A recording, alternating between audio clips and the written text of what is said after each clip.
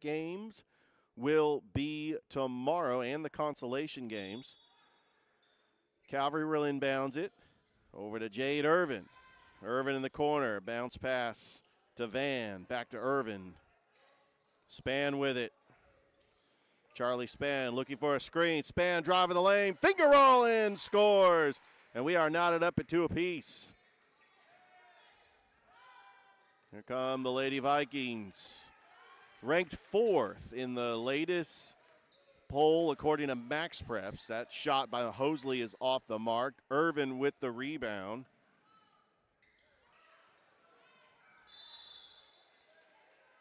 Don't forget, the first round games will be on the 18th and 19th of February. Quarterfinals will be up in Macon at 3 different locations: Tatnall, First Presbyterian Day, and Stratford. Thomas over on that key, back to the right wing is Grace Smith. Bounce pass over to Kimora Jones.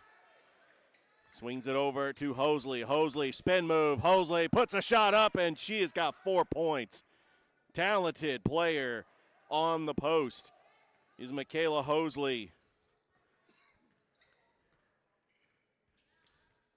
Pachelli up 4-2. Span being guarded by Thomas.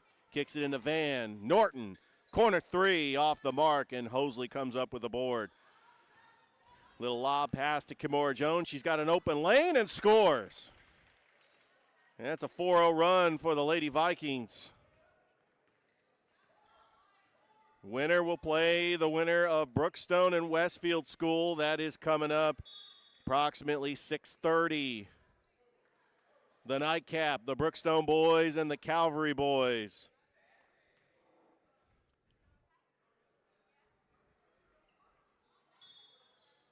Calvary ball. Van, bounce pass to Span. Swings it over to Norton in the corner. Norton kicks it over to Irvin, top of the key.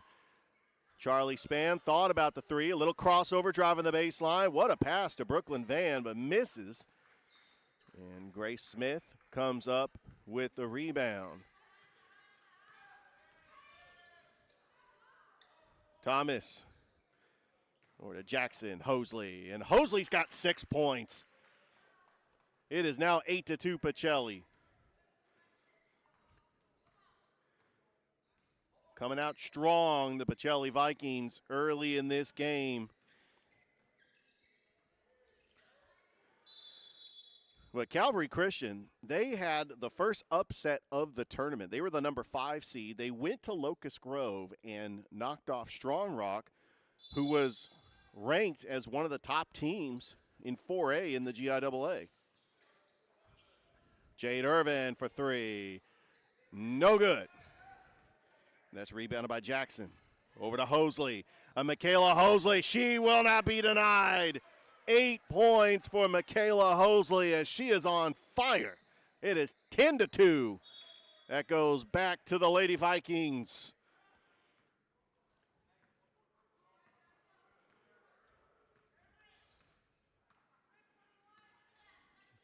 Here comes Grace Smith. She's had some moments this season, including a buzzer beater against Hardaway. Over on the left wing, inside of Thomas. That's broken up. Charlie Span and Smith trying to battle for it. Goes out of play. We got a fresh new starting 5 in the game for Pachelli.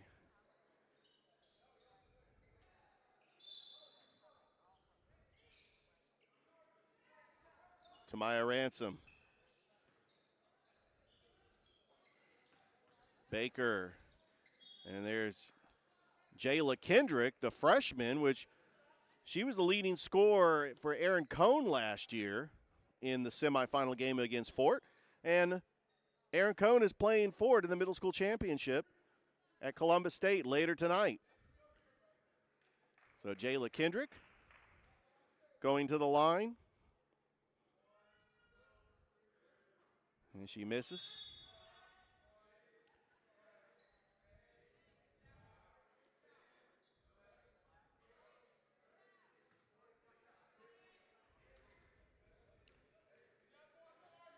Georgia Alabama Sports Live. Like the Facebook page, subscribe to the YouTube channel. Kendrick makes 1-2. Pachelli up 11-2. We are live here at Brookstone. This is game 1 of 4 games, boys and girls. Semifinal matchups in District 5 at the GIAA. Anna Norton, top of the key, bounce pass to Irvin. Jade Irvin, the senior. Inside over to Brooklyn Van, back out to senior, to Jade Irvin. Swings it over to Norton. 2 on the shot clock. That's going to be a shot clock violation on Calvary. And Pachelli on a 9-0 run. It was 2-2. And then Pachelli doing what they do. That transition offense. Solid defense leading to transition buckets.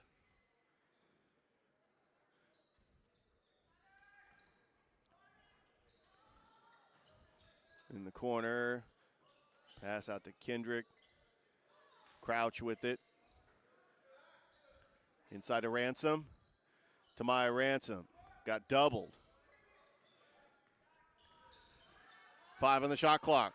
Got to give it up. Crouch misses. And that actually, the shot clock did reset. Tamaya Ransom with the bucket. Count the basket and the foul for Tamaya Ransom.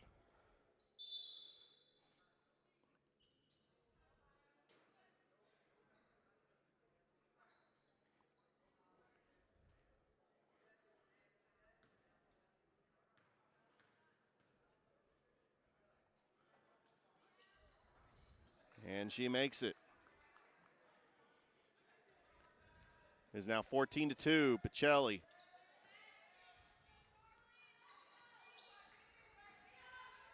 Nice crossover by Charlie Spann.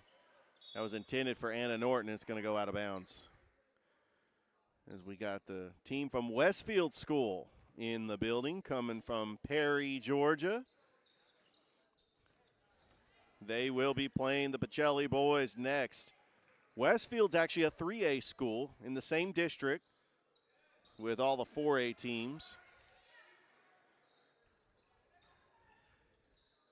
Back out to Crouch. Inside to Ransom. Ransom pump fake. Gets her own rebound. We got a foul on the floor. That's going to be against the Lady Knights.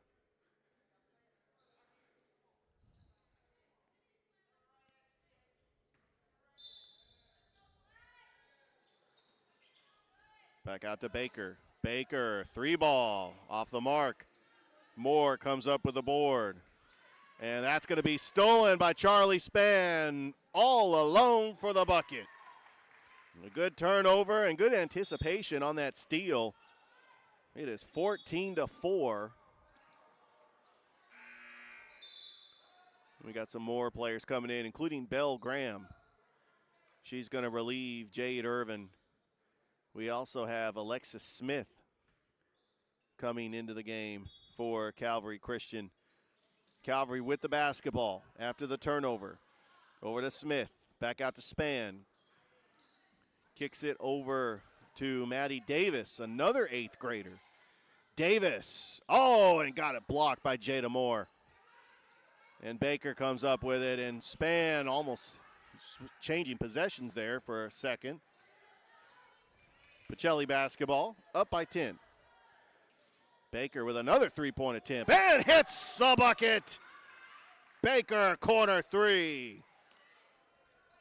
And Pachelli up by 13. This broadcast is brought to you by Glenn Smith Chevrolet GMC, Gordy Eye Care, Kinetic Credit Union, and Buffalo Rock. Norton for 3. That's rebounded by Maddie Davis. And then Jada Moore and Davis getting a little tussle going for the ball. The third game of our broadcast is Westfield School and Brookstone girls. So we got both teams from Westfield School Strong Rock's tournament is over as they were upset in the first round by Calvary.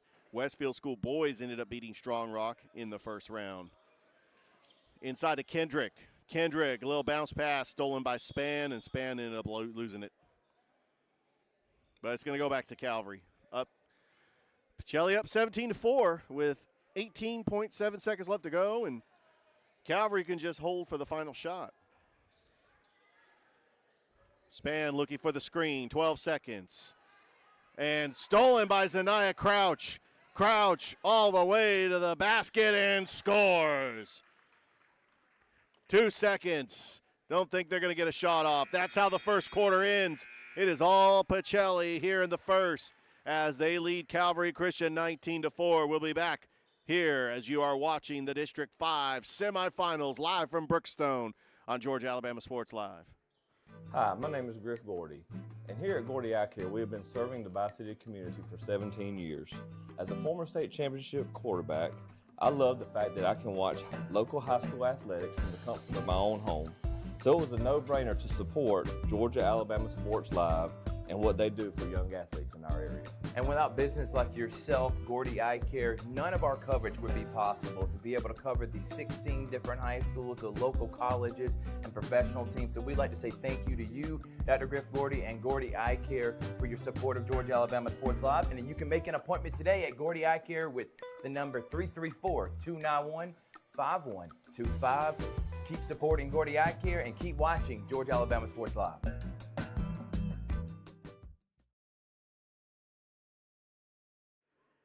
Start of the second quarter, Pachelli leads Calvary Christian 19-4. Leading scorer for the Lady Vikings is Michaela Hosley with 8 points. Charlie Span has got 4 points for Calvary Christian. A young team. Coach Jonathan Norton plays a lot of 8th graders. Of course, they lost the majority of their scoring from Michaela Reed, who's averaging 24.9 points a game. Charlie Span got her scoring average up to 6.7. That's just because she has been playing more minutes. Jade Irvin, also 3-point specialist, and she's averaging 5.9 points a game. And just the fact that they were able to get a huge upset win over Strong Rock to get to this point is really got to speak volumes to this team. Just a huge upset, probably the biggest upset of the tournament, to have Calvary Christian, who did not win a single game in the region, 0-8, to get a win. It is incredible. And that's going to be stolen by Baker. And Baker gets trapped over there. You know, the Westfield boys and girls finally making the trip here, coming out of Perry, Georgia, home of the State Fair. We're going to, and actually home to Brett Taylor, too, our friend from the GIAA. Yeah, we'll make sure to shout out Westfield School on the broadcast, Brett. Kendrick over to Moore. Baker could not handle the pass. And Calvary basketball. Yeah, both the Westfield School boys and girls are in the top 10 as far as the 3A school. They will not meet any of the schools here in Columbus in the state championship. So we are cheering on for Westfield School in 3A. And who knows, we might even see him at Columbus State. Span over to Irvin in the corner. Jade Irvin, bounce pass to Smith. That's going to be a foul on Kendrick.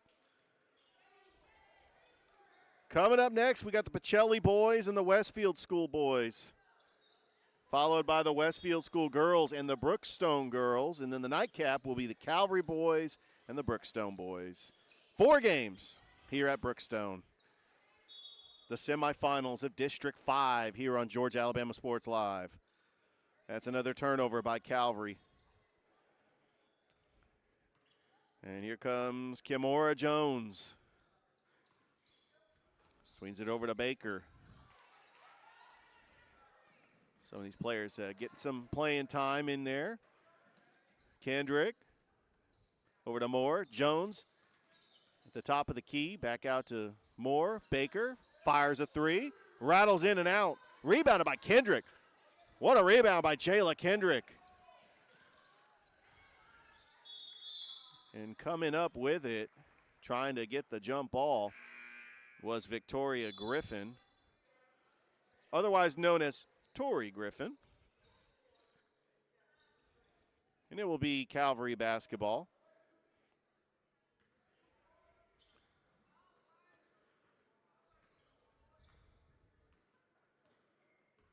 Don't forget, the first round of the GIAA state playoffs will be February 18th and 19th. February 21st and 22nd will be the quarterfinals. A steal by Giaa Kendrick, the former Aaron Cone Bulldog, makes it 21-4.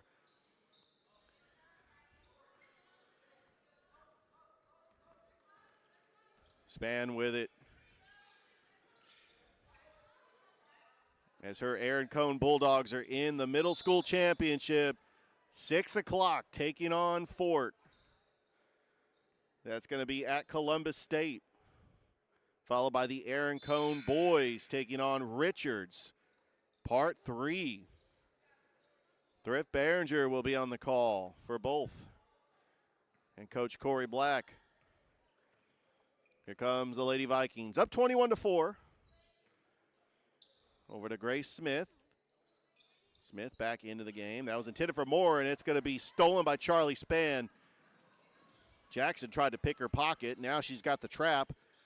Over to Maddie Davis. Baseline. Swings it over to Anna Norton for 3. No good. Trying to go for the rebound. And it goes to Jade Irvin. Back out to Davis. Span with it. Back out to Irvin. Jade. 3. Off the mark. Kendrick comes up with the rebound. Nice pass over to Kimora Jones, but just not enough on it. And that's going to be stolen by Jones. Kimora Jones tries to get around the defender, puts up a shot off the glass, no good.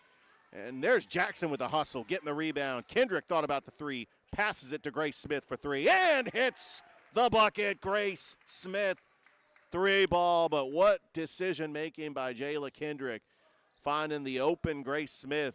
And it's now a 20-point lead for the Lady Vikings. Coach Thomas trying to get some of the starters back in. Winner will take on Westfield and Brookstone. That's going to be the matchup coming up at 6:30 rather. Kimora Jones for 3. Yes! Kimora Jones and the Pachelli Vikings. They extend their lead to 27-4. We'll have a timeout as you're watching the District 5 semifinals here on Georgia Alabama Sports Live. Georgia Alabama Sports Live is proud to partner with one of our presenting sponsors, Buffalo Rock. And without this partnership, it would be hard to be able to live stream all the different sporting events at high schools, colleges, and local professional teams every single week like we do. So we thank Buffalo Rock for their support of Georgia Alabama Sports Live. And next time you're watching a Georgia Alabama Sports Live broadcast, make sure you're drinking a nice, refreshing Pepsi. Delicious. Thank you to Buffalo Rock and Pepsi.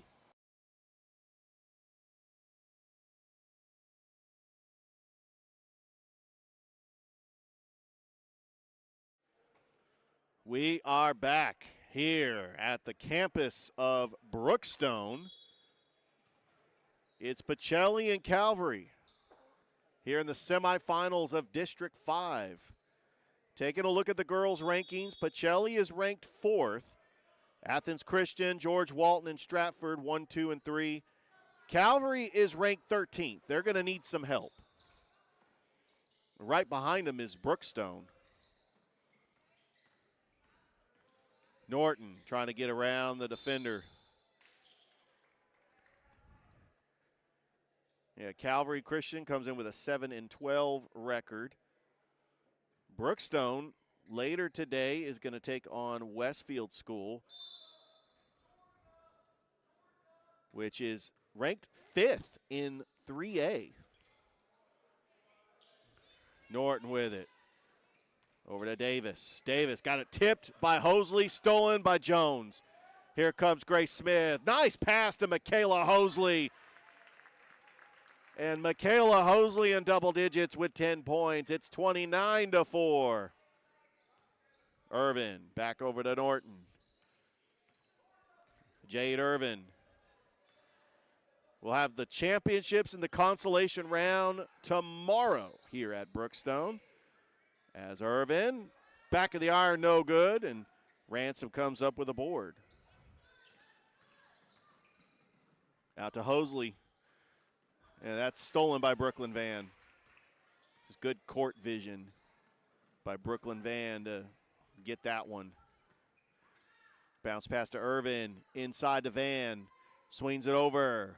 Tori Griffin, shot off, no good. Norton, offensive board. Over to Irvin. Shoots the three. Back of the iron, no good. Ransom with another board, and here comes Pachelli. Hosley poked away by Griffin. It's going to stay here with the Lady Vikings. So Pachelli is the defending GIAA 4A champions, and they are ranked 4th. Now, Athens Christian, they come over from the GHSA. They went to the Final Four last year. They are ranked number 1. George Walton has gone to the championship game. Won it 2 years ago, was the runner-up last season. And they're number 2. And Ivana Thomas for 3. She could shoot. That's taken by Belle Graham, the 8th grader, and stolen by Tamaya Ransom. What a steal by Tamaya Ransom, just to yank it out of her hands and to put up the shot. And it is all Pachelli here. Norton being hassled, harassed by Michaela Hosley, and Hosley off the glass and in. She's a hard player to stop. When you get her in transition, there's no question why she's one of the best players in the GIAA. Over to Belle Graham. Graham, long pass over to Norton. Swings it over to Irvin in the corner. Stolen again. It's this time Grace Smith. Smith, nice pass. Kimora Jones. Grace Smith finding the court vision. Jones with a bucket. And Pachelli is rolling now. It is 35-4. An all-around effort. Jade Irvin, 3-ball. No good. Rebounded by Ransom. Over to Jones. Splitting the defenders. Jones, count the bucket. And Kimora Jones is going to go to the line for the N1. Don't forget, we got the Pachelli boys and Westfield School coming up next here on the campus of Brookstone. Outstanding facilities here. I want to thank the athletic director, Coach Rance Gillespie, Beth Leatherwood, really for allowing us to broadcast here at Brookstone and really having the table ready for us. I mean, they've really been just fantastic hosts, and they are the host here for this District 5 tournament with the championship games tomorrow. And that's stolen by Grace Smith. That's her 3rd steal of the game. Grace Smith, finger roll, up and in. The balanced scoring of Grace Smith, Kimora Jones, and the leading scorer, Michaela Hosley. Pachelli is up 40-4. Less than a minute to go. Span. Over to Griffin. Back to Charlie Span. Graham.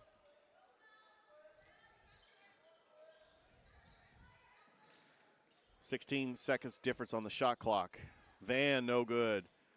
Good hustle by Brooklyn Van, trying to save it.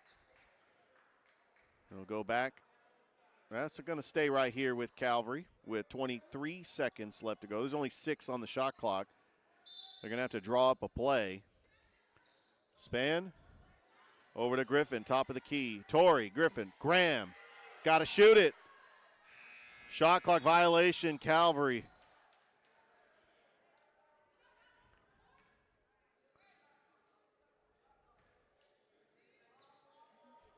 And now Pachelli's going to hold for the final shot.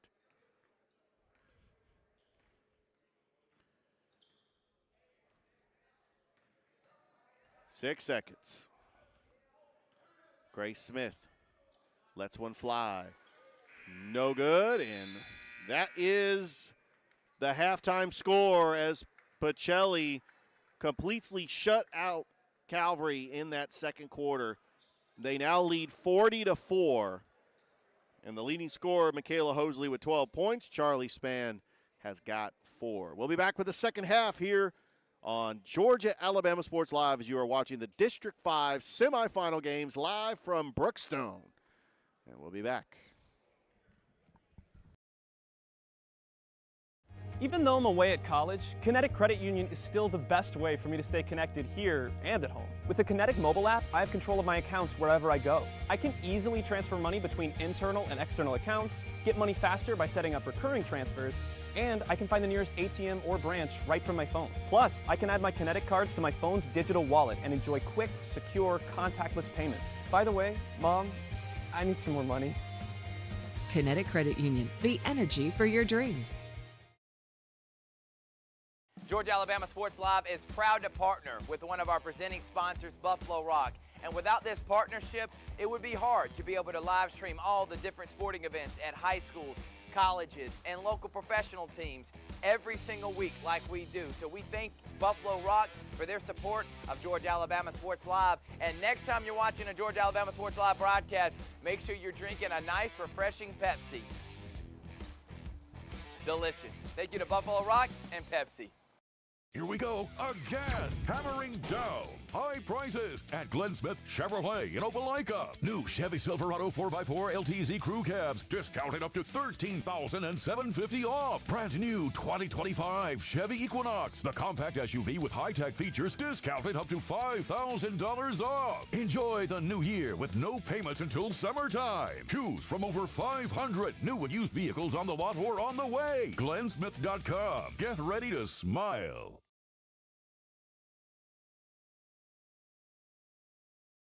My name is Sergeant Jason Swells, and this is my CVCC story.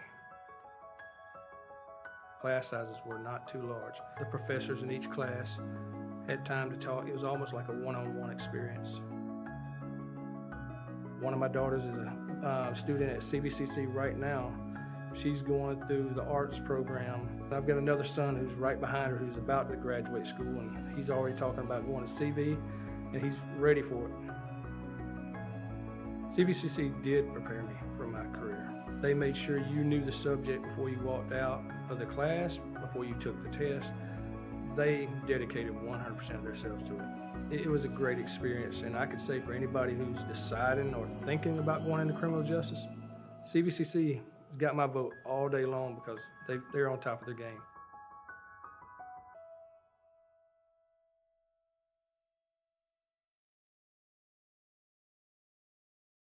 Here we go again. Hammering down high prices at Glenn Smith GMC in Opelika. New GMC Sierra 4x4 crew cabs discounted up to $14,000 off. GMC Terrain with a roomy cabin and pro safety discounted up to $7,500 off. Enjoy the new year with no payments until summertime. Choose from over 500 new and used vehicles on the lot or on the way. GlennSmith.com. Get ready to smile. Hi, my name is Griff Gordy, and here at Gordy Eye Care, we have been serving the Bi-City community for 17 years. As a former state championship quarterback, I love the fact that I can watch local high school athletics from the comfort of my own home. So it was a no-brainer to support Georgia-Alabama Sports Live and what they do for young athletes in our area. And without business like yourself, Gordy Eye Care, none of our coverage would be possible to be able to cover the 16 different high schools, the local colleges, and professional teams. So we'd like to say thank you to you, Dr. Griff Gordy, and Gordy Eye Care for your support of Georgia-Alabama Sports Live. And then you can make an appointment today at Gordy Eye Care with the number 334-291-5125. Keep supporting Gordy Eye Care and keep watching Georgia-Alabama Sports Live.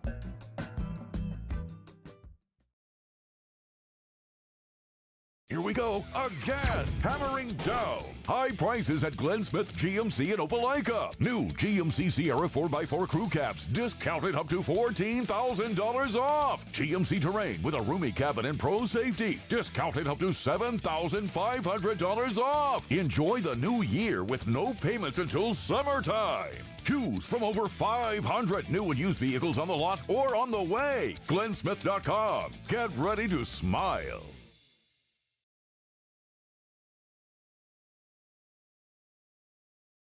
Even though I'm away at college, Kinetic Credit Union is still the best way for me to stay connected here and at home. With the Kinetic mobile app, I have control of my accounts wherever I go. I can easily transfer money between internal and external accounts, get money faster by setting up recurring transfers, and I can find the nearest ATM or branch right from my phone. Plus, I can add my Kinetic cards to my phone's digital wallet and enjoy quick, secure, contactless payments. By the way, Mom, I need some more money. Kinetic Credit Union, the energy for your dreams.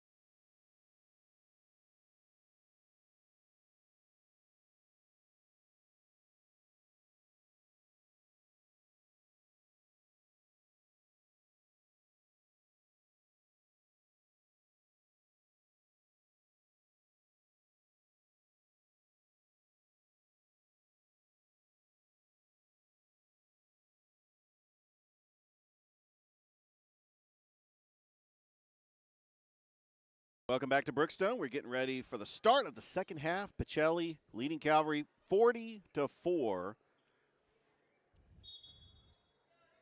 And it is Pachelli basketball. Leading scorer for the Lady Vikings is Michaela Hosley with 12 points. And she misses that, and Charlie Spann comes up with a rebound. Pachelli with the full court press. Over to Brooklyn Van. That was a backcourt violation. Van, I think, just had to wait maybe a couple more seconds before Spann crossed the line. And it's going to be a turnover for the Lady Knights. So tomorrow, we've got the Muskogee County Schools in the semifinals. Starting at 2 o'clock. As that three-pointer is good by Kimora Jones, and she's got 11 points.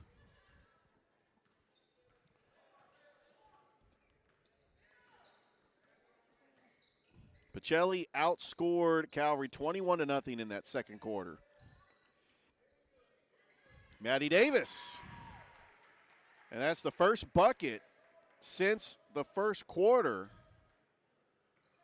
And it is 43-6.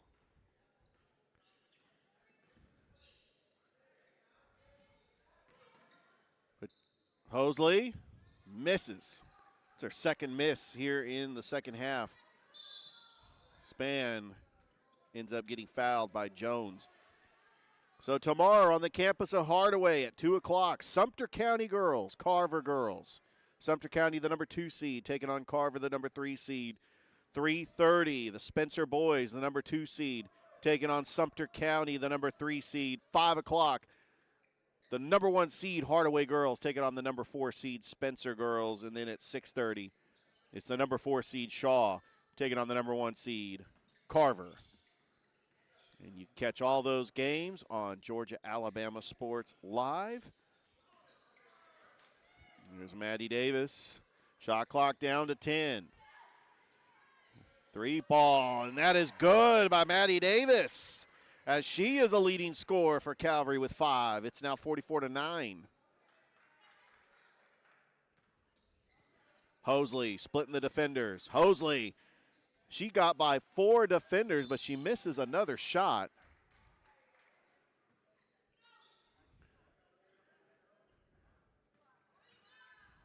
Don't forget that Buffalo Rock is presenting the Pepsi Halftime Challenge during the halftime of the Girls and Boys Region Tournament Championship game. 6 lucky contestants of each location will have a chance to win a year's worth of free Pepsi products. Want to be part of the fun? Just let the ticket staff know at the entrance that you'd like your chance to participate in the Pepsi Halftime Challenge, and you could be one of the lucky winners. As the girls' championship will be at Hardaway, the boys' championship will be at Columbus. Calvary basketball down 43-9. And stolen. Jada Moore, Kimora Jones, swatted away by Spann. It's going to stay right here with the Lady Vikings. So next, we've got the Pachelli boys taking on Westfield School.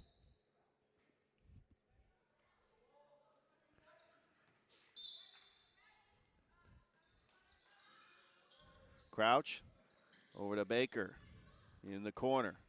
Back out to Jackson. Swings it over to Crouch. Jackson over to Baker. Jackson fires a 3. No good. Ransom gets the offensive board. Crouch, Jackson kicks it over to Kendrick.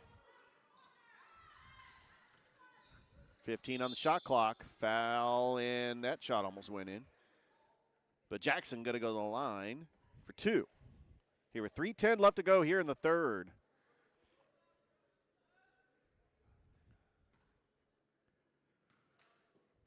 Pachelli taking on a Westfield School next. That's in 3A. 9-14 overall, 3-5 in region play.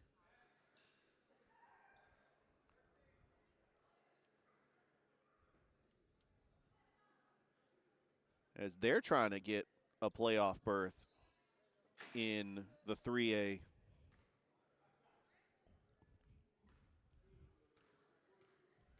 Crouch to the line. And that one rattles in. And that is good.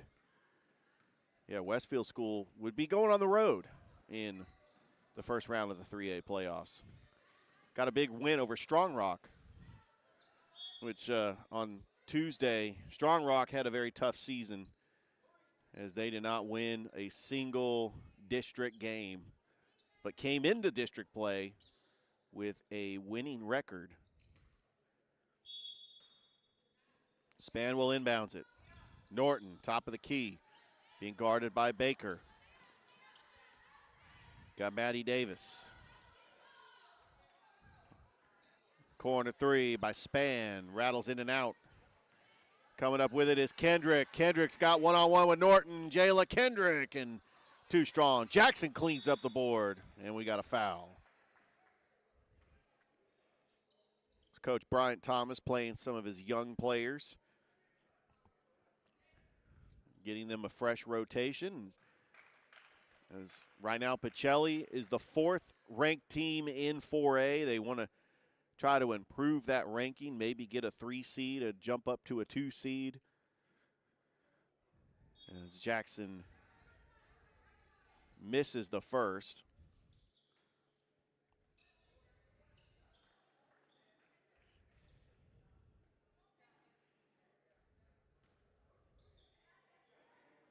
Shakaya Jackson toes the line and gets ready for the second. And she makes one or two.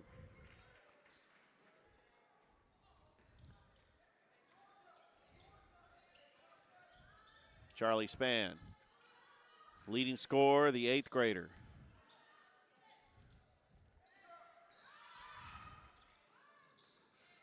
Over to Kendrick, and Span tried to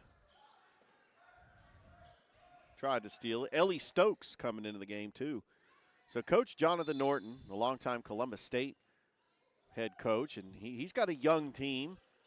But, you know, when you're playing a lot of 8th graders, the future looks bright for Calvary as Crouch ends up missing that.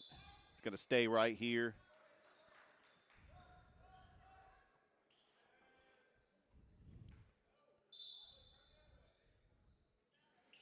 And that Calvary team that went to the quarterfinals last year, lost to the Kings Academy. Jackson misses. And they lost a lot of players on that team. Lily Miller, Emily Karstoffen, Michaela Reed. That's going to be a double dribble on Span. So Coach Jonathan Norton had to play a lot of young players.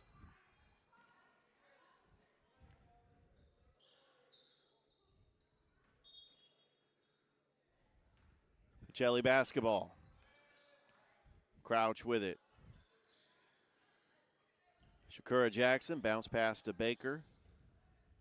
Over to Crouch on the right wing. Baker lets a 3 fly and hits it. That's her second 3 of the game. What a shot by Rebecca Baker. She's got 6 points. And it is now 48-9. As this broadcast is brought to you by Glenn Smith Chevrolet GMC, Gordy Eye Care, Kinetic Credit Union, Buffalo Rock, Masterwall Incorporated, Terry Johnson Agency, State Farm, Carol Purdue, Alex Quinney, All State, and CVCC and Columbus State University. Thank you for your support of Georgia Alabama Sports Live.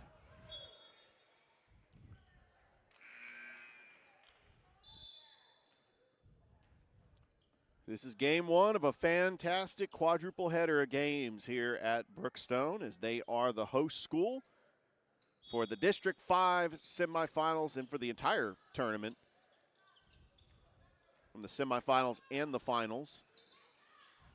And that's stolen by Jackson. Jackson over to Kendrick. Jada Kendrick shot up, and she got fouled. So Jayla Kendrick is going to go to the line to shoot 2.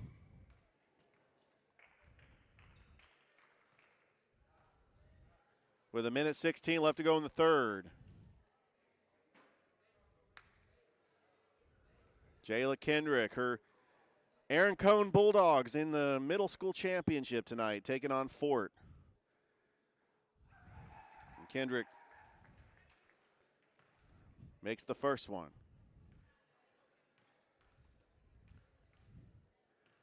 We got the Pachelli boys and Westfield School coming up next after this game. Kendrick makes them both. It is now 50-9. As right now, Pachelli trying to punch their ticket to the district championship, where they will await the winner of Brookstone and Westfield School. Less than a minute to go in the third. Jackson inside to Ivana Thomas. Thomas puts a shot up, and we got a foul.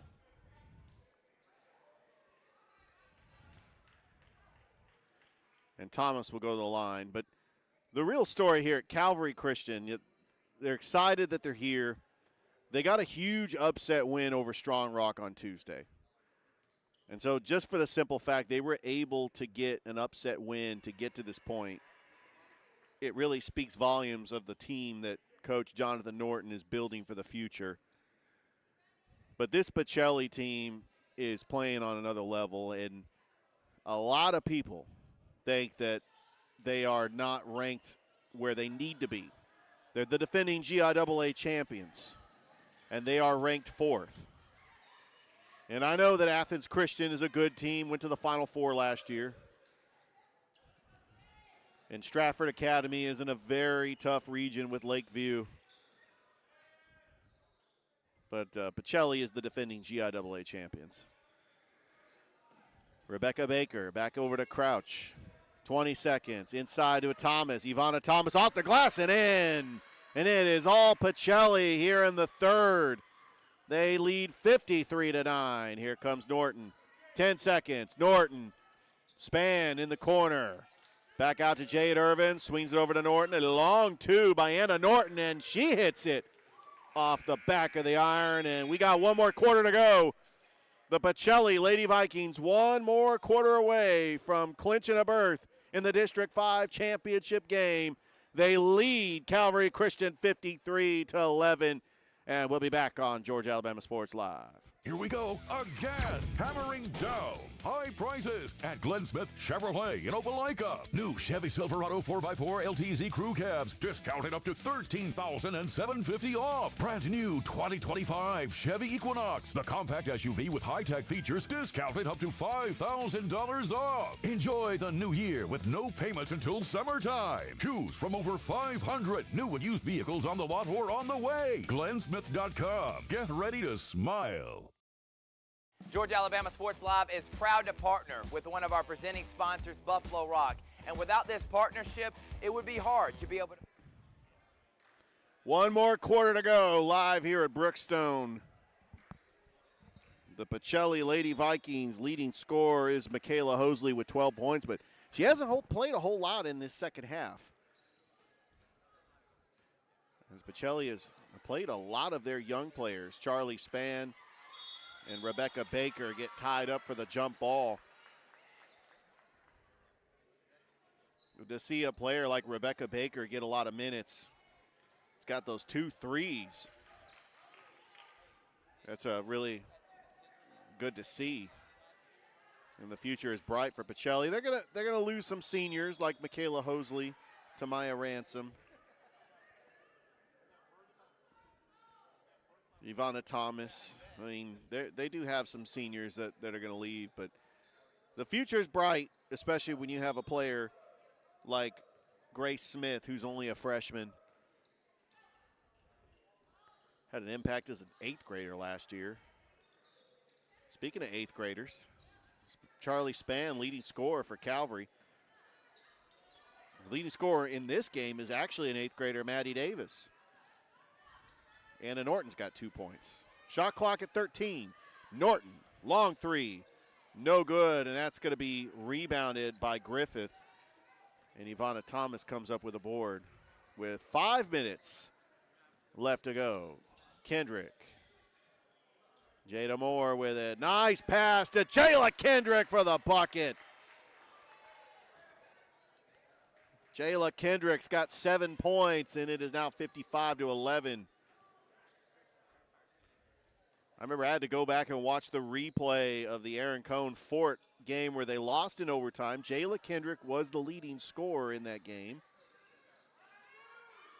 Nice pass over to Griffith. Misses, and then Thomas just yanks down that rebound. And it's almost stolen by Spann. What a pass to Jayla Moore, and one! Jayla Moore, count the bucket. What a lightning pass, getting it into the post.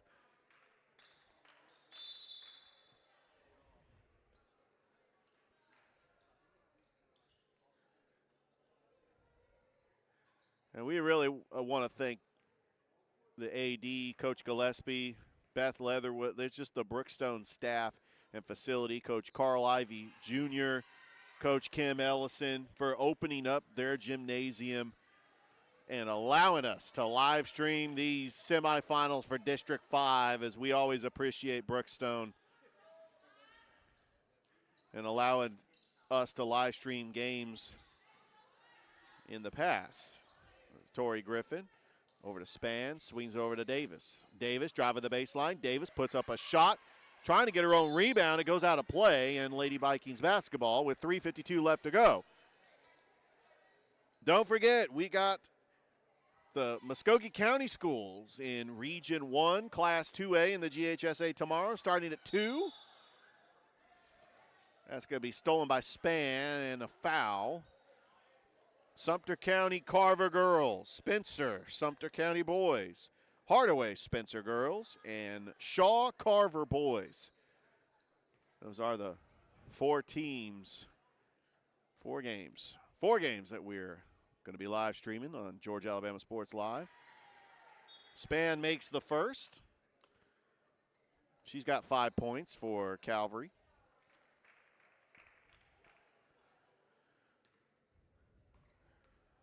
But it looks like Calvary is going to have to wait and see if they can maybe sneak in and get a playoff berth. I think getting the upset win over Strong Rock could plead their case. And then depending on what Brookstone does against Westfield School later tonight. Because right now they are ranked ahead of Brookstone, but Brookstone has beaten them twice. Oh, what a move by Ivana Thomas. And that is now 60-13. Charlie Spann over to Norton. Davis lost it out of bounds. Back to Pachelli. This Pachelli Lady Vikings team trying to go back-to-back. They're the defending 4A champions, but they're going to need some help in the rankings. They are currently 4th. Athens Christian is number 1. We got George Walton, number 2. Stratford Academy, number 3.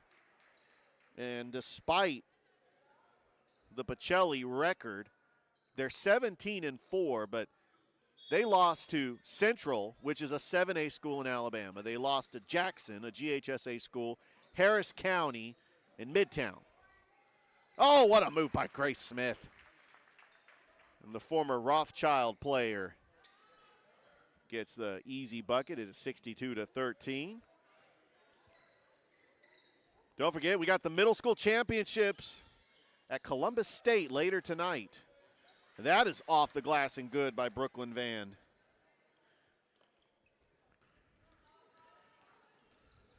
Jones. Oh, what a save by Moore. Back over to Kimora Jones. Inside to Kendrick. Jada Kendrick got a foul on Calvary. 2:37 left here in this contest. And you talk about a team, when you look at the rankings, Calvary right now, currently 13th. Only 12 teams make the playoffs. Brookstone is at 14. So they are going to be on the outskirts looking in. Charlie Spann. Oh, and a block by Kimora Jones, but that's going to be a foul on Jones with 2:30 left to go. So the teams in the GIAA, Athens Christian would be the number 1 seed, George Walton, number 2, Stratford, number 3, Pachelli, number 4. It's looking like Pachelli is at least going to get a first-round bye, but they might end up having a tough matchup in the quarterfinals Hopefully in the semifinals against Athens Christian if it holds. Remember, the semifinals for 3A and 4A are going to be at Columbus State University. The championships for the GIAA also at CSU. Jackson for three. No good. Rebounded by Smith. Smith, pass over to Graham. Charlie Spann, the 8th grader, who's had just a fantastic season. Kendrick with the block. He's going to stay right here with Calvary with 2:01 left to go.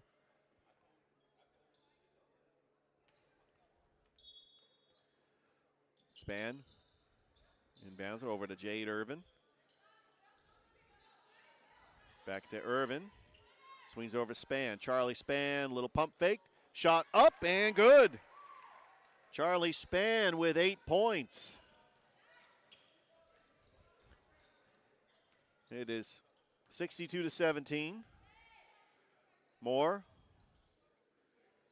Back over to Crouch. Rebecca Baker, Moore inside. Good passing by Pachelli.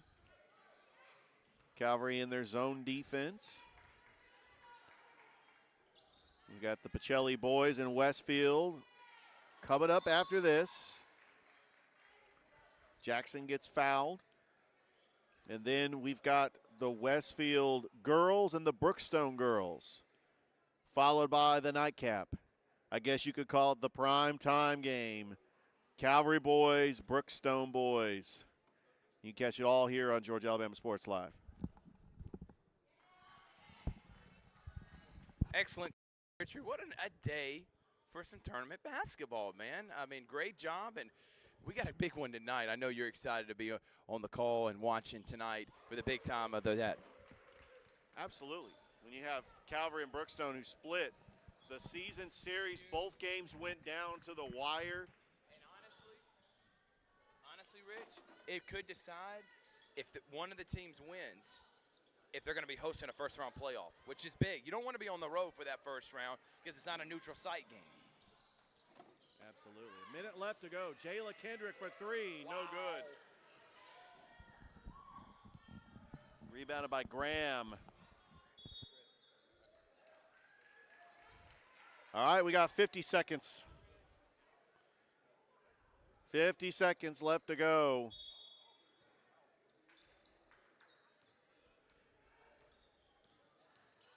Pachelli will await the winner of Westfield School Brookstone, which is coming your way at about probably 6:30 will be that game, that start time.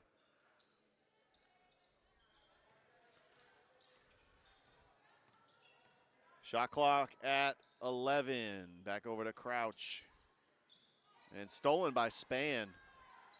Charlie Spann got tripped up and she gets fouled with 19.5 seconds.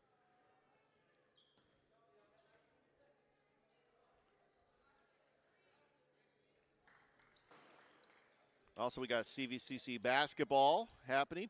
The CVCC girls ranked 25th with the Community Colleges Conference. Congratulations to them and Coach Richardson. That's going to be a travel on Calvary with 10 seconds left to go.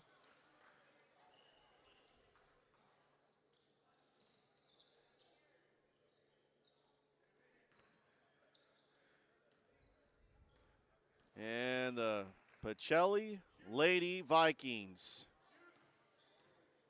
are going to punch their ticket to the District 5 Championship, which will take place tomorrow night. They will await the winner of Brookstone Westfield School. I tell you what, when it comes to trying to pick an Alex Quinney All-State Good Hands player, Michaela Hosley had 12 points. It was all in the first half. Coach Thomas didn't really even play her in the second half. Kimora Jones actually had 11 points. So we're going to go ahead and give her the Alex Quinney All-State Good Hands player of the game. What a fantastic effort by the Pachelli Lady Vikings. And now we've got the Pachelli boys taking on Westfield School out of Perry. It's coming your way here on Georgia Alabama Sports Live. Don't go anywhere. And we got you covered here in the District 5 semifinals live from Brookstone.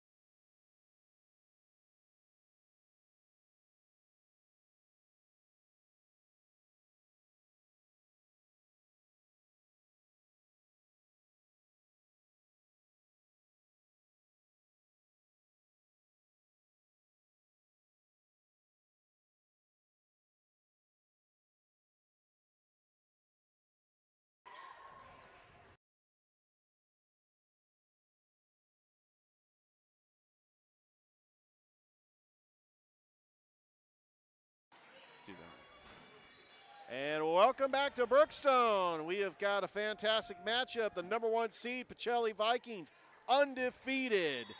Longest winning streak in the state, taking on the 4 seed Westfield School out of Perry. And coming up down the stretch, the Pachelli Vikings, starting 5. Jalen Bush, the leading scorer with 14.5 points a game. He pretty much leads just about every category for Pachelli. Yeah, that guy is sensational, man. And how about these Vikings? 35 game winning streak.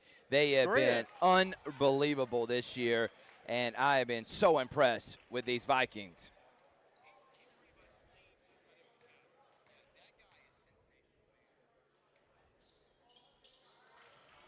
And he knocks them both down. Makes them both. Calvary coming in, Westfield coming in this year as the 4 seed, Rich. Yeah, their record, they're 4-19, they're 9-14. I mean, they played a lot of tough teams, but they could still make the playoffs in 3A. And then we got Reed Black. It's over to Hodge. Let's see if they can get a good defensive play. Look at that. Great defense. Where's the defense going to take them? Oh, what a job. Hilly. Good job. Long Shot is up. Three-pointer. Hardy, no good. Good rebound there, Rich. And chasing it down is Jalen Bush. They call out of bounds. They did. They did call out of bounds, and Westfield School is going to get the ball back. They're down 2-0. Westfield School out of Perry, Georgia. Thrift, we know somebody from Perry. I know Perry. That, shout out to Brett Taylor. Brett Taylor works the Middle Georgia Sports Network.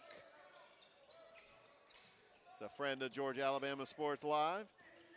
Cannon Allen now with it at the top of the key. Hudson Hodge being guarded by Bush. Bush is also a very elite defender as well for Pachelli. As he got Hilly. Pachelli's zone defense is not going to let anything happen. And there's a jumper. Shot is up, and that gets a friendly bounce for Pachelli. Did not fall. And that's going to be rebounded by Michael Rowe. Here comes Mackay. Mackay Williams just bulldozes his way in the post and draws the foul.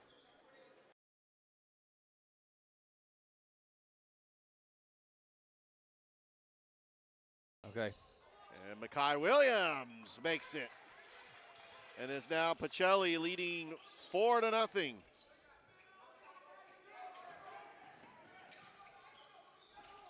Look at Pachelli with the trap from behind. Hodge back over to Black.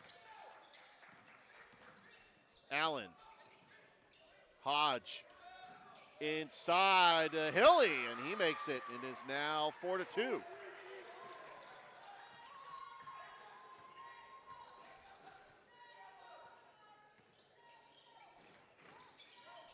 That's poked away by Hilly. It's going to stay right here with the Vikings. Winner of this game, Thrift, will take on the winner of Brookstone Calvary later tonight. Oh! Alley-oop by Mackay, but missed. Bush. Trenton Latham, no good. Oh, wow. Look at Mackay Williams, and then right to Michael Rowe, and we're going to get a foul. Tomorrow, Richard, we'll have championship games. You'll be calling the Muskogee County semifinals all day. It's going to be a long day, Rich. It's going to be a lot of fun. Very long day. 2 o'clock, we're starting with Sumter County and Carver girls. All day at Hardaway High School. Michael Rowe makes the first, and that's exactly what happened. Also, we've got the region championships on Saturday. The girls are going to be at Hardaway, boys at Columbus. Pachelli up 6-2. That's going to be a moving screen on Westfield. Pachelli out to a hot start. They are the #1 team in 4A in the GIAA, and the next best team is Athens Christian, and there is quite a significant gap between the #1 and #2 teams. Huge gap, to be honest with you, Rich. Yeah, Matthew Melvin. There's a corner three Oh, off wow. the mark. Taking it by Melvin. Good offensive rebound. Mackay just slices in the lane. Reed Black pulls up for the board, but yeah, Mekhi Williams going to get called for the foul.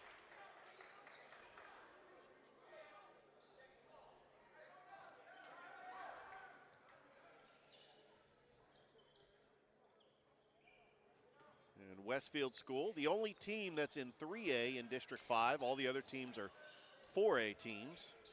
Hardy, nice pass. Oh, what a block! Oh!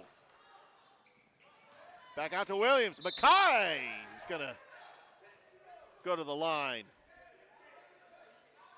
Mekhi Williams will have a chance to extend this lead for Pachelli.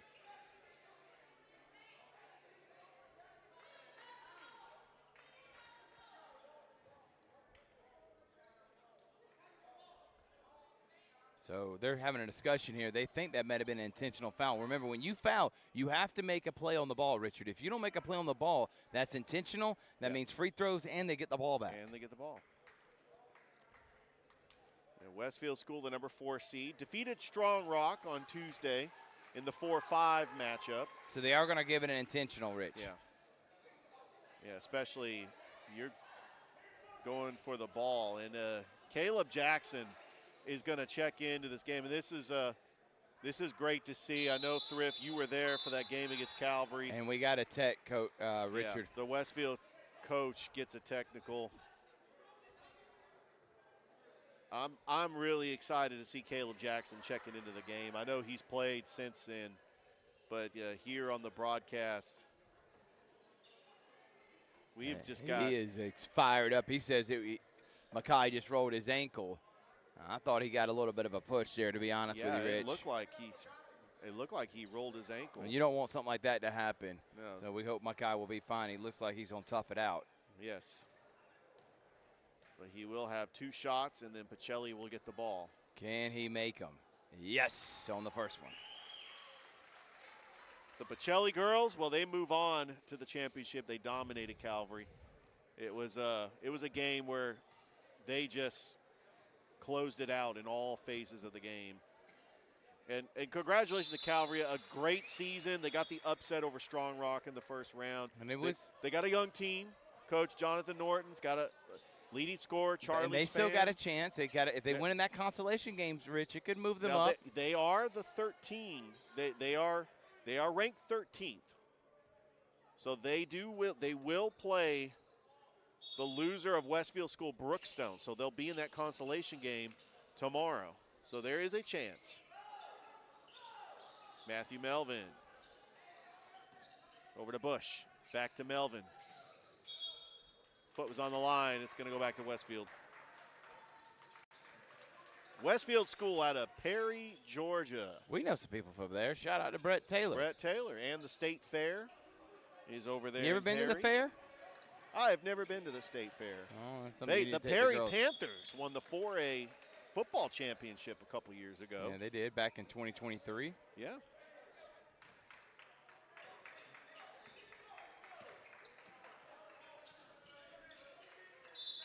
And I messaged Brett Taylor, let him know that we were live streaming Westfield games for the boys and the girls. He said he was going to watch. Absolutely. Does a fantastic job with Middle Georgia Sports Network and all the Westfield broadcasts. As that shot is off the mark.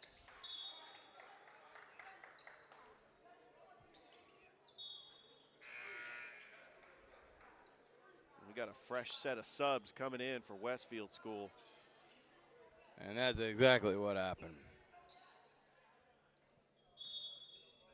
Oh, good pass to Rowe. Here's Latham. Latham to Jackson. Jackson to Melvin. Melvin dumped down to Rowe. Rowe, what a move, and just too tough there, Rich. And gets a big-time basket. There's Pachelli leading 10-2. Westfield's having trouble with getting through the trap. Got to get a pass off. And there it is, turnover. Here comes Bush, strong. No call, and Latham comes away with it. Out to Melvin. Melvin down low to Rowe. What a catch, and he gets fouled. 4:11 left to go here in the first quarter. It has been all Pachelli in this first. It's Rich and Thrift, Thrift and Rich, however you want to say it. Back again. Think about this. The last time Pachelli lost a game was last season against Heritage. At Heritage. It And was at Heritage. you did that game, I think, Richard. Well, actually, I did the championship. Yeah. And that was a regular season game where they lost like on a buzzer beater. But then they beat them and avenged that, and you were in that championship game against a really good Heritage program. And that's exactly what happened. It's a 10-point lead for Pachelli. Pachelli with the full court press, trying to force the turnover. We got ourselves a timeout. We'll take one, too. We'll be right back after this on Georgia Alabama Sports Live.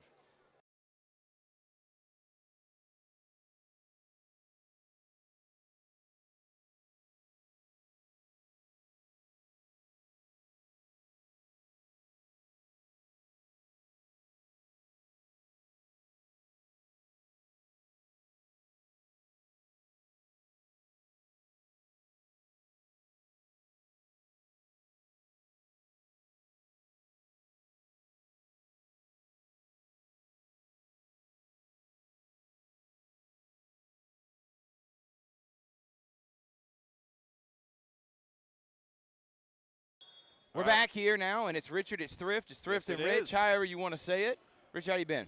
Yeah, however you slice it up. Man, we're here for 4 outstanding basketball games, and Brookstone has been a great host. Oh, what a rejection. Get that out of here. Jalen Bush, I was looking at his offensive stats. Pretty much he leads the team in steals, block shots, assists, Richard, leading scorer. I heard a broadcaster, I won't name names. No, don't name names. But I know a broadcaster that said they didn't know how Pachelli was going to be this year without Jaden Ford. Wow. I think they've been pretty good, and it's been because of number one, Jalen Bush. Mekhi Williams taking huge strides as that number one factor that no one can want to get in front of. Matthew Melvin, Michael Rowe. I mean, this team is loaded. They're deep. They're physical. They come after you. They're dogs, and they're every bit the team. Looks like they can go back to back, and they're undefeated for a reason, Rich. And here's the thing, and we wish and that's Jaden's exactly Ford, what happened. We wish Jaden's Ford the best of luck. Central plays Dothan Huge in game the first tomorrow. round. But I just think when Jaden's Ford left, he was their leading scorer. It gave other players for Pachelli opportunities to get valuable minutes. And that's what we're seeing. We're seeing a deep team of talented players that are now playing minutes and putting up great stats. All right, Pachelli with the basketball. And here comes Latham. Latham over to Melvin. Back to Latham, up top to Jackson. Jackson back to Latham. Latham out to Melvin. Melvin pulls up from 15 and is short. Rebound, Rowe. Rowe down low to Jackson, and Jackson lays it in. How about the story from Caleb Jackson? Had that injury that was super scary a few weeks ago, and we had a lot of people, including Calvary parents. Everyone was concerned about this young man, and now a few weeks later, he's back on the court playing basketball. That is awesome. And we praise the Lord that Caleb was okay and that he is back out here ready to rock and ready to roll, Richard, and it's 14-2. Yeah, this has just been a dominant performance by Pachelli in this game so far.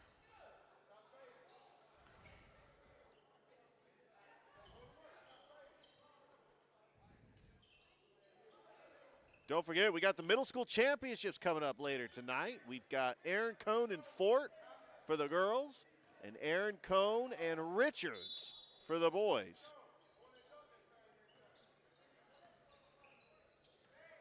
Thrift, I know you'll be on the call for that. I know you're looking forward to that. Nice what a backdoor passing pass. cut. Russ Hilly, good cut. It's now 14-4. And here comes Mekhi. Mekhi back in the game after dealing with the injury. Mekhi. Yeah, that's a good sight to see. Mekhi playing with it. 2-3 zone. Mekhi to Bush. Bush trying to direct traffic. Gives it to Melvin. Melvin holding on to it. Trying to find the offense. Shot clock at 15. Mekhi back to Melvin. Melvin steps up and misses the three-point attempt. He can hit those shots, Rich. Yeah, Hayden Hardy comes up with the rebound, and here comes Westfield School.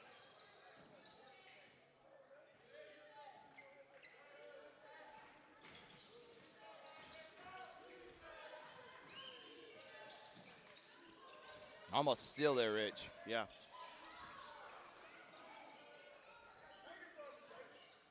Hardy with it. Shot clock at 7.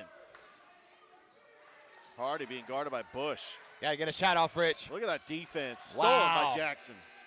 And here comes Melvin. The Vikings on the run. To Rowe. Excuse me, that's Bush, and he's fouled. We got CBCC basketball. We got a lot happening here today, We really Rich. do. How Can about you believe it? Tomorrow we got 4 games starting Woo! at 2. And we got baseball. How excited are you about calling baseball on Saturday? I'm excited because baseball was my first love. That was and that's exactly what happened. that was exactly. Jalen Bush to the line for Pachelli, up by 10. What have you learned here so far, Rich? This Pachelli team is dominant. I mean, I think that if there's a team that could give them maybe a game, I'm guessing that's going to be Athens Christian, just because there's an unknown factor. They're coming from the GHSA. And there's just a lot of unknowns. Athens Christian as a program has suited nicely in the GIAA, especially after winning a state championship in wrestling. Their girls are ranked number 1. Boys ranked number 2. Yeah, Athens Christians haven't had a good season so far in the GIAA.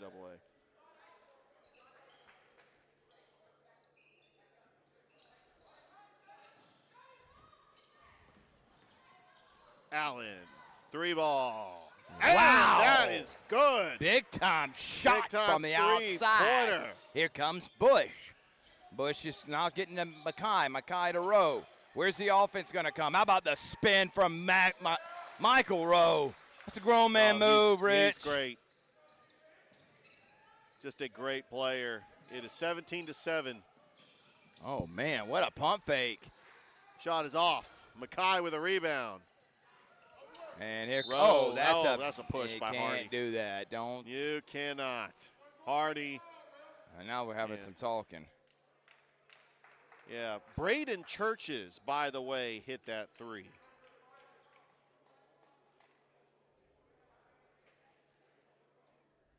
You just got to be careful. It's okay to get hard fouls, but make sure you're making a play on the ball. You don't want to hurt anyone, Richard. Yeah, no question about it. You definitely want to play hard. Rowe ends up missing the shot. We've got some new players coming in, including Trenton Latham, Isaiah Jackson.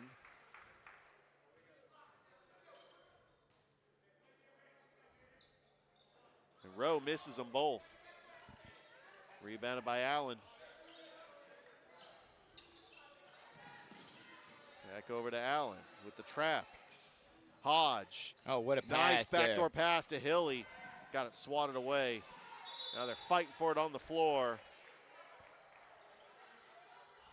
Less than a minute to go here in the first. It's been a pretty entertaining first period. Leave us a comment. Let us know you're watching. Absolutely. We'll be here all day. All right, less than a minute to go. Westfield School with the ball. Oh, he almost traveled. Give it over to Hilly. Hilly trying to find a backdoor pass to Allen. You got 10 on the shot clock. We got a foul.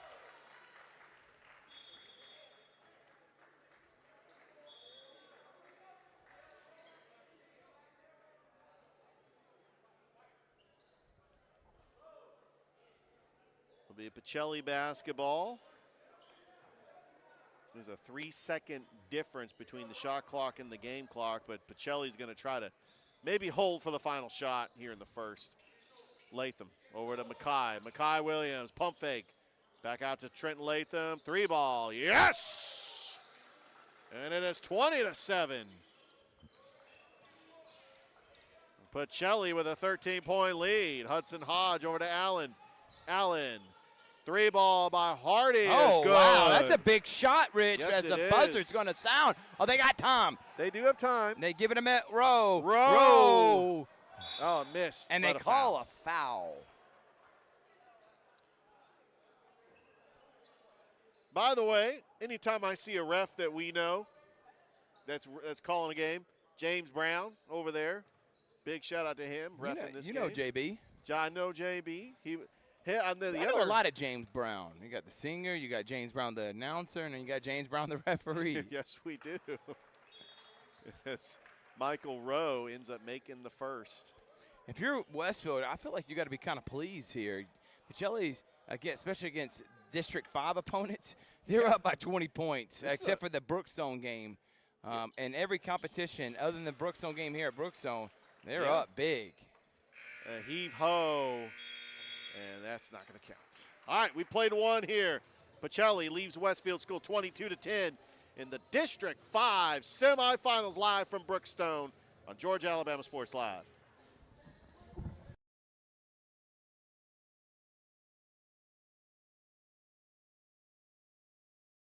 Even though I'm away at college, Kinetic Credit Union is still the best way for me to stay connected here and at home. With the Kinetic mobile app, I have control of my accounts wherever I go. I can easily transfer money between internal and external accounts, get money faster by setting up recurring transfers, and I can find the nearest ATM or branch right from my phone. Plus, I can add my Kinetic cards to my phone's digital wallet and enjoy quick, secure, contactless payments. By the way, Mom, I need some more money. Kinetic Credit Union, the energy for your dreams.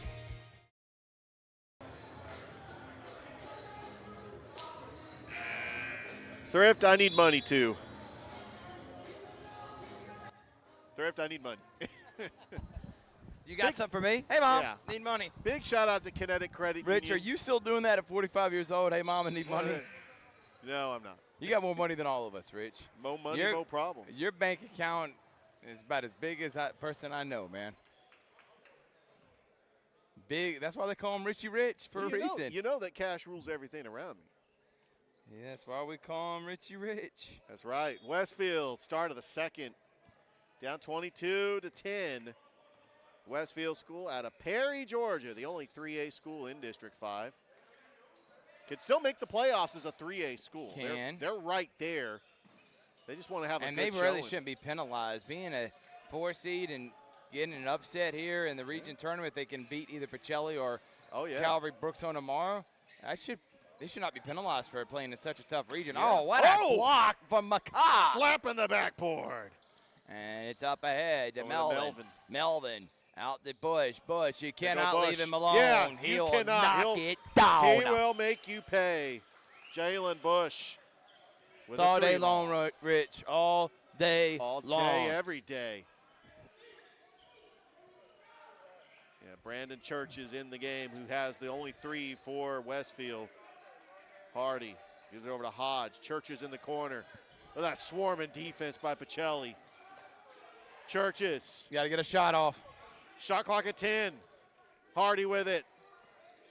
Got to do something here. Got to get a shot off, Rich. They're not. Inside, Allen. He's got to know. That's a shot clock violation. The defense for Pachelli. What about that performance there, Rich? Is a class act. This is a defense that is top-notch. They know exactly what to do, and it is very hard to contain. It's 25-10. Latham back over to Mackay. Mackay back to Latham. Latham for 3, and we got a 3-second lane violation. We'll go back to Westfield School.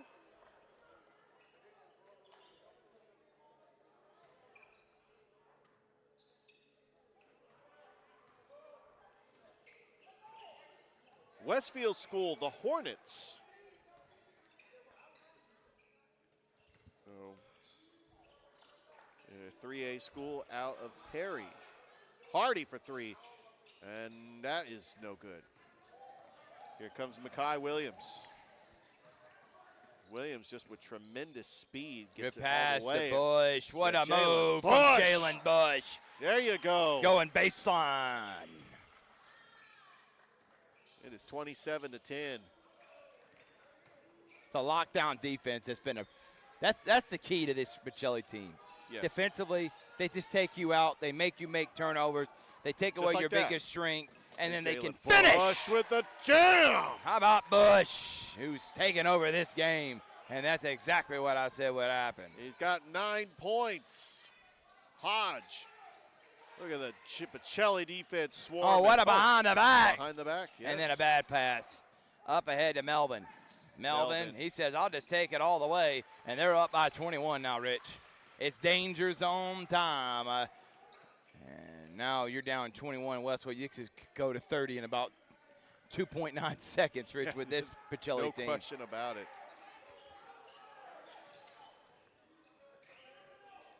Winner of this game will take on the winner of Brookstone Calvary, which is coming up later tonight at 8 o'clock. Can't wait to hear you on the call with Mike Peacock for that. That is the prime time game. Are you excited about that matchup? Yeah, we got a game in prime time. How about Melvin? How Nice about Rowe? Pass to Rowe. And Rowe. Rowe, little tip in, and Westfield ends up getting it. Over to Hayden Hardy. Little floater, and just not enough on it, and then he's holding Matthew Melvin. That's going to be a foul.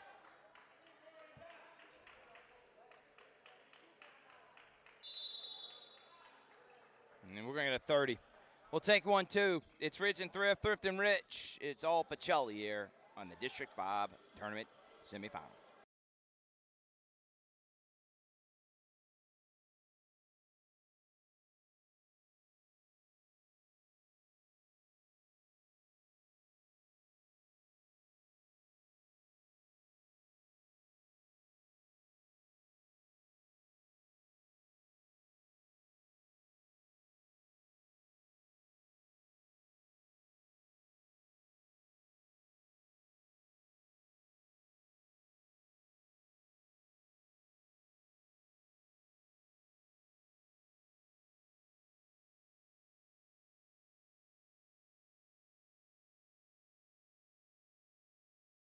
And we are back here at Brookstone, where Pachelli leads Westfield 31-10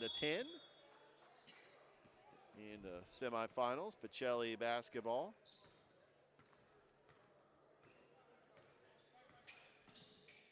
Latham with it, over to Melvin. Melvin's going to just let a three fly and hit it. Can't leave him open. He'll make you pay.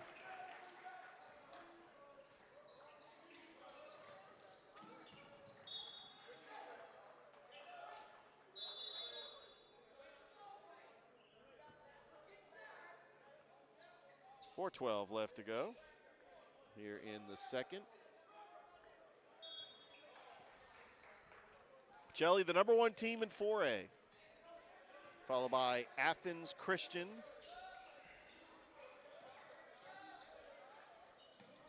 Oh, nice tip. Oh, what a steal. And here comes Pachelli on the fast break. Here comes Melvin, and Melvin lays it in. He's heating up. They better get on it, Westfield, or this may be over before even halftime, is Rich. A team that can just run you out of the building. And that's exactly what's happening. Look, there you go again. Oh, what a spin. Hardy. Back out to Jackson. Nice pass to Matthew Melvin, up and in.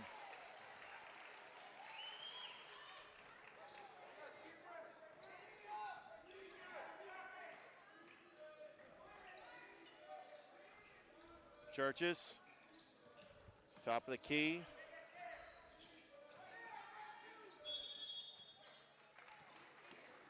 And we got a foul.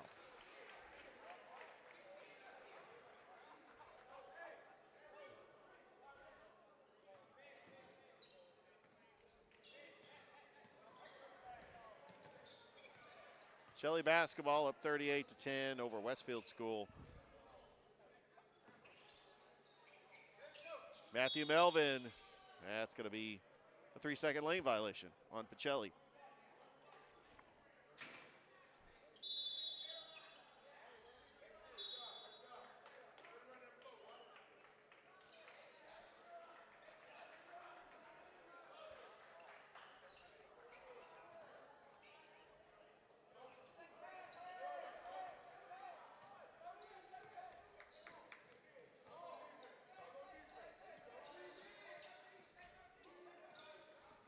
Hodge with it. Bad That's another pass. steal. Michael Rowe trying to go coast to coast. And it's going to be traveling.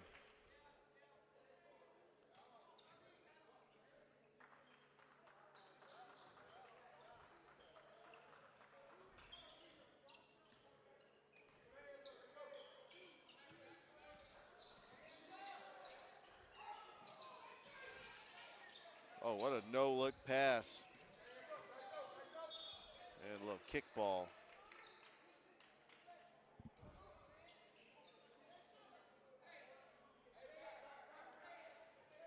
It was Jack Doster.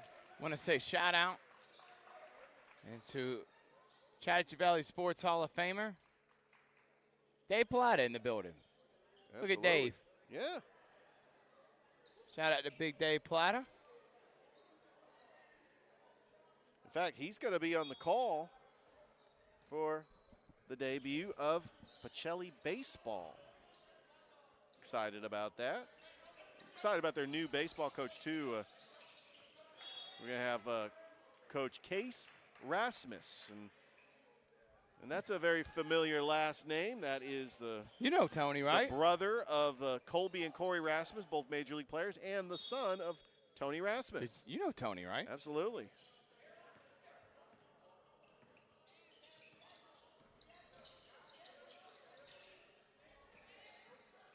Inside the Churches.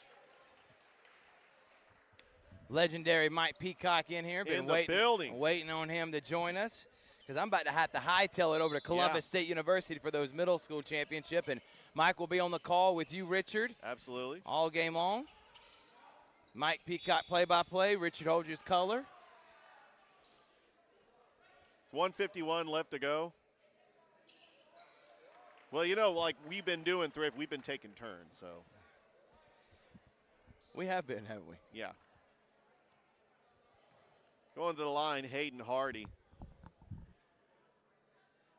What did you learn in this first half, though, Rich? Well, just the fact that Pachelli is just a team that is on another level. They are just one of those teams that they know how to win. They know how to close out games. And they are rolling in this game because they want to try to get a spot in the championship against the winner of Calvary Brookstone to try to get that overall #1 seed, a team that won the championship last year, went to the finals 2 years ago, and they're trying to go back-to-back. Nice pass, spin move, Michael Rowe. And rebounded by Churches. Here comes Westfield School, back over to Churches. Over to the left wing, over to Hodge, being guarded by Jackson. Hayden Hardy. Back out to Hodge. Churches in the corner. Hodge lets a three fly and hits it. Hudson Hodge. 38-13.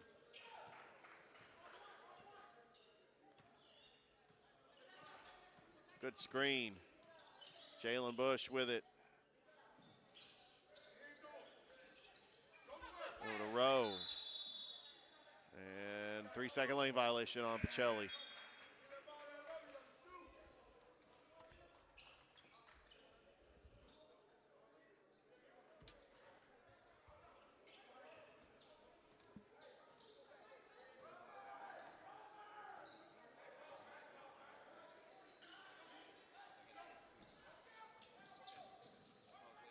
Nice backdoor pass is good by Russ Helly. It's now 38-16. Melvin with it. Over to Jackson.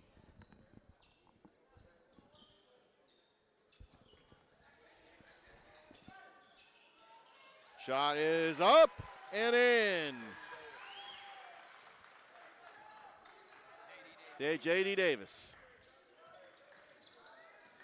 18.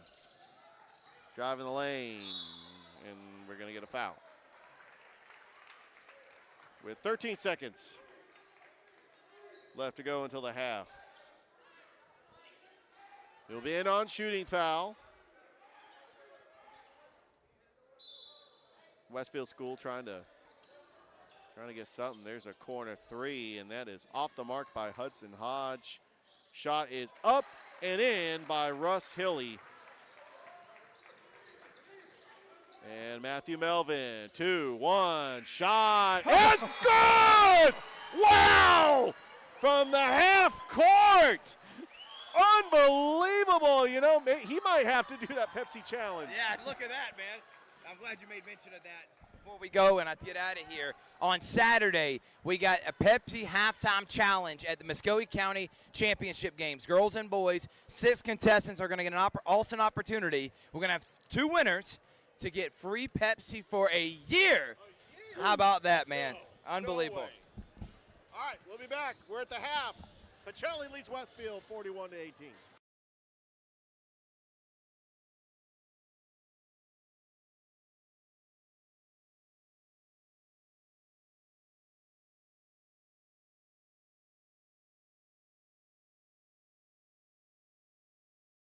Georgia Alabama Sports Live is proud to partner with one of our presenting sponsors, Buffalo Rock.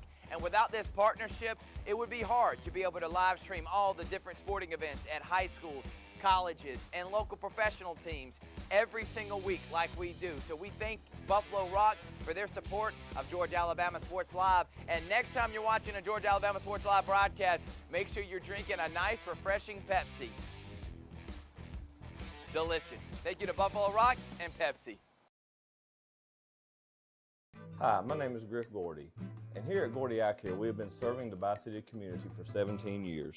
As a former state championship quarterback, I love the fact that I can watch local high school athletics from the comfort of my own home. So it was a no-brainer to support Georgia Alabama Sports Live and what they do for young athletes in our area. And without business like yourself, Gordy Eye Care, none of our coverage would be possible to be able to cover the 16 different high schools, the local colleges, and professional teams. So we'd like to say thank you to you, Dr. Griff Gordy and Gordy Eye Care, for your support of Georgia Alabama Sports Live. And then you can make an appointment today at Gordy Eye Care with the number 334-291-5125. Keep supporting Gordy Eye Care and keep watching Georgia Alabama Sports Live. Even though I'm away at college, Kinetic Credit Union is still the best way for me to stay connected here and at home. With the Kinetic mobile app, I have control of my accounts wherever I go. I can easily transfer money between internal and external accounts, get money faster by setting up recurring transfers, and I can find the nearest ATM or branch right from my phone. Plus, I can add my Kinetic cards to my phone's digital wallet and enjoy quick, secure, contactless payments. By the way, Mom, I need some more money.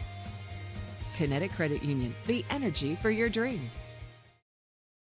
Here we go again. Hammering down high prices at Glenn Smith Chevrolet in Opelika. New Chevy Silverado 4x4 LTZ crew cabs discounted up to $13,750 off. Brand new 2025 Chevy Equinox, the compact SUV with high-tech features, discounted up to $5,000 off. Enjoy the new year with no payments until summertime. Choose from over 500 new and used vehicles on the lot or on the way. GlennSmith.com. Get ready to smile.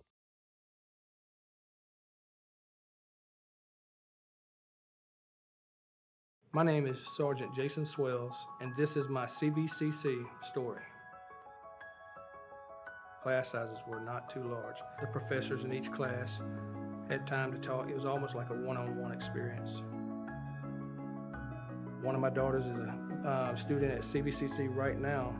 She's going through the arts program. I've got another son who's right behind her who's about to graduate school, and he's already talking about going to CV, and he's ready for it. CVCC did prepare me for my career. They made sure you knew the subject before you walked out of the class, before you took the test. They dedicated 100% of themselves to it. It was a great experience, and I could say for anybody who's deciding or thinking about going into criminal justice, CVCC got my vote all day long because they're on top of their game. Georgia Alabama Sports Live is proud to partner with one of our presenting sponsors, Buffalo Rock. And without this partnership, it would be hard to be able to live stream all the different sporting events at high schools, colleges, and local professional teams every single week like we do. So we thank Buffalo Rock for their support of Georgia Alabama Sports Live. And next time you're watching a Georgia Alabama Sports Live broadcast, make sure you're drinking a nice, refreshing Pepsi. Delicious. Thank you to Buffalo Rock and Pepsi.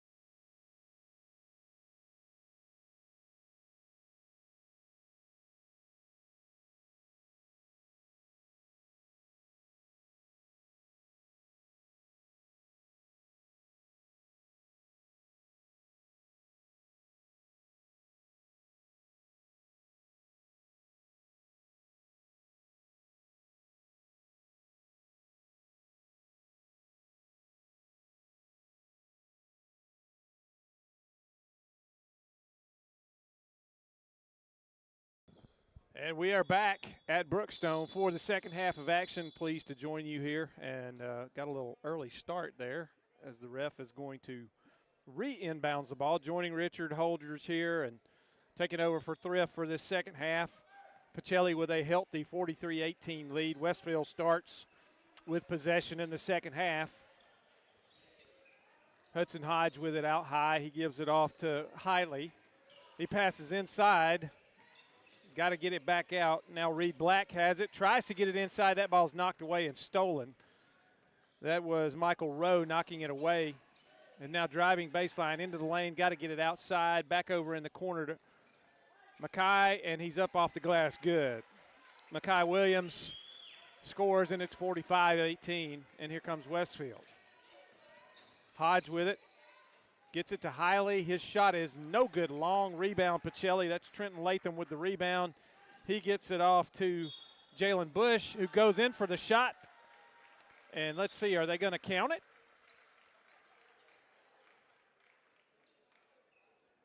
They are going to count the bucket. So he will be for a natural three-point play here, the old-fashioned way.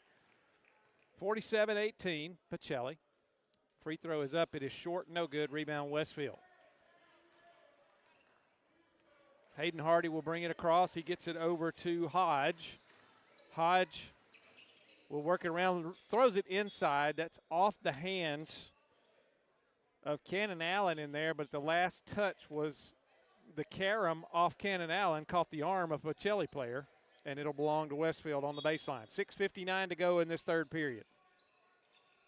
Inside pass, wide open, but no shot in the land of Giants there. Hayden Hardy for three. That is no good. Rebound, Michael Rowe. And here comes Latham running it up the floor for Pachelli. He gets it off to Mackay Williams. Back to Latham for three. That's going to be off, and it's going to be rebounded by Cannon Allen of Westfield. And here comes Reed Black bringing it across.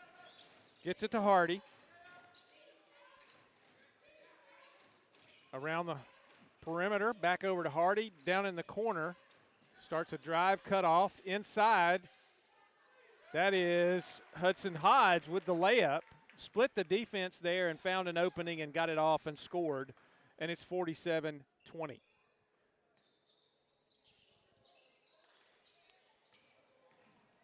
Matthew Melvin gets it to Mackay Williams, top of the key, jump stop in the lane, up, and a travel. He got it off to Jalen Bush and a little hesitation, and I think he moved both feet right there. Got called for the travel, but it was a great look by Mackay Williams. And the Westfield player got off the floor, and Bush traveled, just moved his pivot foot a bit and got the turnover. Cannon Allen drives, kicks it out. It's to nobody. The official actually stops it from going onto the scorer's table. And another turnover for Westfield. Latham will race it across. Long pass down in the corner to Melvin for three. Long, no good, air ball. Rebound, Cannon Allen. Here comes Westfield.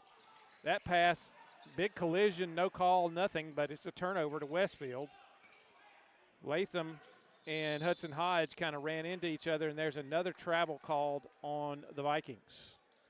Mackay Williams, I guess, that time with the travel. 5:28 to go, third period, 47-20. Pachelli with a commanding lead. Been fortunate to see these guys play 3 or 4 times this year, and they are a solid basketball team. Westfield. Hodge over to Hardy for three. Short rebound, almost grabbed by Hodge. Now Matthew Melvin on the other end. He'll lay it up and in as he beat the defense down the floor, and an easy score for the Vikings. Hodge drives, kicks it out. Cannon Allen for three from the corner. No good. Rebound, Matthew Melvin. He won't make the long pass this time. Gets it to Mackay Williams. Looks at the three. Gives it over to Jalen Bush for three in the corner. No good. Rebound to Hayden Hardy for Westfield. 4:45 to go. Hodge down in the corner. Cannon Allen. Cross-court pass to Hardy. Inside to Reed Black. Out on the wing. Three-pointer for Hodge is no good. Rebound. Pachelli saved in there by Michael Rowe. And here comes Mackay Williams. Gives it to Matthew Melvin. He gets hammered, no call. Jalen Bush gets hit, no call, but scores anyway. 51-20. The referees kind of swallowed their whistle on that trip down, and I'm not arguing with them at all. Hodge for three. No good. Short, just missed it. Melvin with the rebound. Makai Williams goes in. Up, off the glass, good. What an athlete he is. And he just floated to the basket right there, and there's a whistle and a timeout. And I think that was just to get subs in.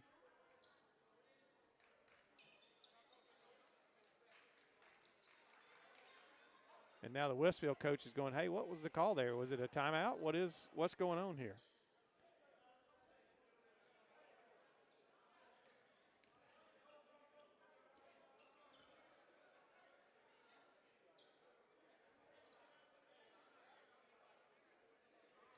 A lot of discussion.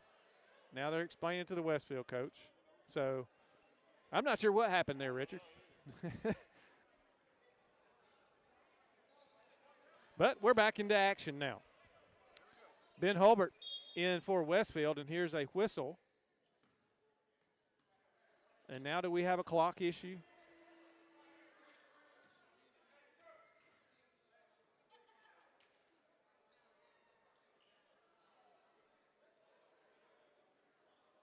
And now we're calling the sheriff's deputy. I don't know if we're removing somebody.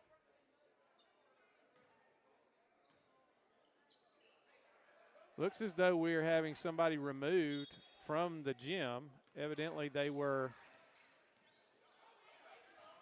a little bit too verbose with the officials. And a couple of fans have been politely asked to leave and escorted to the exit. So, meanwhile, Pachelli scores again. It's 55-20. Hulbert, and that one's off the foot of Jalen Bush, so it'll remain with Westfield. Hate to see that, but I think that's what the original whistle was about, Richard, and the discussion. And evidently something was said again, even after a warning was issued, and so sometimes officials have to do that.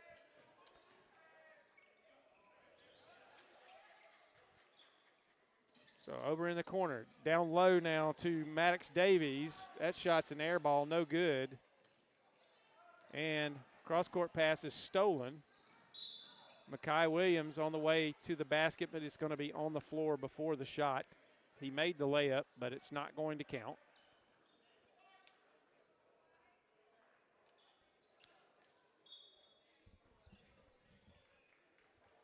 Braden Churcher in the lineup for Westfield now. Some players that we haven't seen much of yet, and coming in right now is Sammy McGehee.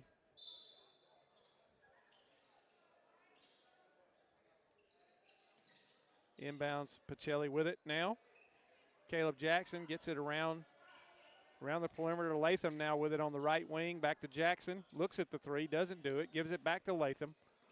Latham kicks it inside. Now a nice pass. That was Isaiah Jackson, dropped it off, and it was fumbled over there, and Pachelli recovers it. Isaiah Jackson with it in the corner, gets it out to Latham at the top. 16 on the shot clock. Caleb Jackson, long three-pointer, good from the right wing. Drills it from about 24 feet, and it's 58-20. Westfield, Churcher with a drive, gives it off, tried to get it to Davies there, but it was knocked out of bounds by one of the Pachelli players. I didn't catch the number who got the hand on it. And Hulbert will inbounds for the Hornets. 2:15 to go in this third period. Pass over in the corner.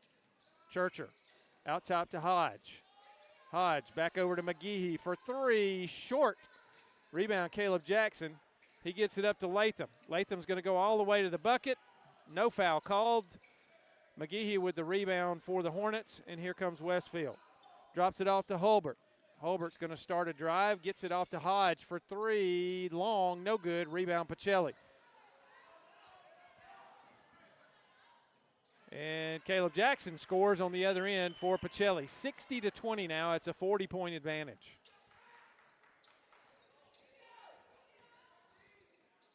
McGehee gets it to Holbert. Drive, nice pass from Holbert. Really good look right there to find Braden Churcher coming in from the left side for the layup. And it's 60-22.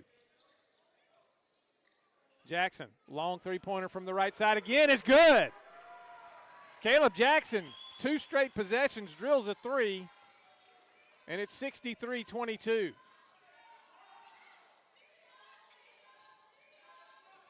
That pass is stolen by Isaiah Jackson. He gets it to Caleb Jackson. Over to Uriah Mazik, and Mazik is fouled going up, had his shot stuffed, but he was hammered pretty good.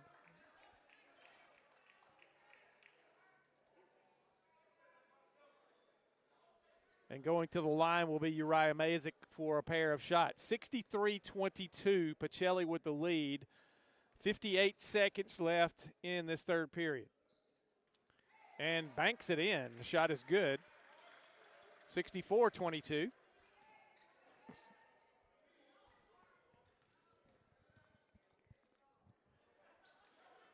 Second free throw, no good. Rebound to Holbert for Westfield.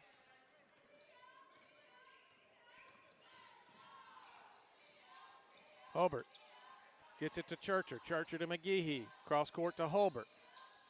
Churcher, right wing. Back out to Holbert. Cross court now to Doster. Doster to McGehee. Looking for Davies. Can't find him. And off the foot, and it'll remain with Pachelli. Shot clock will be reset, I believe, to 15 or 25. Actually, the shot clock is still blank at the moment. Holbert with it. Actually, it's blank because of the time of the quarter. Whistle and a foul. That's going to be against Pachelli. I believe that was going to be called on Mazik. Not 100% sure. Inbounds pass. Davies almost loses it, gets it back. Doster with it now. Holbert in the corner. Back out top to Churcher. Doster starts a drive down the lane, has his pocket picked, and a held ball, and that possession will belong to Pachelli. Isaiah Jackson with it. Tied him up in there. 6.7 seconds left in this third period. 64-22, Pachelli. Caleb Jackson for 3. No good long. It looked good all the way. And now a heave down the court. Nowhere close. And that'll end the third period. So your score at the end of 3. Pachelli 64, Westfield 22. We'll be back in a moment here on Georgia Alabama Sports Live. Hi, my name is Griff Gordy, and here at Gordy Eye Care, we have been serving the Bi-City community for 17 years. As a former state championship quarterback, I love the fact that I can watch local high school athletics from the comfort of my own home. So it was a no-brainer to support Georgia Alabama Sports Live and what they do for young athletes in our area. And without business like yourself, Gordy Eye Care, none of our coverage would be possible. To be able to cover the 16 different high schools, the local colleges, and professional teams. So we'd like to say thank you to you, Dr. Griff Gordy, and Gordy Eye Care for your support of Georgia Alabama Sports Live. And then you can make an appointment today at Gordy Eye Care with the number 334-291-5125. Keep supporting Gordy Eye Care and keep watching Georgia Alabama Sports Live.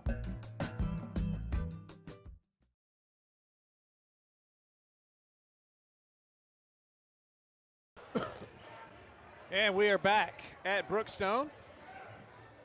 We will play a shortened 6-minute period here in the fourth. Yes, because the margin of victory. 64-22. Pachelli is up. Westfield will start with possession. Coming up next, we got the Brookstone girls and the Westfield girls. I think this will be the 4th time I've had Westfield this year. Yeah, you've seen Westfield a lot. I've seen them a lot, yeah. Because, they played Calvary and Pachelli. Yep. McGehee gets it down to Davies. Fumbled away. McGehee gets it back. Has what his a shot block. blocked by Michael Rowe. Yeah, he's a tremendous defender. Jalen Bush all the way to the basket, and he's going to be hammered. Yeah, he got hacked by Jack Doster.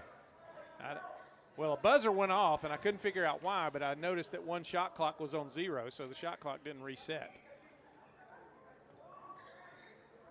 So, ball goes over to Pachelli. Makai Williams with it now out high.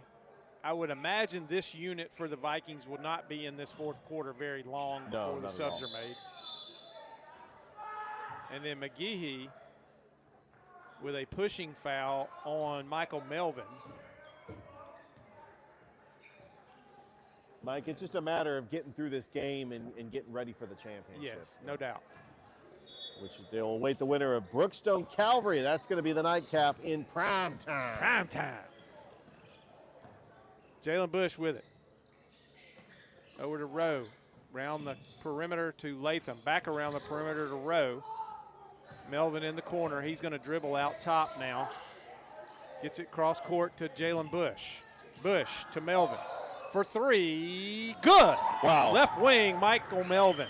That's his third Matthew 3 of the Melvin, game. I'm sorry. Well, you know, his brother played for Columbus State. Yes. Daniel Melvin. Inside to McGehee. He gets it out top now to Churcher for Westfield. Over to Davies. Doster. Hulbert, shortest guy on the floor. Nice pass inside to Churcher. His shot is good. He killed it on the back of the rim and got it to drop in. 67-24. 4:15 to go in this final period. Trenton Latham. Makai Williams. Michael Rowe for 3. Long. Rebound controlled by Westfield. Hulbert gets it across. McGehee inside. Pass knocked away, and it's going to go off a Pachelli player off the foot. And here come the subs. Yeah, we got a whole starting for 5 both in there. teams. Yep. Yeah, this Westfield school, they're going to be in the playoffs. They are in 3A. Yep. They're the only team in District 5 that's a 3A school, and then they'll end up getting in the playoffs. Ball knocked away over there, tied up, and timeout to Westfield. This will be a full timeout, so we'll take a quick break as well. We'll be back in a moment on Georgia Alabama Sports Live. Hi, my name is Griff Gordy, and here at Gordy Eye Care, we have been serving the Bi-City community for 17 years. As a former state championship quarterback, I love the fact that I can watch local high school athletics from the comfort of my own home. So it was a no-brainer to support Georgia Alabama Sports Live and what they do for young athletes in our area. And without business like yourself, Gordy Eye Care, none of our coverage would be possible. To be able to cover the 16 different high schools, the local colleges, and professional teams. So we'd like to say thank you to you, Dr. Griff Gordy, and Gordy Eye Care for your support. Back at Brookstone. Inbounds pass knocked away, but a foul is going to be called on DeMontez Howard. Mike, this has got to be very interesting for Pachelli, the Pachelli girls and boys, to win a game on their fiercest rivals' home court. Correct, yes. It kind of reminds you remember 2008, Georgia winning the SEC tournament at Georgia Tech? Yes. Kind of has the same feel to it. All right. In the pass, entry pass is stolen. It's Caleb Jackson. A little bit long. Isaiah Jackson back to Caleb Jackson. Howard now with it. Top of the key for Latham for 3. Long rebound. Pachelli gets it, throws it away, and Westfield has it. Mazik got it, saved it inbounds, but right to a Westfield player. And here comes Reed Black. Hayden Hardy with it. Cross court to Black. Hiley with it now on the left wing, down in the corner. Cannon Allen. Cross court to Hardy. Foul. Yeah. As that kept him from having an uncontested layup. And that foul is going to go against Uriah Mazik. Westfield School. 2:55 left in the quarter. They are the number 4 seed. They beat Strong Rock on Tuesday to get to this point. The Westfield girls are actually the number 2 seed. Yep. They are taking on Brookstone next. By the way, they're ranked 5th in 3A. Westfield girls team is really good. Second free throw is no good after he made the first one. Saved by Pachelli, but stolen by Westfield. And a good job over there by Hodge. He's going to put up a 3. It's long, no good, but Hardy gets the rebound. Back to Hodge. He's going to split the defense, drop it off to Reed Black. Black shot up off the glass, no good. Rebound Pachelli. Mazik got it, gets it over to Caleb Jackson. Jackson goes up for the layup, too hard. He's fouled, and he'll shoot 2. And remember, Westfield School is going to play in the consolation game tomorrow against the loser of Brookstone Calvary. Yep. So an opportunity to jump up in the rankings and maybe possibly host a playoff game because they're going to be in a completely different bracket than the 4A schools. Caleb Jackson at the line. First free throw is good. What a story, Caleb Jackson. Great to see him on the court. He had a scare in that Calvary game going up for a dunk. He hit his head on the floor, but he able to come back from that and to play just valuable minutes. Yeah, last Friday night at senior night, he misses the second free throw. They got him in at the beginning of the game, got him a shot, and then got him in later in the game, got him a couple of more shots, and unfortunately he couldn't make one of them. He was shooting from long range, and they would sit him down as soon as he got a shot. Since it was senior night, thought that was a nice gesture, but they weren't going to leave him on the floor to risk any more head bumps. Of course not. So Pachelli's still with it. Latham will bring it across. Coming up on the 2-minute mark left in the ball game. Isaiah Jackson from the left side for 3 is no good. Loose ball, and that's going to be a foul, a reaching foul. I believe that was called on Mazik. By the way, Mike, we're approximately at 6, so in a couple minutes, we'll have the middle school championship between Aaron Cone and Fort, the girls, at the Lumpkin Center at CSU. That's nice for those kids to get to play at the Lumpkin Center. Absolutely. I'm glad they moved it to Columbus State. By the way, I want to do a shameless plug. I heard you on the call with Scott Miller on Cougar TV. I was blown away. that was a lot of fun. Well, Scott and I have known each other for many years, and we've done several games together, and it's nice to be back with him this year on the color with the CSU broadcast. Stolen by Westfield, Absolutely. laid up and in by Cannon Allen on the other end, 68-27. Yeah, that game you could catch Thrift and Coach Corey Black on the call. And Isaiah Jackson lays it in Good for play. Pachelli. Nice ball movement, getting it down the floor. Westfield down the floor quickly. Hodge with it. Hardy over to Hodge. He's going to start a drive, gets it inside, dropped Nice it pass. off. Cannon Allen chooses not to shoot it, gets it over in the corner. That was Russ Hiley who missed the 3. It was a good drawn-up play. Uriah Mazik tripped over the half-court line and goes down out there, but he's okay. Latham in the jump circle. Starts a drive, loses it, but it's going to and turns it over. What a fantastic. I don't know if he just or what there. I know. I'll tell you, what a fantastic effort by Pachelli. They've proven why they're the #1 team in the GIAA. No doubt. 35 seconds now. Ball knocked away and stolen, and a foul going to be on Reed Black. That's going to stop the clock with 31.6 left in the ball game. 70-27 is your score. Pachelli, what is this, win number 36? 6, I believe it's 36. in a row, yeah. dating back to last season.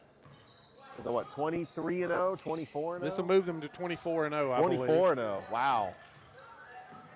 How about the job that Coach Calvin Thomas has done? Oh, wow, yeah. And you taking got to over. go back to the legacy of Corey Black too. Yes. You know, getting this program rolling like it was, and oh, no question. And they're just going to hold it here and dribble it out. And there's the horn. So Pachelli moves into the championship game of this region tournament. They will play the winner of the Brookstone Calvary game tomorrow night. Westfield will play the loser of that game in the consolation. Yes. And we will be bringing you the girls' game between Brookstone and Westfield here in just a little bit. In about 29, 30 minutes, we'll be back on the air. We're going to break and go away. But your final score, 70-27 Pachelli. We'll be back in a little bit on Georgia Alabama Sports Live.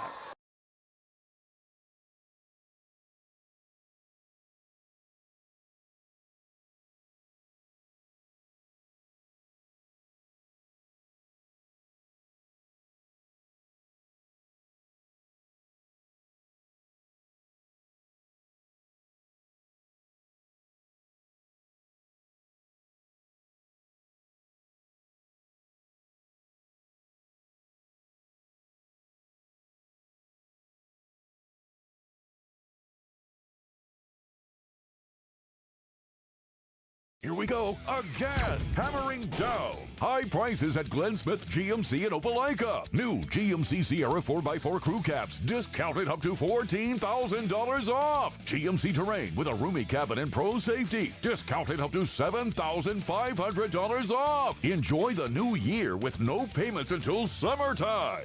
Choose from over 500 new and used vehicles on the lot or on the way. GlennSmith.com. Get ready to smile. Georgia Alabama Sports Live is proud to partner with one of our presenting sponsors, Buffalo Rock. And without this partnership, it would be hard to be able to live stream all the different sporting events at high schools, colleges, and local professional teams every single week like we do. So we thank Buffalo Rock for their support of Georgia Alabama Sports Live. And next time you're watching a Georgia Alabama Sports Live broadcast, make sure you're drinking a nice, refreshing Pepsi. Delicious. Thank you to Buffalo Rock and Pepsi. Here we go again. Hammering down. High prices at Glenn Smith GMC in Opelika. New GMC Sierra 4x4 crew cabs discounted up to $14,000 off. GMC Terrain with a roomy cabin and pro safety discounted up to $7,500 off. Enjoy the new year with no payments until summertime. Choose from over 500 new and used vehicles on the lot or on the way. GlennSmith.com. Get ready to smile. My name is Sergeant Jason Swells, and this is my CVCC story. Class sizes were not too large. The professors in each class had time to talk. It was almost like a one-on-one experience. One of my daughters is a student at CVCC right now.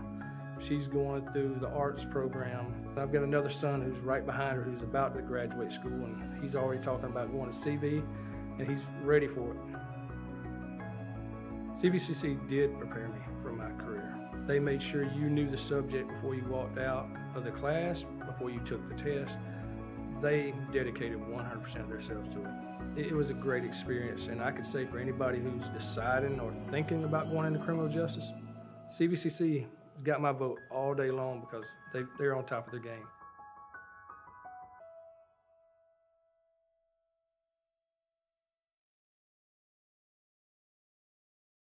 Hi, my name is Griff Gordy, and here at Gordy Eye Care, we have been serving the Bi-City community for 17 years.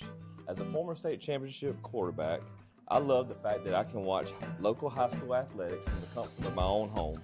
So it was a no-brainer to support Georgia Alabama Sports Live and what they do for young athletes in our area. And without business like yourself, Gordy Eye Care, none of our coverage would be possible to be able to cover the 16 different high schools, the local colleges, and professional teams. So we'd like to say thank you to you, Dr. Griff Gordy and Gordy Eye Care, for your support of Georgia Alabama Sports Live. And then you can make an appointment today at Gordy Eye Care with the number 334-291-5125. Keep supporting Gordy Eye Care and keep watching Georgia Alabama Sports Live.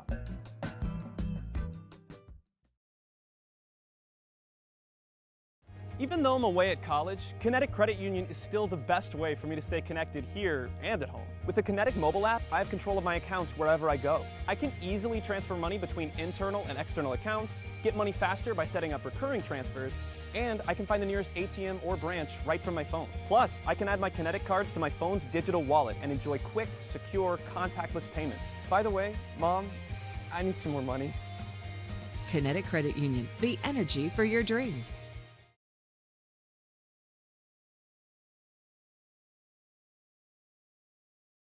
Here Here we go again. Hammering down high prices at Glenn Smith Chevrolet in Opelika. New Chevy Silverado 4x4 LTZ crew cabs discounted up to $13,750 off. Brand new 2025 Chevy Equinox, the compact SUV with high-tech features, discounted up to $5,000 off. Enjoy the new year with no payments until summertime. Choose from over 500 new and used vehicles on the lot or on the way. GlennSmith.com. Get ready to smile.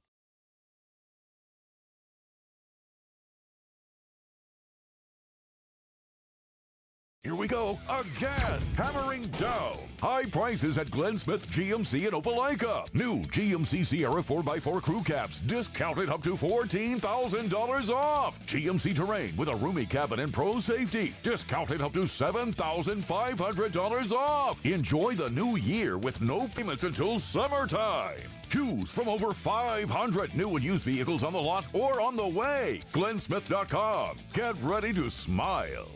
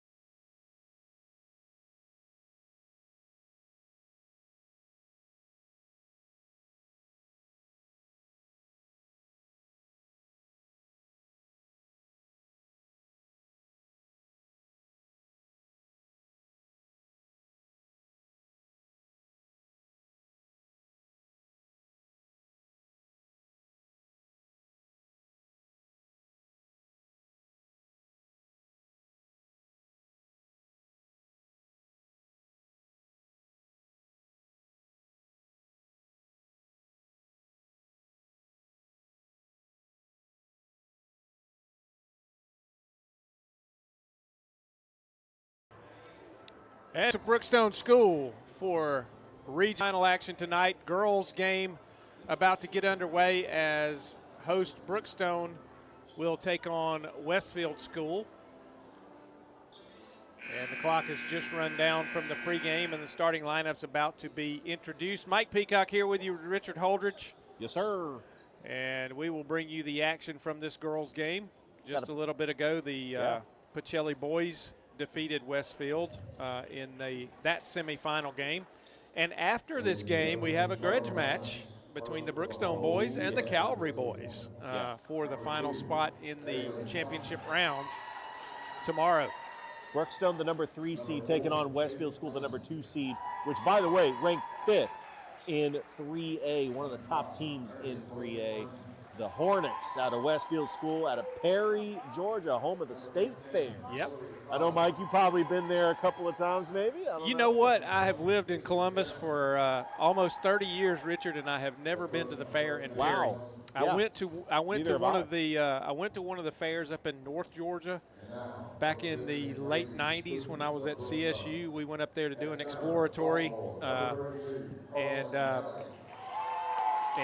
I've never been to the one in Perry. Now, my father-in-law goes to the farm show in Perry. Oh, nice. You know, and all the new farm equipment and all that kind of thing. So, but Westfield, this is the first time I've seen Westfield in white. Yeah. They will be wearing the white uniforms tonight. Brookstone is wearing their black uniforms with royal blue numbers ringed in white. Yeah, it's odd that, Brookstone's a team, but they're on their home floor. Correct. But yeah, Westfield School has had a fantastic season. And Brookstone is the number 3 seed because they had the tiebreaker with Strong Rock. Right. Strong Rock was the 4 seed. They have the same region record, but, with a point differential, and they were able to win the tiebreaker. And Strong Rock got upset by Calvary to start out this tournament, which, the 4 and 5 seeds play at their home court of the highest seed. And then Brookstone hosts all the other tournament games from the semifinals all the way to the consolation and the championship. Should be a good one, Mike. I can't wait for this. Mary Blake Brannon will jump it up for Westfield, and she will be working against Carson Galligan. Oh, yeah, she's leading scorer for Coach Ellison and the Brookstone Cougars. Great volleyball player, just a great post player. Seen Brookstone a couple of times playing Calvary this year, and she has just been dominant in the post. I tell you, Brannon had a fabulous game, against Pachelli last time I called last Friday night, and she is their go-to player and can score. Brookstone controls the tip. Julianne Pyle with it. She gets it back. Ava Mickelson now on the right wing.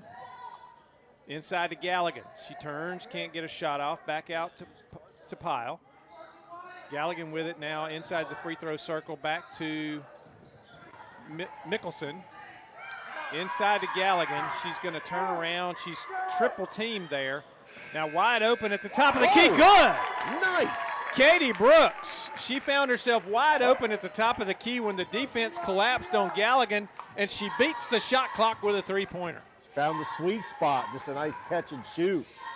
That's what Brookstone needs to do to get ahead of the game. They got to make shots. Hillary Fowler back out top to Dalen Summer. Down low to Brannon. Her layup no good, though. Rebounded by Kate Lane, but then her shot is blocked. And Katie Brooks has it for the Cougars. Westfield School comes in with a 14-8 record. Pyle over to Mickelson. Down low. That ball's knocked away from Taylor Zwicky. I believe that was Issy Diem that knocked that one out of bounds. Brooks will inbound. Gets it to Zwicky off the glass. No good. Rebound tipped away, and Brannon comes down with it for Westfield. Diem will bring it across for the Hornets. Cross court to Sumner. And that pass is stolen. Julianne Pyle stepped in that lane and stole the pass. She's going to go all the way in, has it knocked away, but she's going to be fouled by Diem. She was not shooting. This will be on the floor, so an inbounds play coming for Brookstone. Westfield School has the season series lead on Brookstone. They defeated them 39-25 in Perry on February the 6th, and then won a game here 39-32 back on January the 7th. Ball knocked away and tied up down there, and it's going to belong to Westfield. Yeah, 6-2 in the district. Their only 2 losses was to Pachelli. Yep. It's a very good Westfield School team. Diem brings it across for the Hornets. Sumner tried to get a trap on her over there, and they finally make her pick the dribble up, and the ball is stolen. Katie Brooks with it. Dribbles it off her foot, has to chase it down. Now she's got to get a little help, and she does from Pyle. Second steal by Katie Brooks so far. Julianne Pyle to Zwicky on the right wing, down low, has it knocked away, gets it back though. She's going to drive the lane, gets it to Mickelson, top of the key, her shot short, rebound Westfield. Yeah, if you're Brookstone, you got to box out. I mean, they had an opportunity to try to stick in that zone. And that pass is stolen by Pyle. And now it's going to be tied up as Brandon ties it up and Galligan gets in there with her. And the ball's going to belong to Brookstone. Yeah, we've seen Carson Galligan. She's a tremendous athlete. I mean, she helped lead the Brookstone Lady Cougars to the volleyball championship where they did lose to Pachelli. But Carson Galligan was their top player with the most kills per set, digs per set, and she's just a tremendous athlete and one of the top players for Coach Ellison as well. Now we're waiting. Yeah, this is kind of trying to find out what the officials are going to call. Here we go. Yep. They got everything ready. All right.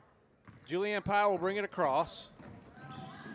Down in the corner over there to Brooks. Loses it, gets it back in, though, and then has to throw a wild pass, and it's stolen by Fowler of Westfield, and here come the Hornets. Yeah, Brooks was just trying to save it. Yep. Fowler, left corner, out top to Diem. Cross court to Sumner now, back to Diem. Starts a drive, gives it off to Fowler.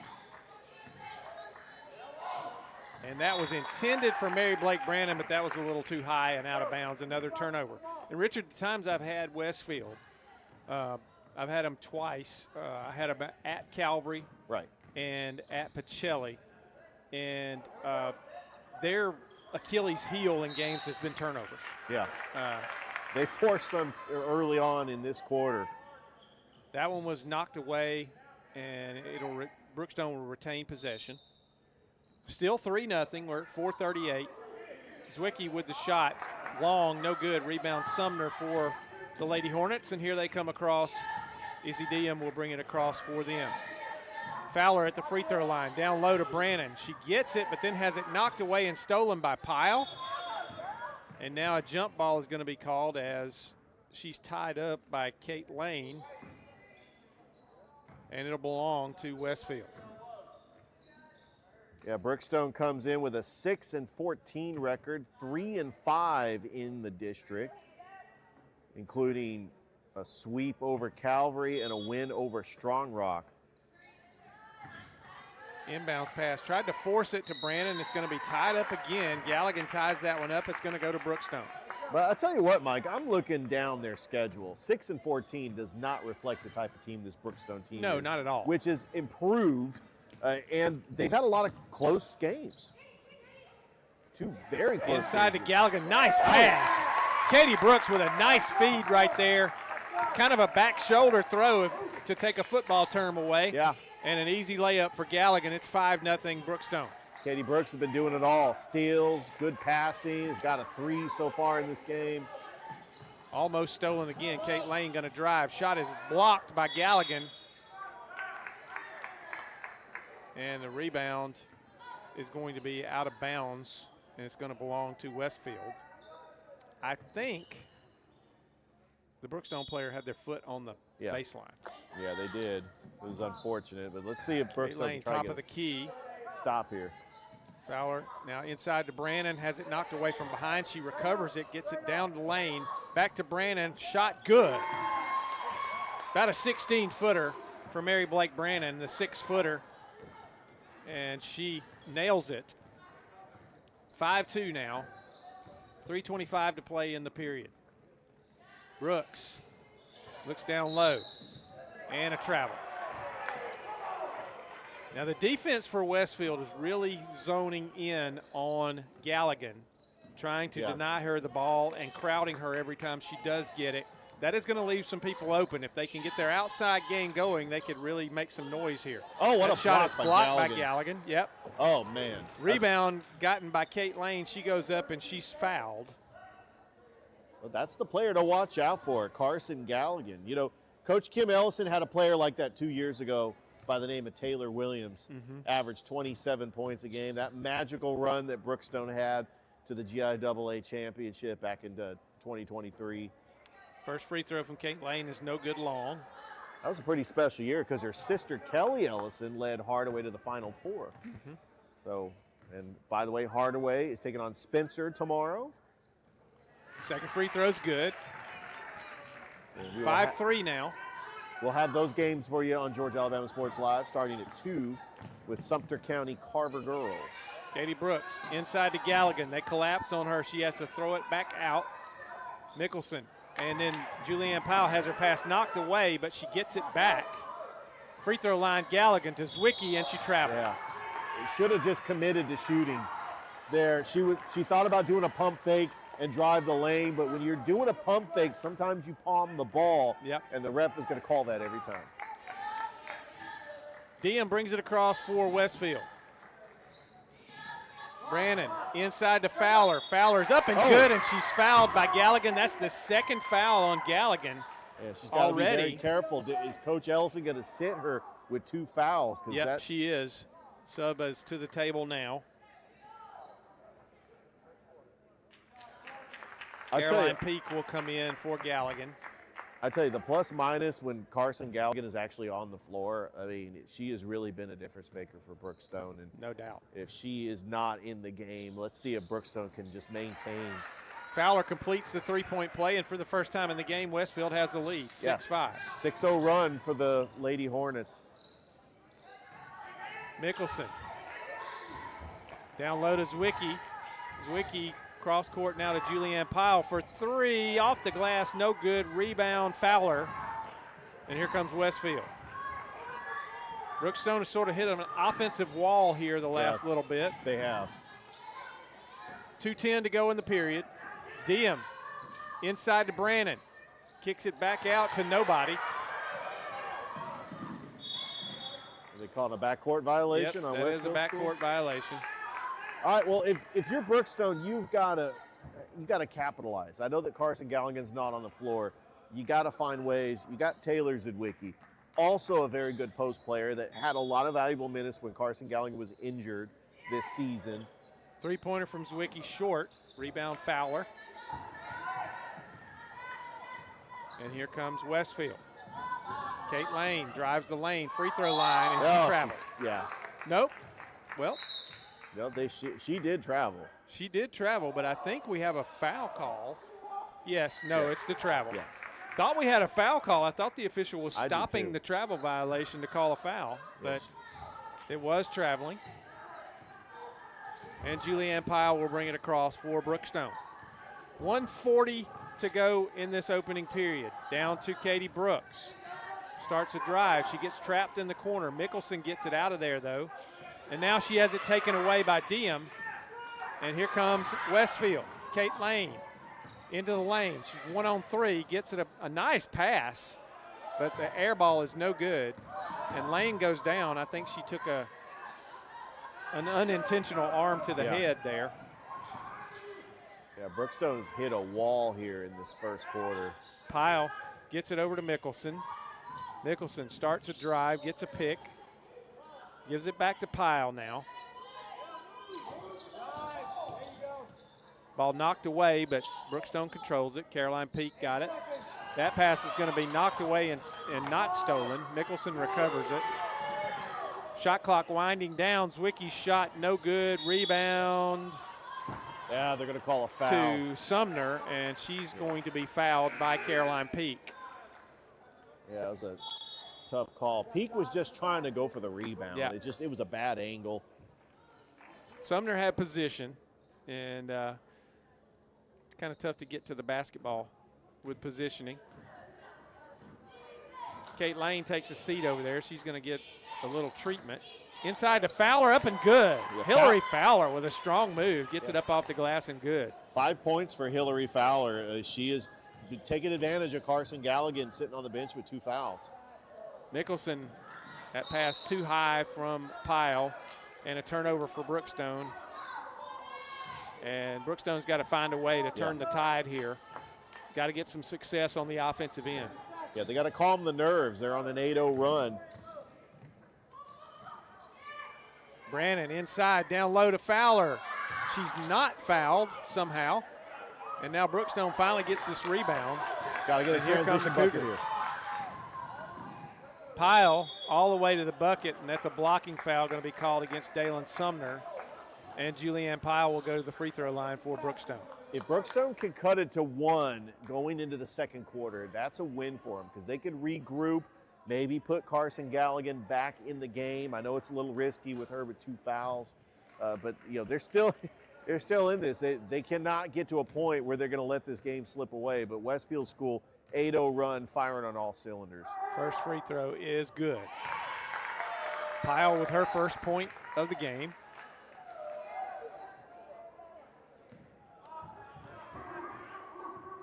Julianne Pyle, sophomore. Second free throw stays in there. Got a lucky bounce. And got it down to 1 point now. 2 seconds, 1 second. Heave from half court by Diem is short. And that's the end of the first period. So Westfield leads Brookstone 8-7 at the end of 1. We'll be back in just a moment on Georgia Alabama Sports Live. Hi, my name is Griff Gordy, and here at Gordy Eye Care, we have been serving the Bi-City community for 17 years. As a former state championship quarterback, I love the fact that I can watch local high school athletics from the comfort of my own home. So it was a no-brainer to support Georgia Alabama Sports Live and what they do for young athletes in our area. And without business like yourself, Gordy Eye Care, none of our coverage would be possible. To be able to cover the 16 different high schools, the local colleges, and professional teams. So we'd like to say thank you to you, Dr. Griff Gordy, and Gordy Eye Care for your support of Georgia Alabama Sports Live. And then you can make an appointment today at Gordy Eye Care with the number 334-291-5125. Keep supporting Gordy Eye Care and keep watching Georgia Alabama Sports Live.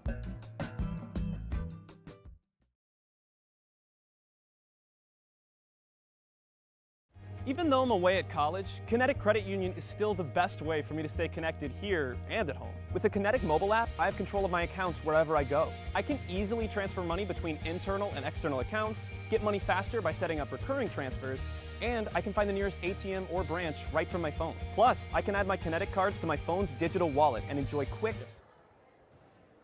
And we're back at Brookstone, beginning of the second period. Westfield will have possession. Sumner inbounds to Diem to begin play here in the second period.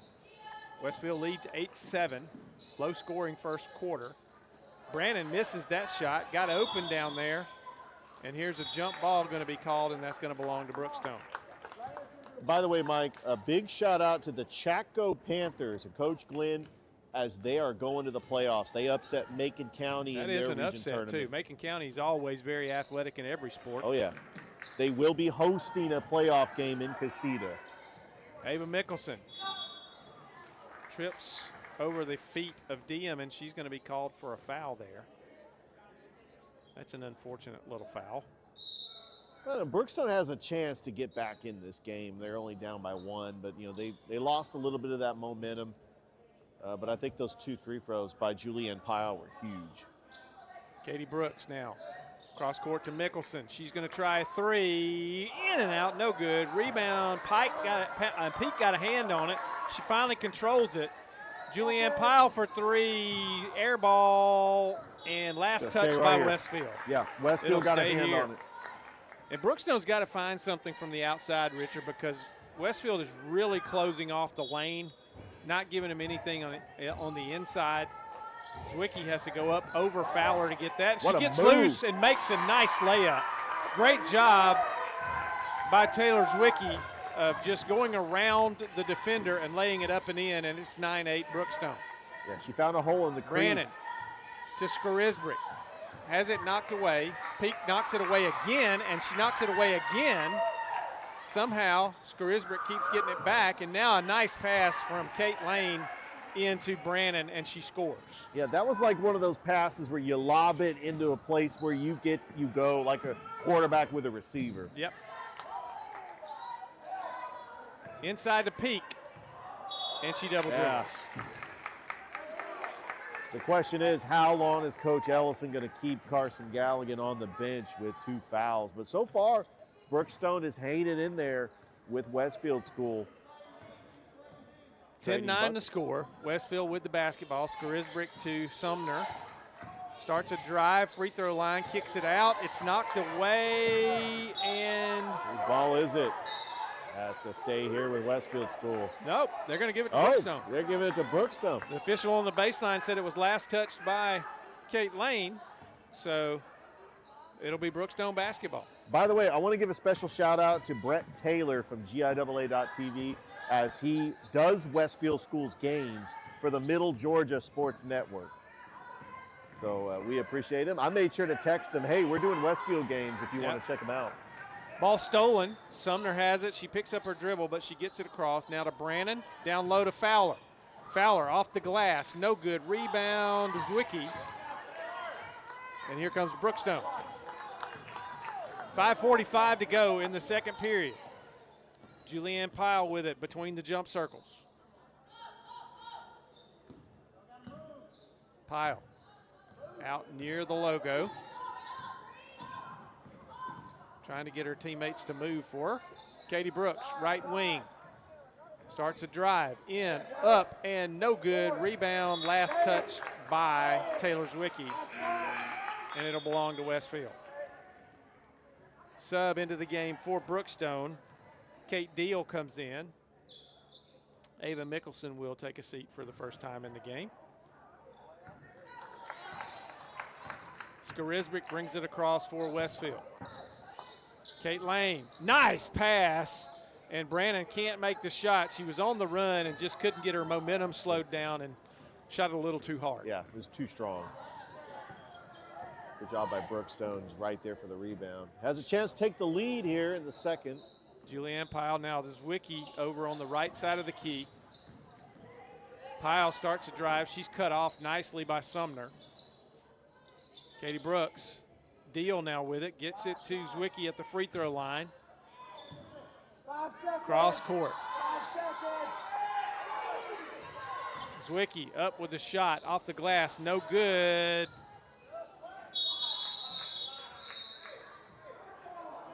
And that should not have been a reset right there. No, not at all. And that's a shot clock violation. Ball did not hit the rim, and they rectified that, gave it a shot clock violation. It belongs to Westfield. By the way, Brookstone is currently ranked 14th. Only 12 teams make the playoffs in 4A. So they really need to get style points. Whatever happens in this game and the consolation game that will be played tomorrow, so they could try to get some points in the rankings. Phoebe Campbell into the game for Westfield, has her pass stolen, and now it's knocked away from Kate Deal out of bounds. It'll belong to Brookstone over by the Westfield bench. 4:24 to go in the second period.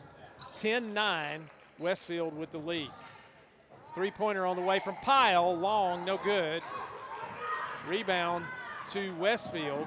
That's Phoebe Campbell. She goes up off the glass, no good. It won't fall.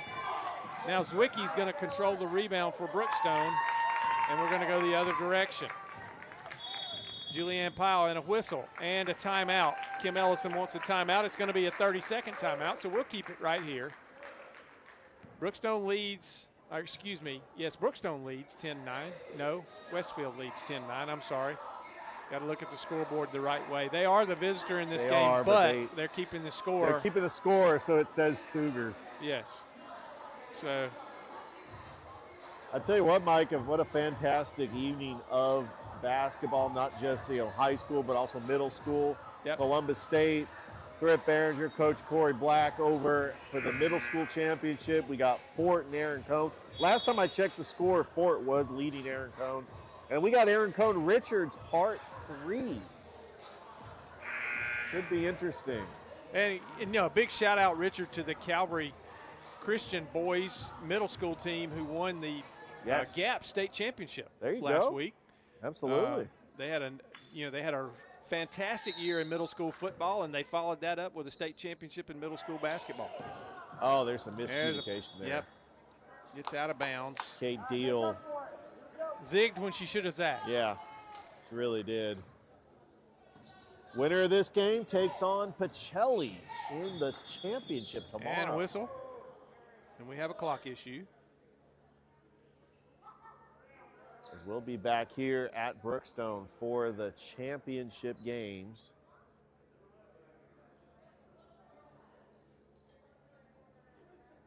They will have the consolation games here too for third place. And Richard, just to let everybody know, we got a lot of baseball about to come up on Georgia Alabama Sports Live. Including Glenwood Central. Glenwood Central and then Calvary Central. On back-to-back days next weekend. Stay tuned for those. There will not be a place to park or a place to sit or probably a place to stand. And I'm privileged to say this. I'm going to be helping on the call with Dave Plata making his debut on Pachelli baseball. Yeah. On President's Day as Pachelli plays Shaw. I am honored to actually produce that baseball game with Dave Plata on the call. Legendary Dave Plata, yes. And in an endearing term, legendary means he's old. I love Dave, so he'll get that. He's been doing it for a very long time. Loves Shot is Columbus. no good from Kate. It was that Ava Mick. Kate Lane. Oh yeah, Julianne Pyle ends up. Julianne Pyle's going to bring it across for Brookstone. Pass almost too high for Zwicky. She saves it and dribbles to save herself a travel call. Yes. Pyle tries to get a pick, doesn't. Katie Brooks now with it. Inside pass too high. Yeah.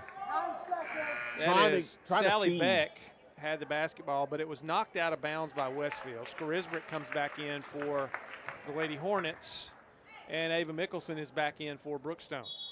Trying to feed it in to Zwicky. Beck to Zwicky for three, short. Rebound goes to Sally Beck. There you go. Westfield got a hand on that pass. Now Zwicky's going to drive inside the free throw line. Probably should have shot that basketball right there. Pyle shoots a shot, air ball, rebound Brannon. And here comes Kate Lane, dribbles it off her toe, and it's picked up by Mickelson. Yeah, you talked about Westfield's Achilles heel is turnovers. It is turnovers. Julianne Pyle now with it, right side. Mickelson top of the key between the circles. Sally Beck, cross-court pass, tipped away. There's just too much. That's too long of a pass to make against that defense. Yeah. Phoebe Campbell up, no good. Rebound Brannon, and she lays it in. 12-9 now. She was just cleaning up the glass, right place, right time. Well, Brannon is a 6-footer, and she's a good athlete. And that's blocked. Now they're going to call a foul. He did not call that on Brannon. That was on, I think, maybe Phoebe Campbell. Possibly. So he didn't call it on Brannon because that was an absolute clean block. But Mickelson at the line nonetheless. First free throw is good. That's the one thing about Brookstone. They have been making their free throws. 12-10 now. 2:09 to play in the half. Second free throw coming from the senior Ava Mickelson. And it is also good. Got the shooter's roll on both of those. Staying in the game with the free throws. 12-11. A tight one here at Brookstone. Fowler inside, tries to get it down to Brannon. Ball knocked away, last touched by Katie Brooks, and it'll be Westfield basketball.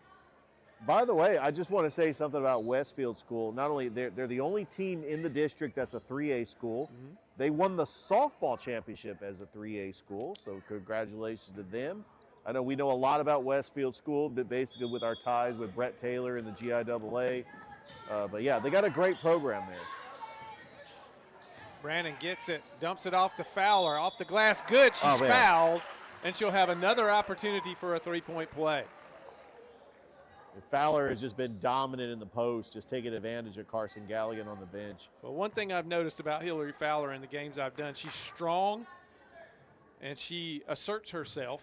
Yes. And she's able to find the glass very well for layups and bank shots. Yeah, it's like she knows where to put the spot on the glass to get it in. Free throw's no good. It's rebounded by Zwicky, and here comes Brookstone. Julianne Powell will bring it across.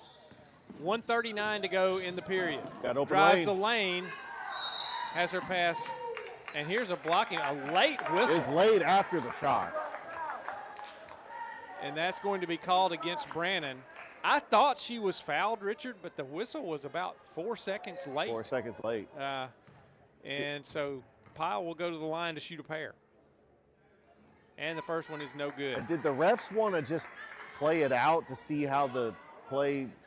Sometimes they'll wait and see if the shot falls, and then they'll blow the whistle. I like to see the whistle when the shot foul goes up. is done. Yeah, that was unconventional by Julianne Powell to miss both of those. Missed both of those, so an opportunity to pull back within one, and yeah, goes by the wayside, and here comes Westfield. Exactly. Skarisbrick gets it to Fowler. She's out on the wing. Trapped now. Has it knocked away. Last touch by Brookstone.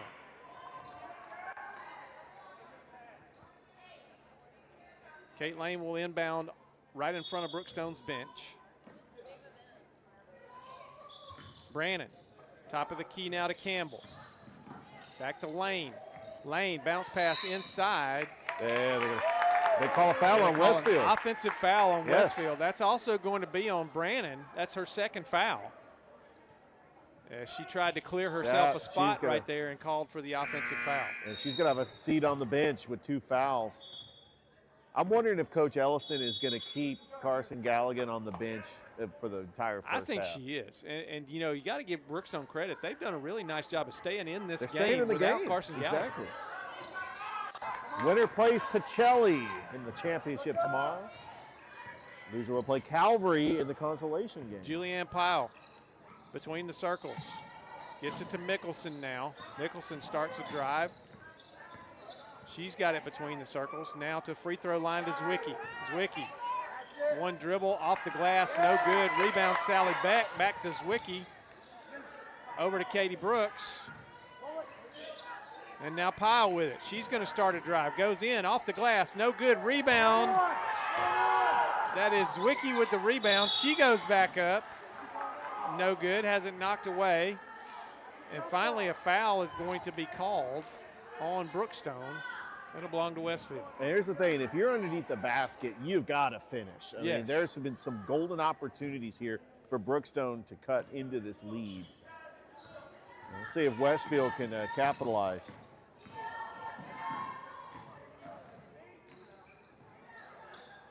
And up and in. Fowler's got 9 points. She is just hard to defend. If she gets it on the low block, she is going to find that square and drop it in. 16-11. And good. That was Julianne Powell with the score, and it's 16-13. 8 seconds now, 7. 5 seconds. 2-pointer good. That is a long 2. Her toes were on the line. Yes, it was. And that's still a big shot as it gives Westfield a 5-point lead, 18-13 heading to halftime. So we're going to go away for halftime. We'll be back in a few minutes here at Brookstone. Stay with us. We're going to pay some bills. Ladies and gentlemen, don't forget to frequent our sponsors and tell them thank you for all they do for Georgia Alabama Sports Live and for high school sports in our area. We'll be back in a bit. It's 18-13 Westfield here at Brookstone on Georgia Alabama Sports Live. My name is Sergeant Jason Swells, and this is my CVCC story. Class sizes were not too large. The professors in each class had time to talk. It was almost like a one-on-one experience. One of my daughters is a student at CVCC right now. She's going through the arts program. I've got another son who's right behind her who's about to graduate school, and he's already talking about going to CV, and he's ready for it. CVCC did prepare me for my career. They made sure you knew the subject before you walked out of the class, before you took the test, they dedicated 100% of themselves to it. It was a great experience, and I could say for anybody who's deciding or thinking about going into criminal justice, CVCC has got my vote all day long because they're on top of their game.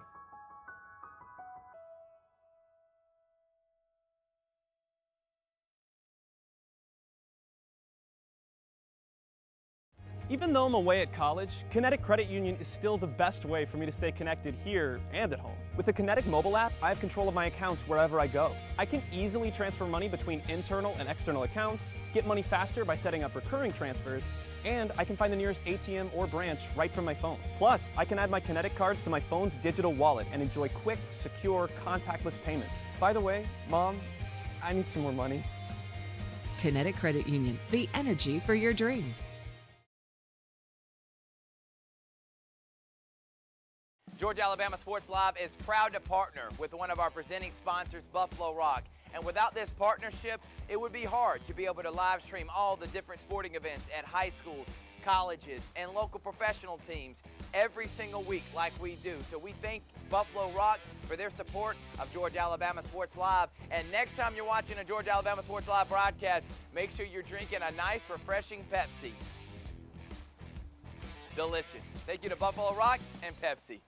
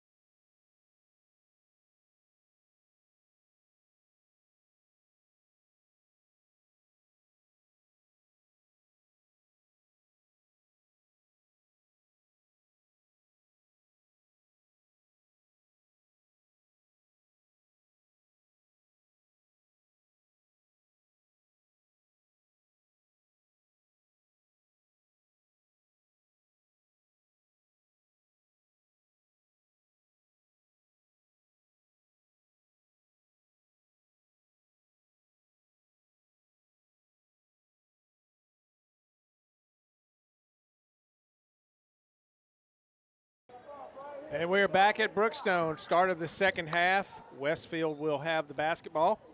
Diem with it, gets it to Brandon. Inside to Kate Lane, out on the wing to Sumner. Westfield leads 18-13. Yeah, Carson Galligan's back in the game. Yep. She does have 2 fouls. Fowler can't get a shot off there. Diem now going to drive, free throw line, gets it to Sumner. Back to Diem for 3, left wing, short, no good. Rebound, Zwicky for Brookstone. And here come the Lady Cougars. See if they can cut into this lead. They've got Galligan back on the floor. She's just got to be careful. Does not want to pick up her 3rd foul. No, and that pass is stolen by Kate Lane. She gets it to Brandon. Brandon's going to drive against Pyle. Misses the shot, and Katie Brooks comes up with a big rebound. Yeah, Brandon's got 2 fouls as well. Pyle now with it. Drives the left side. Cut off by Sumner. Inside to Zwicky at the free throw line. Over in the corner to Mickelson. She can't get a shot there. Pyle, Katie Brooks. Free throw line to Galligan. Kicks it out to Mickelson for 3. It's going to be short. Katie Brooks, though, with the rebound. Nice. Inside to Galligan, off the glass, good. What a play. Katie Brooks hustles. I mean, she gets herself in the right spot, and she comes up with a lot of little things that may not show up on a scorebook.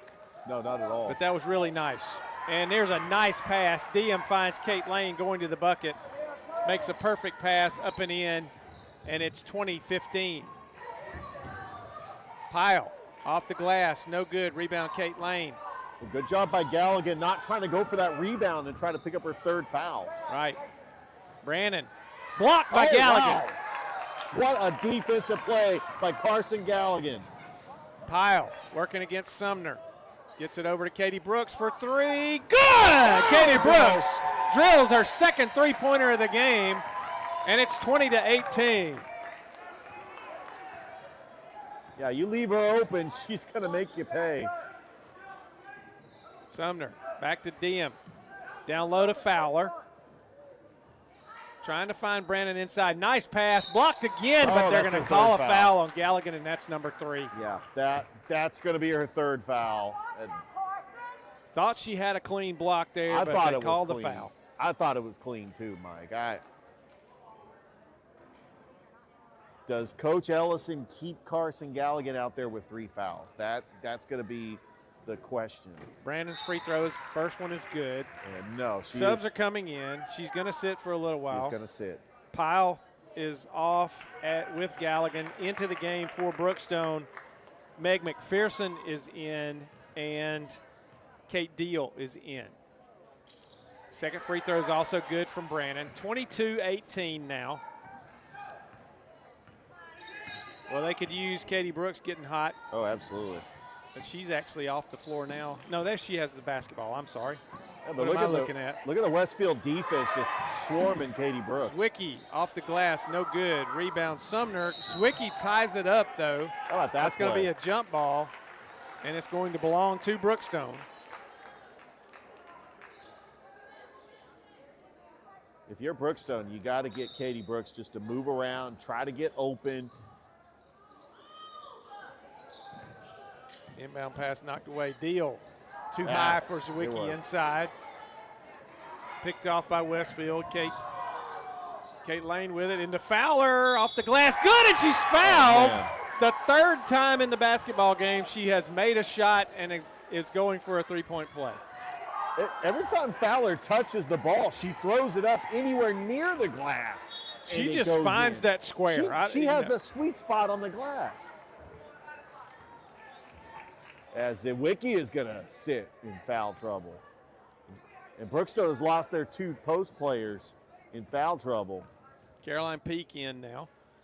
Fowler's free throw is no good because it hit the strap that rolls up the goal. Yeah. We're going on the to high call bounce. that. We're going to call that interference. Yep. Katie Brooks will bring it across for Brookstone. Down to Kate Deal. Inside to McPherson. Out to Mickelson for 3. No good. Rebound. Caroline Peak. shot could not get up to the rim, and Westfield's going to recover it. And somehow that pass got through. No good on the layup, but a foul on Fowler, and she'll go back to the free throw line. 24-18, Westfield leads. We're 4:34 to go in this third period. These two teams, last time they played at Brookstone, they played in a close contested game. Westfield School did win that game 39-32. It was a different story down in Perry. But Brookstone right now, the number 3 seed, trying to knock off the number 2 seed, the team that's ranked 5th in 3A. One of the top teams that had an incredible 6-2 district record. Their only 2 losses were to Pachelli. Fowler's free throw, the first one was an air ball. Second one is up, and it is good. Perfect. 25-18. I think that may be the largest lead of the game for Westfield. It is. If you're Brookstone, you got to calm your nerves. You've got to get a bucket here. You cannot let this game slip away. Gets it to Caroline Peak. Kate Deal down low to McPherson, off her hands, and it's going to be a turnover for Brookstone. And if you're Westfield School, you've got to take advantage of the fact that Galligan and Zidwicki are sitting on the bench in foul trouble. Diem inside to Brannon, pass knocked away, but she recovers it and scores. Mary Blake Brannon makes it 27-18, and I tell you, Westfield in danger of pulling this one, pulling away here as another turnover from Brookstone. Costly turnover by Zwicky Brookstone. is at the table to come back in. She's back in for McPherson. Here comes Sally Beck. She's in for Caroline Peak. Coach Kim Ellison trying to find the right combination right here and still keep Galligan protected from getting that 4th foul. Sumner. Kate Lane starts a drive. Back to Sumner. Diem down to Fowler. Fowler back out to Diem. Looking inside. Kate Lane, nice pass, and it's going to be tied up down there. Zwicky and Sumner. Jump ball. And it's going to belong to Westfield. But that's okay because Brookstone will get the next jump ball. Yes. It's easier to get a jump ball to try to gain some extra possessions. Julianne Pyle back in the game for Brookstone. Ava Mickelson will take a rest. Diem will inbound for the Hornets. Kate Lane inside to Brannon. Back out to Lane in the corner. Up top to Sumner. Starts a drive into the paint. Short, no good. Saved though, but it's saved right to Julianne Pyle. And it's going to belong to Brookstone as Westfield knocks it out from behind. A little hesitation as the shot clock horn went off, and Julianne Pyle hesitated a little bit. If she kept going, she probably had a layup. Because, your second nature thinks it's a shot clock violation. Inbound pass knocked away. Beck is inbounding for Brookstone. That ref giving the tip signal. Pretty much he's making it rain with the cash money. Yes. That's basically that tip signal. Zwicky. Pyle out top. Mickelson back into the game for Brookstone now. What a block. Fowler. And a blocking foul, I believe, going to be called on Katie Brooks. Yep. And Caroline Peak comes back to the table, as does Kate Deal. Pyle will take a seat, and Zwicky will take a seat. 27-18, Westfield leads. 3 minutes left in this third period. Inside to Brannon, nice pass, and a layup for Mary Blake Brannon. Mike, I tell you, I'm impressed with this Westfield School team. There's a reason why they're ranked 5th in 3A. I would not be shocked if we saw them at Columbus State in the Final Four. Yep. Blocking foul against Sumner there as she jumped in front of Caroline Peak. She didn't like the call. No, not at all. Yeah, you got a sense that Westfield is starting to pull away in this one, but how long is Carson Galligan going to be on the bench? First double-digit lead of the game for either team, 29-18 now. Zwicky is back in.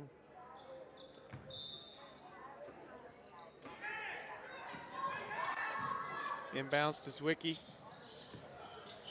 Starts a drive. She's going to be fouled. I believe that's Kate Lane is going to get that foul, the reach-in foul there. And remember, Mike, only 12 teams make the playoffs. Brookstone is right on the outside looking in. They need all the help they can get. A win here would really help their resume. And a loss here, I mean, you're stuck with hoping that other teams lose. Zwicky off the glass, no good. And here comes Westfield. They lead by 11. Sumner now with it. Inside to Brannon, she gets it back though. Kate Lane, the jumper, no good, rebound Zwicky. Good job by Zwicky just pulling that one down. And Katie Brooks. Transition. Mickelson on the left wing, down to Zwicky on the low block. Puts it on the floor, almost has it stolen. Brooks gonna start a drive, kicks it out to Caroline Peak, good! Caroline Peak drops the jumper in. What a nice shot from Caroline Peak, and it's 29-20. Nice touch, got in a little rhythm. Got the sweet spot in that corner. And a turnover for Westfield. All right, with the turnovers, Westfield School, you have got to take advantage. You're down by 9. I would try to at least get closer and then possibly put Carson Galligan back in the fourth quarter. And we've got a timeout, and I believe this is a full timeout, so we'll take a break. We'll be back here to Brookstone in just a moment. Hi, my name is Griff Gordy, and here at Gordy Eye Care, we have been serving the Bi-City community for 17 years. As a former state championship quarterback, I love the fact that I can watch local high school athletics from the comfort of my own home. So it was a no-brainer to support Georgia-Alabama Sports Live and what they do for young athletes in our area. And without business like yourself, Gordy Eye Care, none of our coverage would be possible. To be able to cover the 16 different high schools, the local colleges, and professional teams. So we'd like to say thank you to you, Dr. Griff Gordy and Gordy Eye Care, for your support of Georgia-Alabama Sports Live. And then you can make an appointment today at Gordy Eye Care with the number 334-291-5125. Keep supporting Gordy Eye Care and keep watching Georgia-Alabama Sports Live.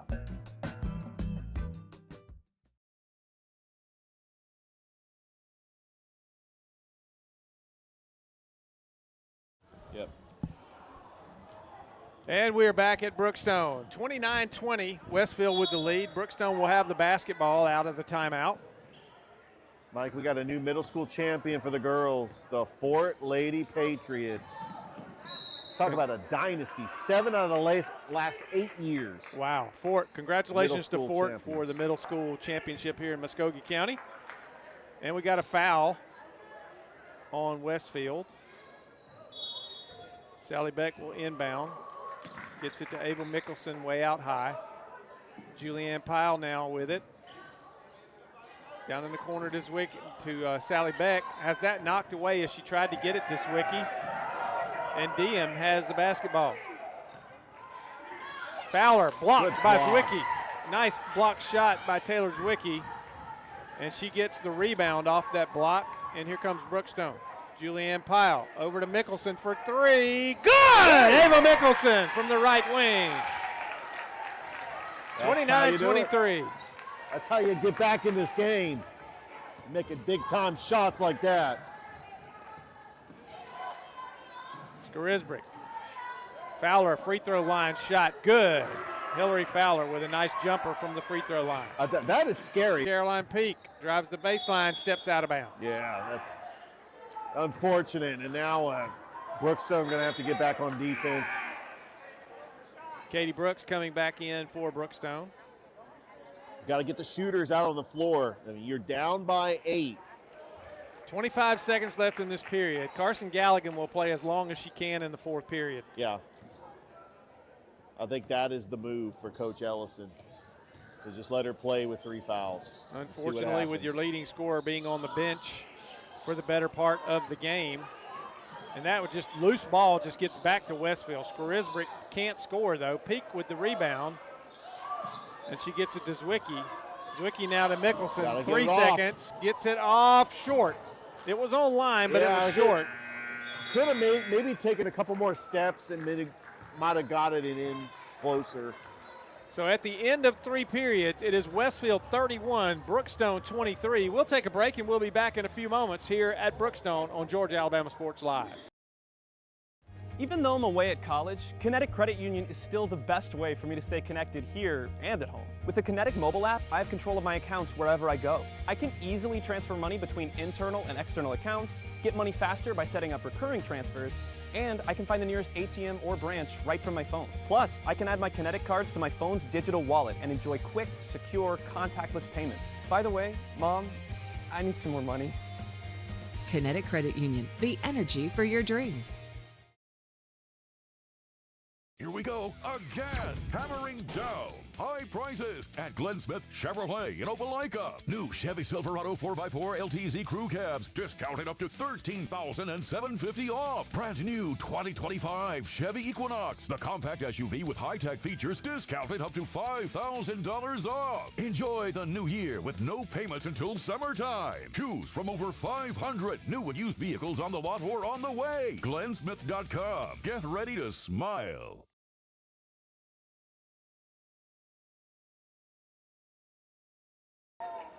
And we're back to Brookstone for the final 8 minutes of action in this semifinal game.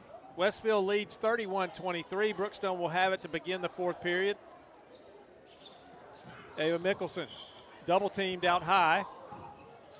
Brooks has that pass knocked right back to her. Over to Mickelson, now Galligan in the lane, working against Fowler. Shot is no good, short rebound to Phoebe Campbell. And Westfield will ring it across. They lead by 8, trying to expand that lead. Kate Lane for 3, off the glass, no good long. Rebound by Skorisbrick, and it's going to be a foul on the floor. And let's hope that's not on Carson Galligan. She was in the vicinity, but I think they're going to call it on Katie Brooks. Katie Brooks, yep. Katie Brooks got the foul there. Yeah, Carson Galligan put her hands up immediately. Phoebe Campbell will inbounds, gets it to Brannon. Brannon drops it off to Fowler, lays it up and in. Nice play right there off the inbounds play. Just spun her off a pick, and she was wide open. 33-23. Pyle, down low to Zwicky. Zwicky back out to Pyle, top of the key, over to Katie Brooks. Pyle, Mickelson for 3. No good. Rebound Galligan, though, and she misses the putback. It wouldn't go down. It just bounced off the rim and rolled off. Good positioning for the rebound. Skorisbrick. Campbell now. Fowler, jumper, long. Rebound is last touched by Westfield. Yeah, it's time for Brookstone to try to get a bucket here. You don't want to get this past double digits, especially with 6:36 left to go in this game. Ava Mickelson gets it to Galligan. Back to Pyle. Katie Brooks for 3. Off the glass, almost banked it in. Banking hours late here on Bradley Park Drive. Yes, sir. Brannon. Fowler, free throw line. Down low to Campbell. Blocked by Galligan. And it'll belong to Westfield. And that was a clean block by Carson Galligan. It was risky because you got 3 fouls. But that's what she's on the court for, defense. Brannon. Kate Lane, fouled by Mickelson, I believe. A reaching foul. And it'll be on the baseline. She was not in the act of shooting. Well, Mike, I'm excited because coming up after this, we got the 4th and final game, Brookstone Calvary in prime That'll be time. a good one. Oh, yeah. Kate Lane. Phoebe Campbell down with it. Over to Skorisbrick for 3. Short, no good. Katie Brooks with the rebound, and here comes Brookstone. Down to Zwicky. Nice pass. Off the glass, good. And she's fouled. Count the bucket.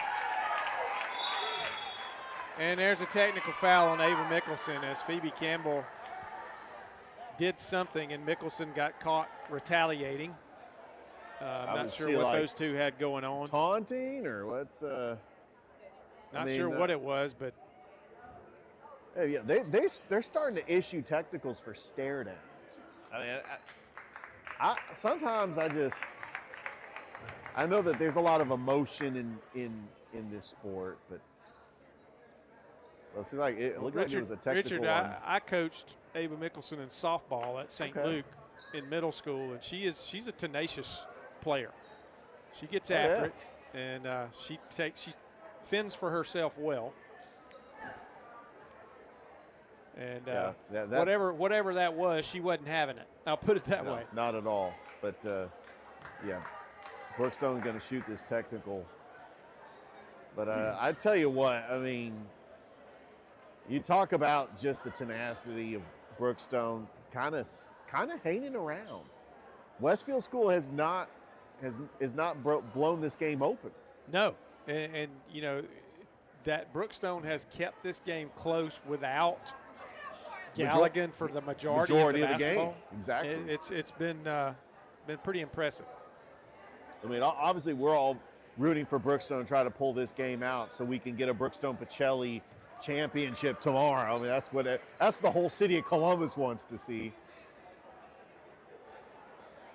That's what our national corporate office wants to see, right?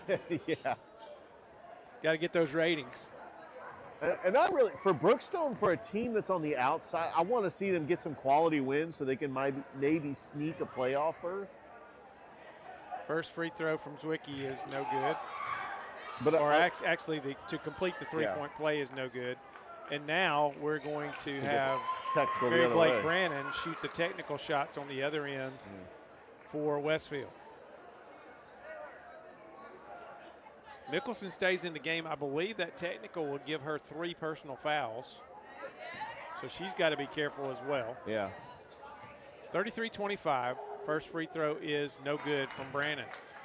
But I tell you what, Mike, as many GIAA games that we've called, and of course Thrift and I do the Inside the GIAA show, voice of the GIAA.tv, it's growing. I mean, you're getting teams like Tallulah Falls and Athens Christian from the GHSA, Calvary Christian, their first year in the GIAA, the Kings Academy, Strong Rock.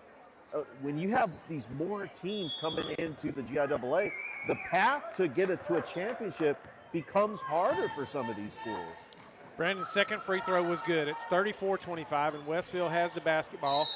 And there is a late whistle. They're going to call it on Galligan. That was another block by Galligan that I just did not see a foul on. No, and they're gonna call her for her 4th foul. Oh man! What a tough night for Carson Galligan. Yeah, truly has been.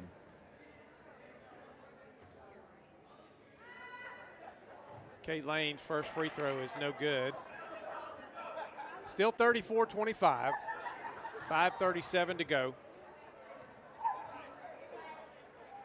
Second free throw from Lane is also no good. Rebound to Galligan. And here comes Katie Brooks with it for Brookstone. Yeah, I'm going to have to go back and watch some of the games that I called on Georgia Alabama Sports Live. Because there was some... Three-pointer from Brooks, short this time. Rebound to Brannon. I don't think she played that much in the game against Spencer. That was back in December. Of course, we called it those games against Columbus and then Calvary. Diem. Over to Sumner now. Sumner back to Diem. Down to Kate Lane. Gets it into Brannon. Brannon to the free throw line for Fowler. Shot is no good. Rebound Galligan. Almost throws it away, but Pyle retains it. Gets it over to Mickelson. Mickelson inside to Zwicky. Jumper is no good. Rebound Galligan, though. Tries to kick it out of there, but she's going to be fouled. And that's the thing about Carson Galligan. She is a difference maker as a post player. Just her alone on the court has really done a good job neutralizing Fowler. 30-second timeout called by Kim Ellison, and we're going to stay right here. Yeah, I'll tell you, Mike, we got a busy day tomorrow on Georgia Alabama Sports Live. We've got the Muskogee County 2A Region 1 tournament. It's pretty much 7 of the 8 schools from Muskogee County and Sumter County. 2 o'clock, Sumter County girls taking on Carver girls. Sumter County is the number 2 seed. They got the double bye along with Hardaway. Hardaway takes on Spencer later that night. Spencer's the 4 seed. And then we got Shaw Carver boys, and we got Sumter County Spencer boys.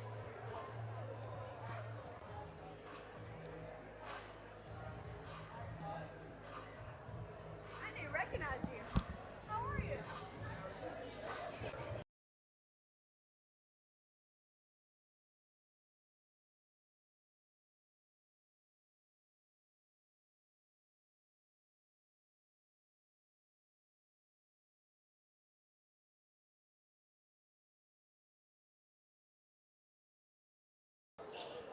And we're back at Brookstone. Brookstone will inbound on their own baseline. 4:38 to play in the game.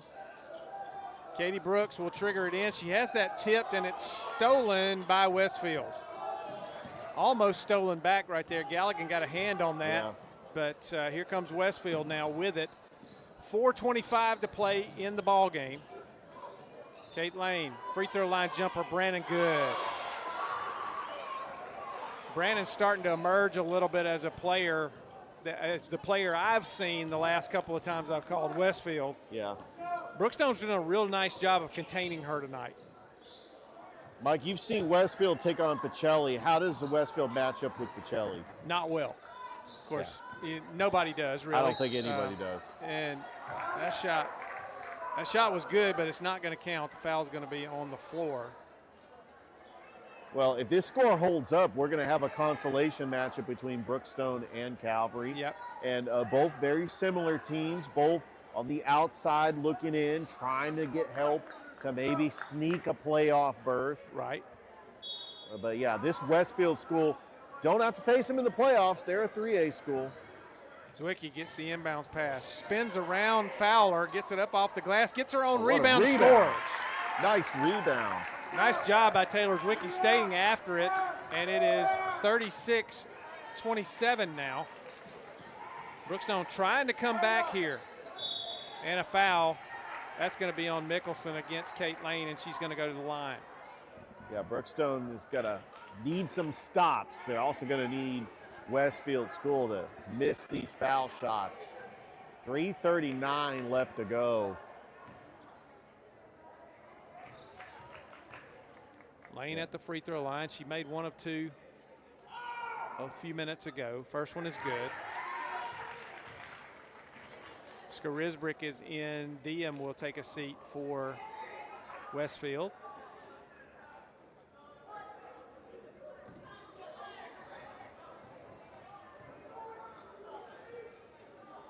Lane, second free throw is no good. Rebound to Zwicky. And Julianne Pyle will bring it across for the Lady Cougars. 37-27. It's a 10-point ball game. 3.5 minutes to go in the contest. Brookstone's got to get something going and get it going in a hurry and get some stops. Zwicky, free throw line jumper, almost falls in. Galligan keeps it alive but can't control the rebound. And here comes Westfield. Skarisbrick inside to Brannon. Nice pass. Out top to Lane. Back down to Brannon, knocked away by Galligan that time, and here comes Brookstone. Julianne Pyle's going to drive. She's going to go up and score! Oh, count the bucket! Jesus. She was just trying to draw the foul right there, and I think get to the free throw line and just happened to get that shot in the right place to go in. Yeah, well, you're flying down the lane like that. I mean, it's hard to defend, and Westfield just threw a hand up, just trying to stop something. And Julianne Pyle is still plenty of time left in this game, Mike. Need these free throws. Yeah, you got to. You got to get this one. That one is up and good. 37-30. A 7-point ball game. Brookstone trying to come back here. 2:55 to go in the contest. Turn up the heat a little bit on defense. Mickelson. That ball is tipped and stolen. And here comes Julianne Pyle again. She's going to go to the basket. Up off the glass hard this time. Rebound Westfield. But they throw it away.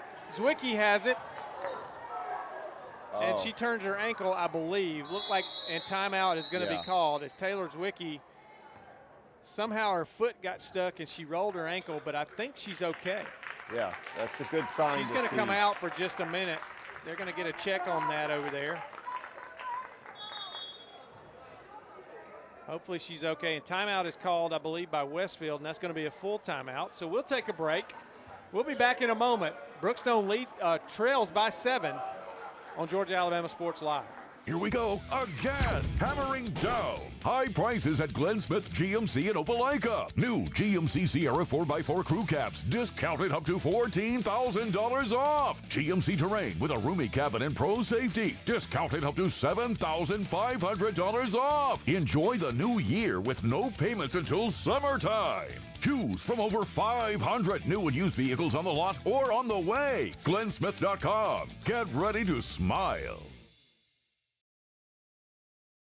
Even though I'm away at college, Kinetic Credit Union is still the best way for me to stay connected here and at home. With the Kinetic mobile app, I have control of my accounts wherever I go. I can easily transfer money between internal and external accounts, get money faster by setting up recurring transfers, and I can find the nearest ATM or branch right from my phone. Plus, I can add my Kinetic cards to my phone's digital wallet and enjoy quick, secure, contactless payments. By the way, Mom, I need some more money.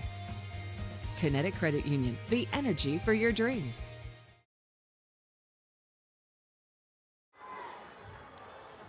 And we're back at Brookstone. 2 minutes, 33 seconds left in the contest. Brookstone trails by 7.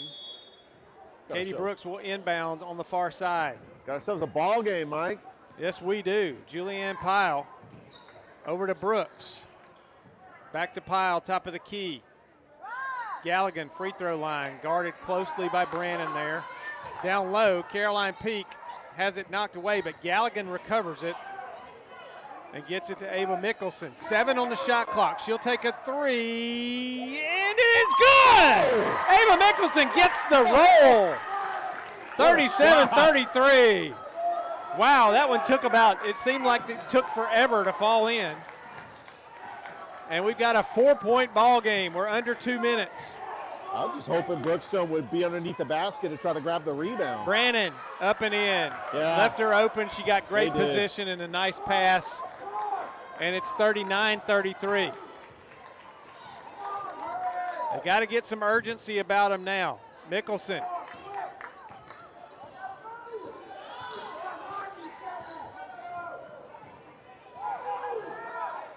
Galligan now, free throw line, drives against Brannon and throws it away.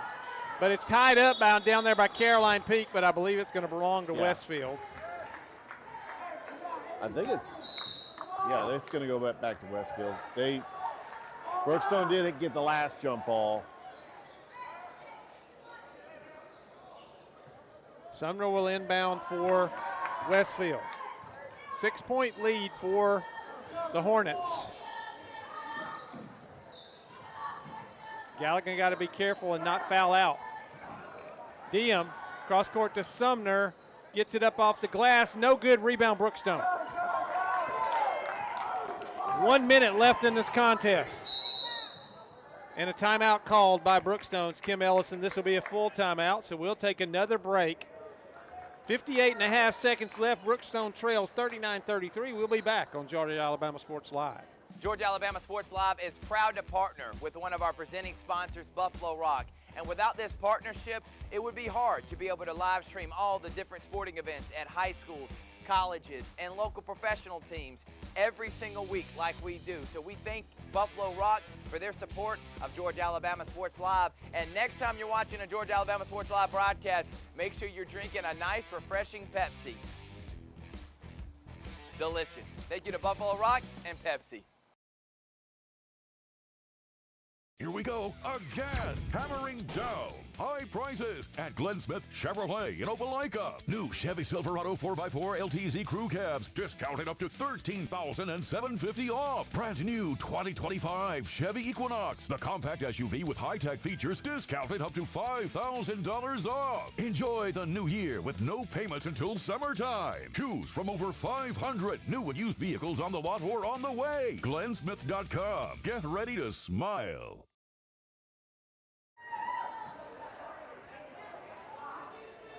And we're back at Brookstone. 58.5 seconds left. Brookstone with the basketball. They trail by 6. Julianne Pyle. They don't have time to waste here. No, not at all. Zwicky, free throw line. Guarded by Fowler. Jumper, no good. Rebound, Fowler. That was good defense by Fowler. Really was good defense, and to avoid a foul. 38 seconds. Playing keep away here is all Westfield wants to do. They just want to play keep away. Sumner. Brookstone needs to be fouling, but they're not. 25 seconds. Finally, a foul is called. Ava Mickelson with that foul. I think that may be her fourth. But Issy Diem will go to the line for Westfield, try to put this game away at the free throw line. 39-33, 23 seconds left. First free throw, no good.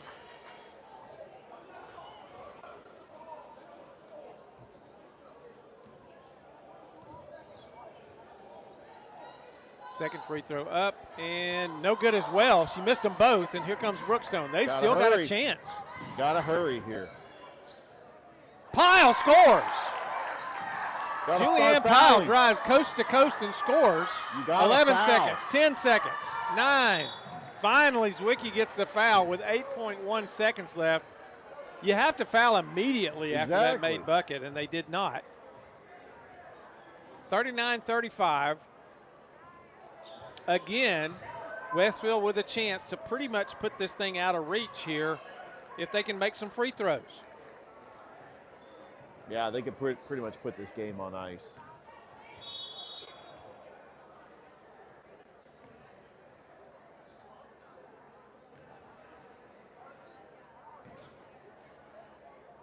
Kate Lane. First free throw is up. It's good. 40-35 now.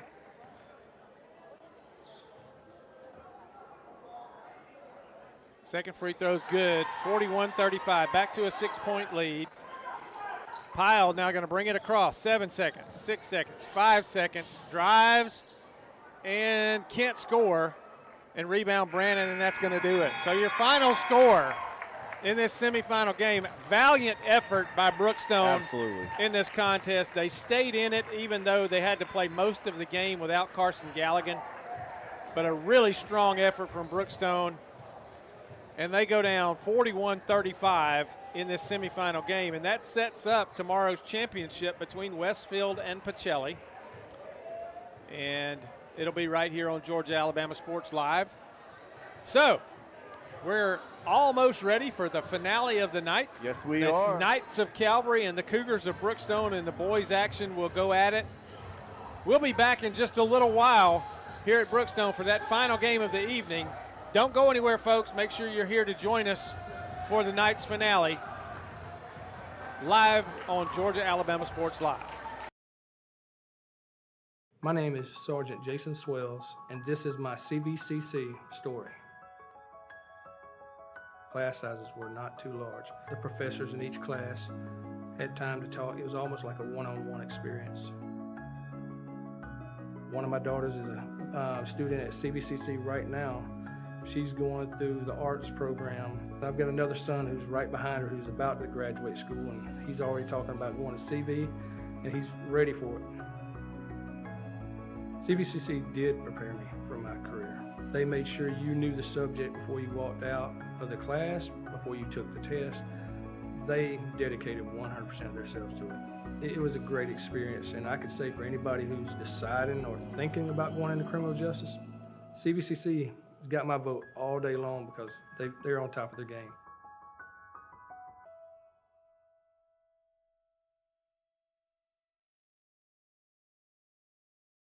Here we go again. Hammering down. High prices at Glenn Smith GMC in Opelika. New GMC Sierra 4x4 crew cabs discounted up to $14,000 off. GMC Terrain with a roomy cabin and pro safety discounted up to $7,500 off. Enjoy the new year with no payments until summertime. Choose from over 500 new and used vehicles on the lot or on the way. GlennSmith.com. Get ready to smile. Even though I'm away at college, Kinetic Credit Union is still the best way for me to stay connected here and at home. With the Kinetic mobile app, I have control of my accounts wherever I go. I can easily transfer money between internal and external accounts, get money faster by setting up recurring transfers, and I can find the nearest ATM or branch right from my phone. Plus, I can add my Kinetic cards to my phone's digital wallet and enjoy quick, secure, contactless payments. By the way, Mom, I need some more money. Kinetic Credit Union, the energy for your dreams. Georgia Alabama Sports Live is proud to partner with one of our presenting sponsors, Buffalo Rock.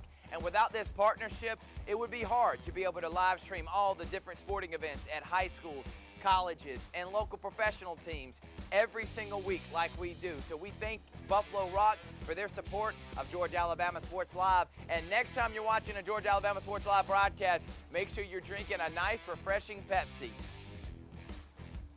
Delicious. Thank you to Buffalo Rock and Pepsi.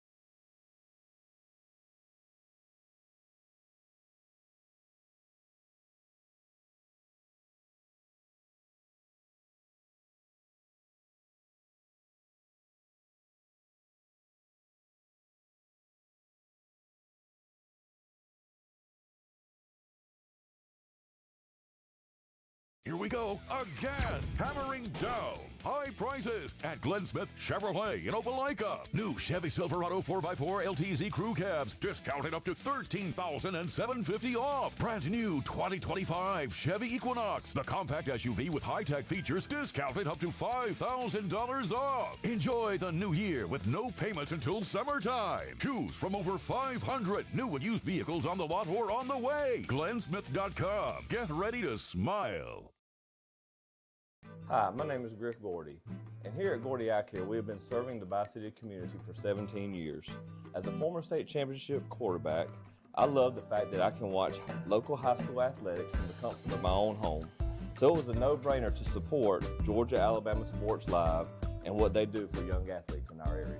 And without business like yourself, Gordy Eye Care, none of our coverage would be possible to be able to cover the 16 different high schools, the local colleges, and professional teams. So we'd like to say thank you to you, Dr. Griff Gordy, and Gordy Eye Care for your support of Georgia-Alabama Sports Live. And then you can make an appointment today at Gordy Eye Care with the number 334-291-5125. Keep supporting Gordy Eye Care and keep watching Georgia-Alabama Sports Live. Even though I'm away at college, Kinetic Credit Union is still the best way for me to stay connected here and at home. With the Kinetic mobile app, I have control of my accounts wherever I go. I can easily transfer money between internal and external accounts, get money faster by setting up recurring transfers, and I can find the nearest ATM or branch right from my phone. Plus, I can add my Kinetic cards to my phone's digital wallet and enjoy quick, secure, contactless payments. By the way, Mom, I need some more money. Kinetic Credit Union, the energy for your dreams.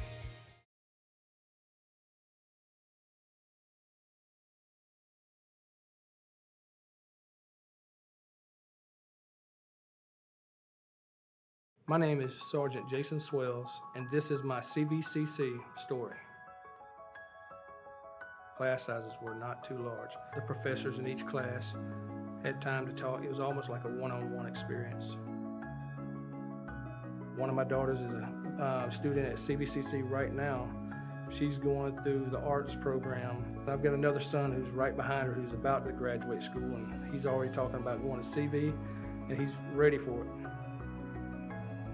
CVCC did prepare me for my career. They made sure you knew the subject before you walked out of the class, before you took the test. They dedicated 100% of themselves to it. It was a great experience, and I could say for anybody who's deciding or thinking about going into criminal justice, CVCC got my vote all day long because they're on top of their game.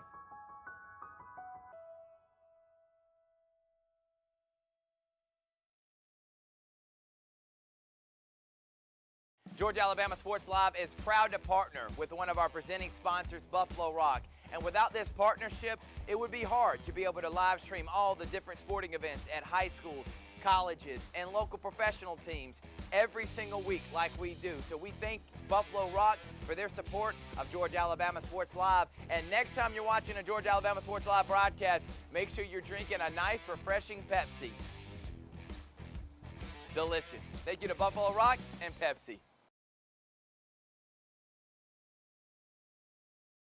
Here we go again. Hammering down high prices at Glenn Smith GMC in Opelika. New GMC Sierra 4x4 crew cabs discounted up to $14,000 off. GMC Terrain with a roomy cabin and pro safety discounted up to $7,500 off. Enjoy the new year with no payments until summertime. Choose from over 500 new and used vehicles on the lot or on the way. GlennSmith.com. Get ready to smile. My name is Sergeant Jason Swells, and this is my CVCC story. Class sizes were not too large. The professors in each class had time to talk. It was almost like a one-on-one experience. One of my daughters is a student at CVCC right now. She's going through the arts program. I've got another son who's right behind her who's about to graduate school, and he's already talking about going to CV, and he's ready for it. CVCC did prepare me for my career. They made sure you knew the subject before you walked out of the class, before you took the test. They dedicated 100% of themselves to it. It was a great experience, and I could say for anybody who's deciding or thinking about going into criminal justice, CVCC got my vote all day long because they're on top of their game.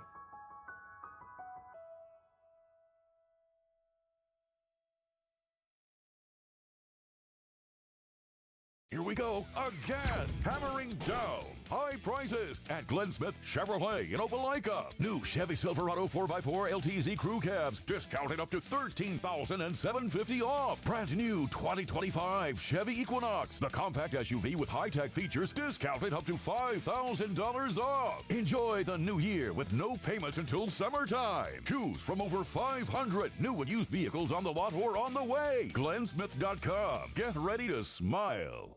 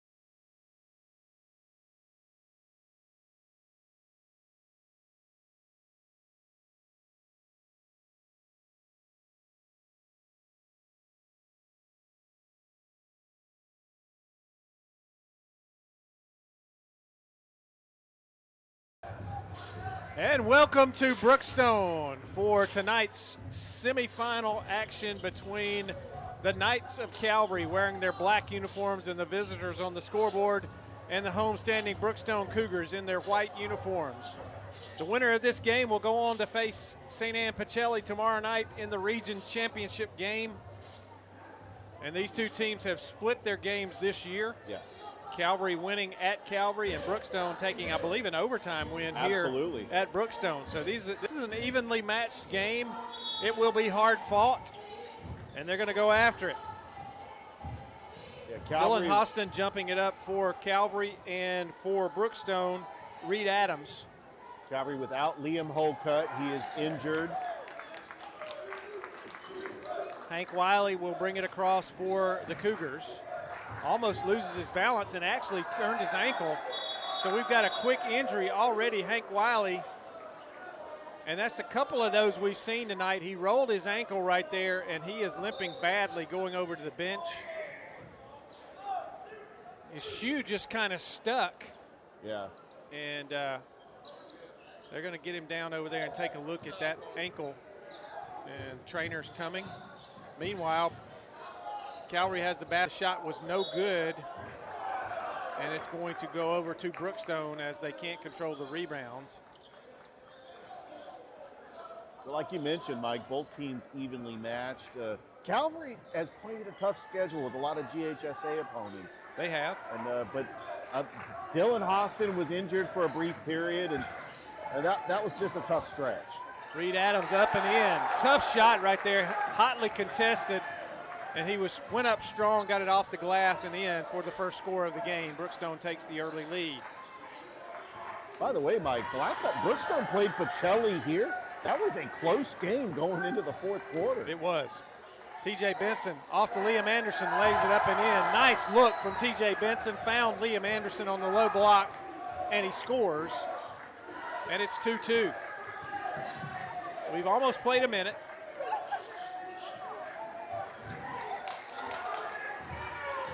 Three-pointer on the way, no good. Rebound, though, gotten controlled by Brookstone. Goes back to Adams. Adams now to Grayson Miley. And a three-pointer is good. That is Savon Kelly with a three-pointer for Brookstone. The former Columbus Blue Devil getting big-time minutes for Brookstone this year. Austin down the lane against the defense, rolls it in. Killed it off the back of the rim in the glass, and it rolled in. It's 5-4. I tell you, Dylan Hostin has just got all the tools to play at the next level.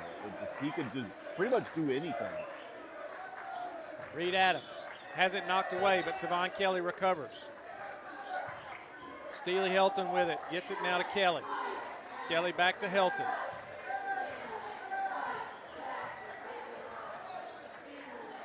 Kelly going to drive the lane against Hostin, and that's going to be a foul on Dylan Hostin.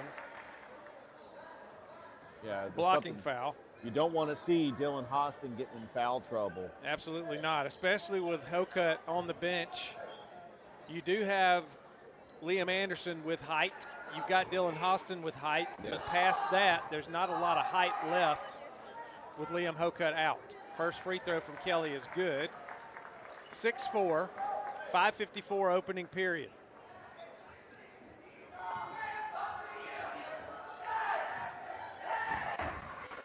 Second free throw is also good. 7-4 now. 3-point lead for the Cougars. Tyler Freeman. TJ Benson now with it.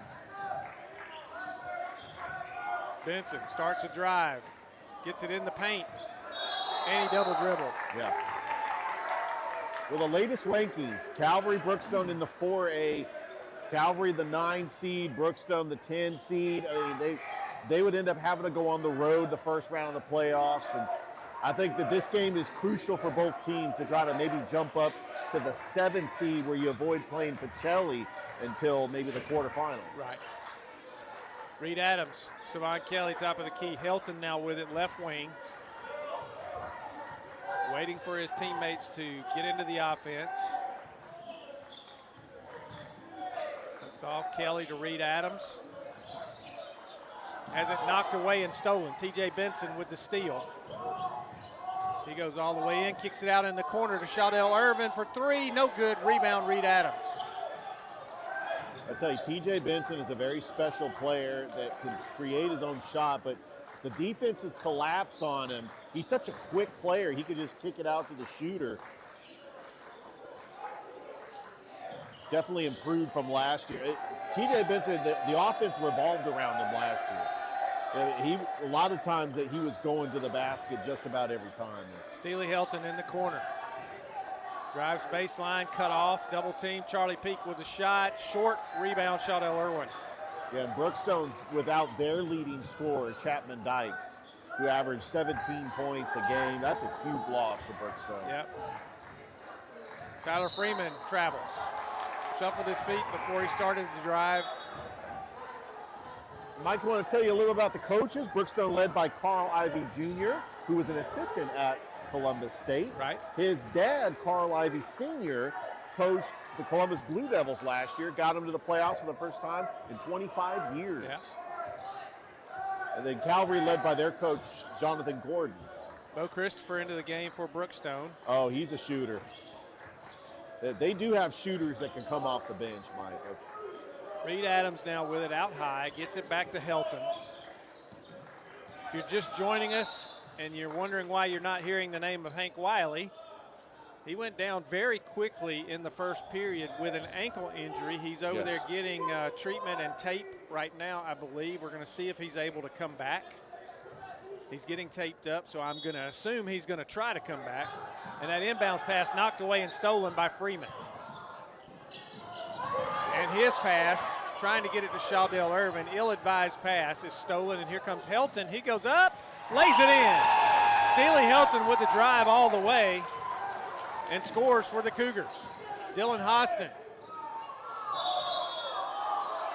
And they're going to call an offensive foul. That's a second.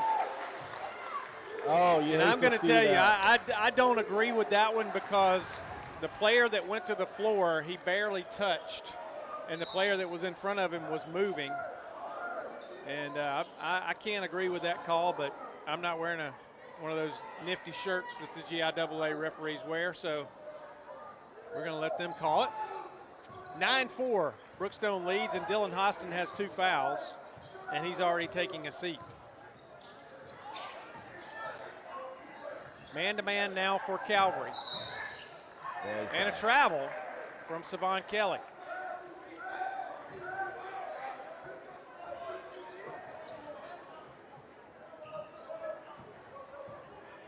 A little bit of token pressure from Brookstone as they bring it across. Cross court to Shadell Irvin. Down in the corner to Freeman. Back out to TJ Benson. Drive, spins, up. Shot no good. Rebound, Calvary, but it's taken away by Reed Adams. And that one's knocked out of bounds by Shadell Irvin over there. Let me tell you something. Josh Jackson is a physical athlete. He's a wide receiver on the football field. He received an offer to go play football at Reinhardt University, so congratulations to him, but also a great basketball player coming off the bench as well, just his physicality. Helton gets it down low to Kelly. Up off the glass, good. Tough shot. Good defense by Liam Anderson. And Savon Kelly with a strong move scores. It's 11-4. Ball knocked away, but it's recovered by Benson. Shadell Irvin now, top of the key. Over to Benson. Cross court to Freeman. Back to Benson on the left wing. Drives, up with the shot. Good. TJ Benson in traffic. Got a bump and scored. And it's 11-6. Yeah, he had to self-correct there and just make sure the shot went in. Helton brings it across for Brookstone.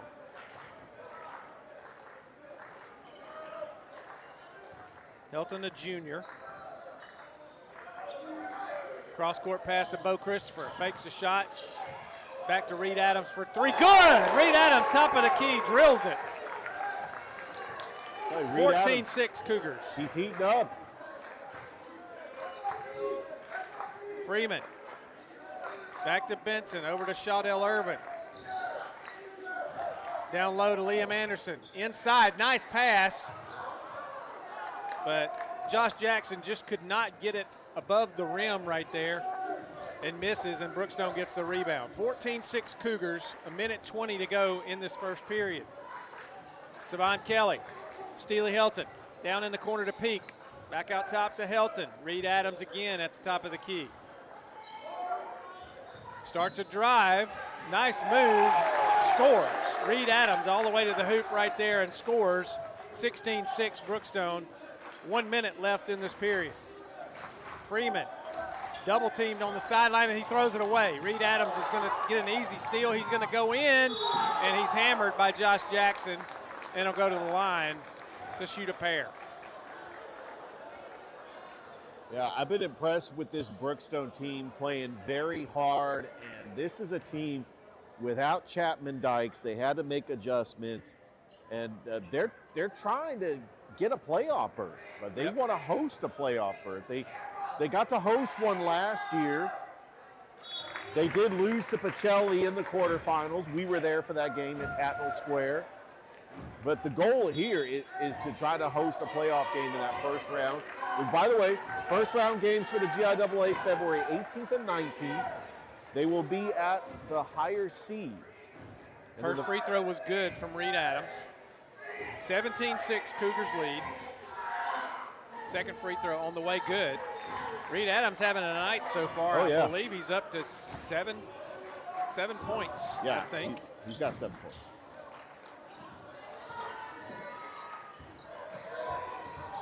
Into the game for Calvary is Sebastian Hurd. The eighth grader. TJ Benson with it. Shadell Irwin into the lane, has his shot blocked. Ball is loose, and Charlie Peak keeps fighting and finally gets it back and saves it for Brookstone. Bo Christopher to Savon Kelly, in, off the glass, good. And a timeout for Calvary. Let's see, this will be a 30-second timeout, so we'll keep it here. Brookstone up 20-6 now. Calvary has gone in a scoring drought.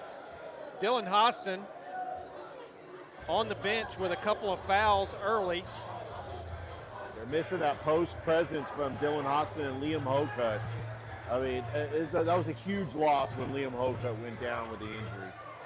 Yeah, he was injured early in the season and missed a few games, and then he came back and was playing very well, and then now is injured again right at the wrong time for Calvary here at region tournament time. 15 seconds left in this period.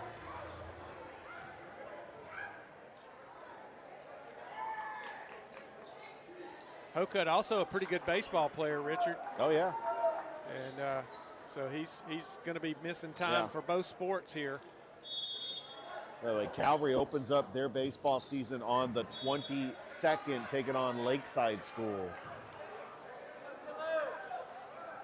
We will have that game. Coach Rasmus. Tony Rasmus, over at Lakeside School. We're going to be live streaming that game of his son, Pachelli, and Lakeside School. Get to see the father-son combo. Shadell Irvin. That ball will not go down for him. And that'll be the end of the first period. Brookstone, a good first period for the Cougars. They're up 20-6. We'll be back in just a moment for the second period of action on Georgia Alabama Sports Live. Georgia Alabama Sports Live is proud to partner with one of our presenting sponsors, Buffalo Rock. And without this partnership, it would be hard to be able to live stream all the different sporting events at high schools, colleges, and local professional teams every single week like we do. So we thank Buffalo Rock for their support of Georgia Alabama Sports Live. And next time you're watching a Georgia Alabama Sports Live broadcast, make sure you're drinking a nice, refreshing Pepsi. Delicious. Thank you to Buffalo Rock and Pepsi.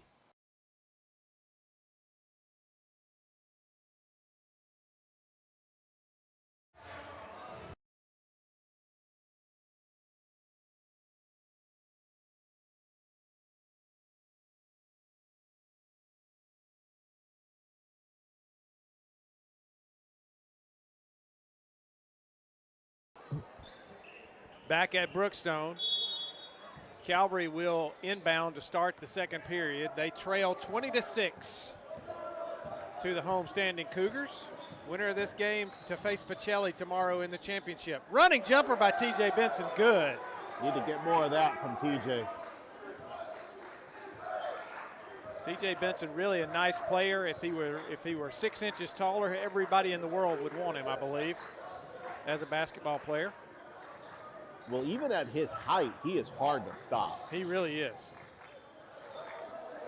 Dylan Terry with it now for Brookstone. Savon Kelly.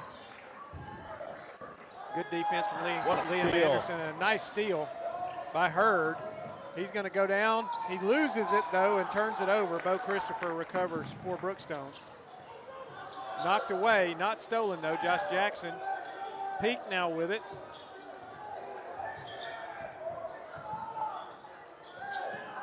Charlie Peak, just a freshman, and stands 6'3", and there is a turnover for the Cougars. Mike, you know what it reminds me of? The 2015 Eastern Conference Finals, the Hawks playing the Cavaliers.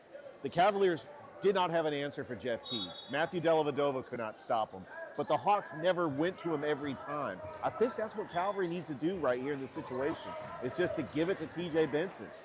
Put the ball in his hands. Kicks it to Liam Anderson. Wow, what a nice play. He can create plays that way too. Absolutely. He doesn't have to score. He will draw the defense because they know how good he is, and he just dropped it off to Liam Anderson for an easy layup right there. Reed Adams, jumper from outside, no good. Rebound, Charlie Peak. And Calvary's on a little bit of a run here in the second. The ball's going to belong to Brookstone as Liam Anderson was on the baseline. And so that's going to go over to Brookstone.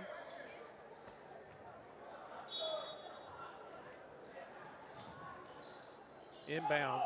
Savon Kelly scores. Double teamed right there on the low block, and still was strong enough to get it up and in. And it's 22-10.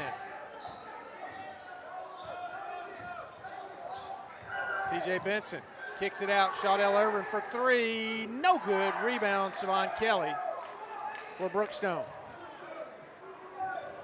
Nice open look right there for Shaudell Irvin. He just couldn't knock it down. Dylan Terry got away with a travel, I believe. Dylan Terry, he was the hero in that game here at Brookstone. We had it on Georgia Alabama Sports Live. Game goes into overtime. Dylan Terry steals the ball and gets the game-winning shot. Of course, he got the go-ahead touchdown against Pachelli in the battle for the Pachelli jug as well. He's had a pretty good year in sports. Dylan Hostin is back in with those two fouls here in the second quarter. 6 minutes left. Got to be careful here. And he's got to be careful not to pick up a third one.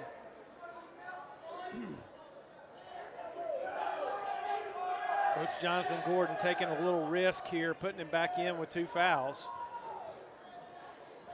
They now really the officials are having a conversation. I think they're talking about where they're going to go eat after the game.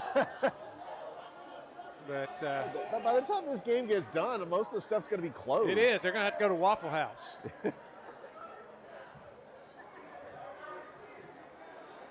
I'll tell you, Calvary does need Dylan Hostin here just for his defensive presence. I mean, it's a matchup nightmare for Brookstone.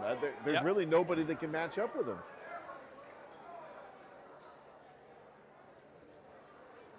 I don't know what all this discussion is about.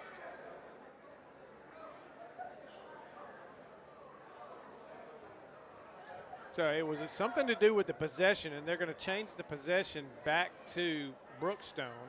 Yeah. I think on that play on the end line down there, they did not call a jump ball. I think Liam Anderson was on the baseline, and they went ahead and changed the possession, and they shouldn't have. I think. I'm prognosticating from up here, up high. Bo Christopher for three, air ball, no good. And it's Calvary basketball. 22-10, Brookstone leads. 5:43 to go in the first half. Benson back to Shaudell Irvin. Lazy pass recovered by Freeman. Good save by Freeman. TJ Benson. Too high. Away. Ill-advised pass right there.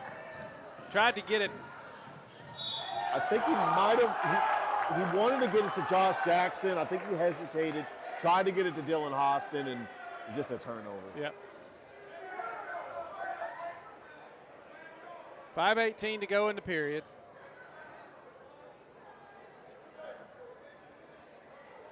Reed Adams at the line after the foul. No, are they going to call it a shooting foul? Yeah, they are going to call it a shooting foul. Well, that's the 5th, I think. Yeah, yes, that puts him over the line. So Reed Adams will be at the free throw line. 22-10. First free throw is good. Reed Adams continuing his good night so far.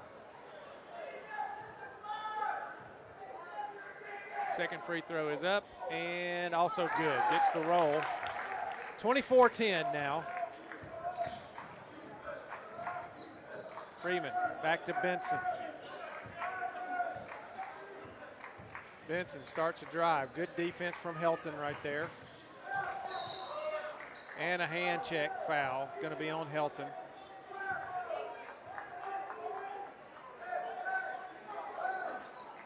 And it'll be Calvary basketball on the baseline. Like I remember in the 80s and 90s when the hand check wasn't a foul in the NBA. Correct. You have some physical teams. Benson drops it off to Jackson.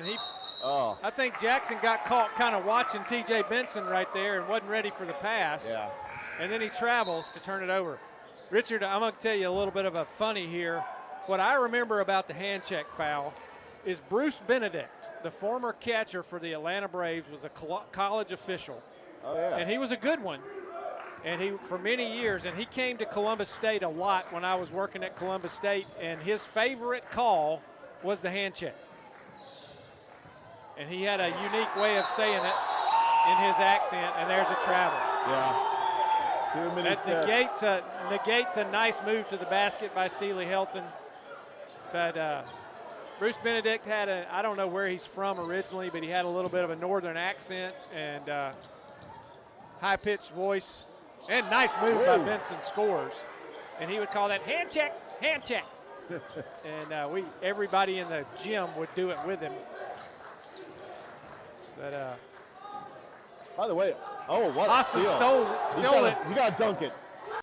Oh, and he missed it. Oh, I was hoping for the dunk. Benson almost picks that one off. Now Helton's going to go in.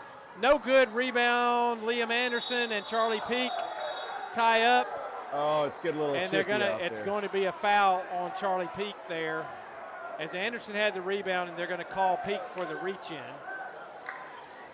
4:06 to play in the period.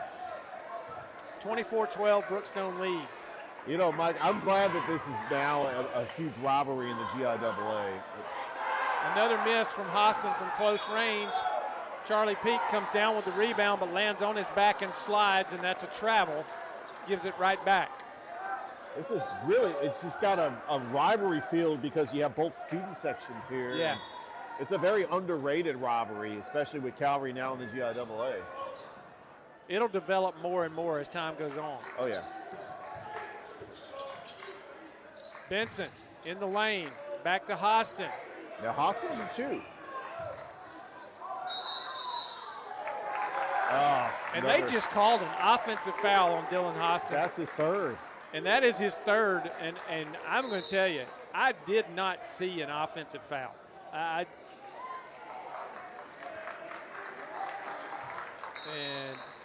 this is going to be a 30-second timeout by Jonathan Gordon, so we're going to keep it right here. But that, he's got 3 fouls, Richard, but 2 of those are really questionable calls. Questionable offensive fouls.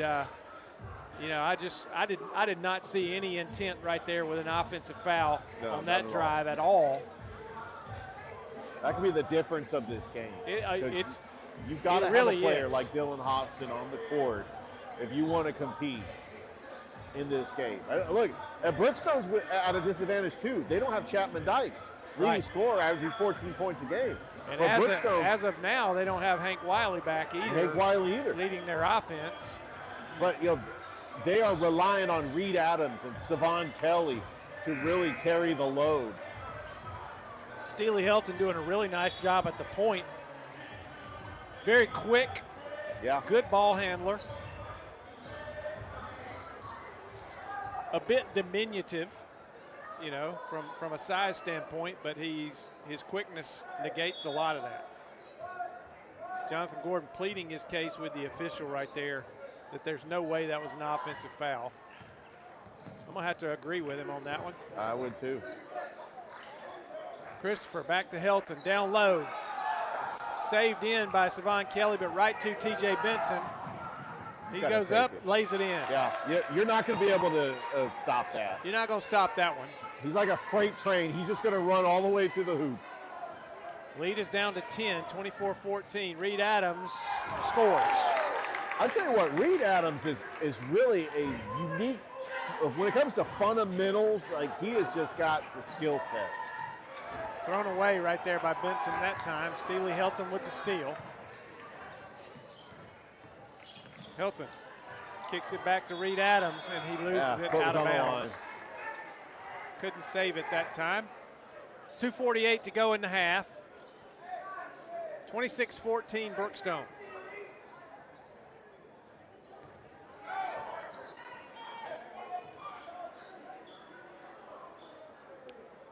By the way, we got Coach Greg Mathis of the Brookstone baseball team running the scoreboard. He was also the PA announcer. I cannot wait for Brookstone baseball.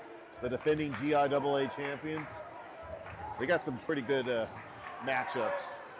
Pass thrown away. Gets right through the legs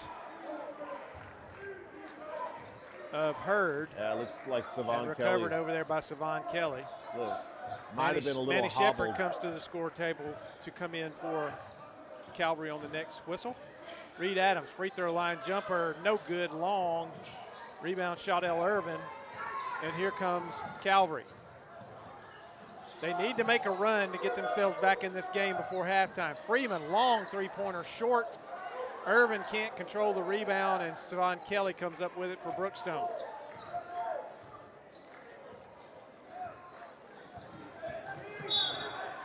Foul on TJ Benson there against Helton.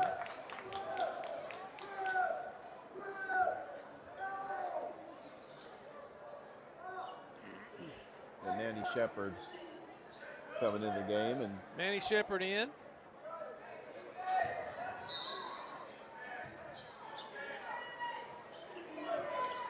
Charlie Peak. Savon Kelly dribbles it off his foot, loses it out of bounds.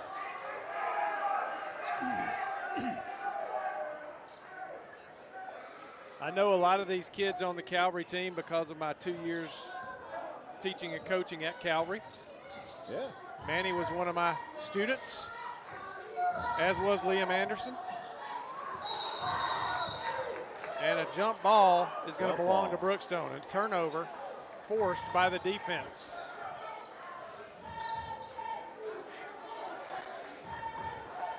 I'd say Calvary Christian, I mean, they've had their ups and downs in the GIAA. They've done very well in archery. They finished second behind Terrell Academy.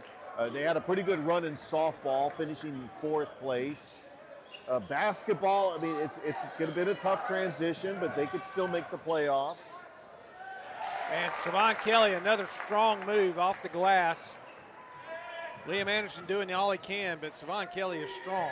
Shaudell Irvin for 3, no good, short. Rebound, Steely Helton. Charlie Peak now, long pass down court, spins, slams into Liam Anderson, who gets the rebound for Calvary. Freeman, Shaudell Irvin, Manny Shepard, Shaudell Irvin, whistle. Yes. Did we get a timeout? I think that foul's called on Steely. Nope. We got a brand new starting 5 in there. I want to say that he called that on number 3, but I think it was on number 2, Shaudell Irvin.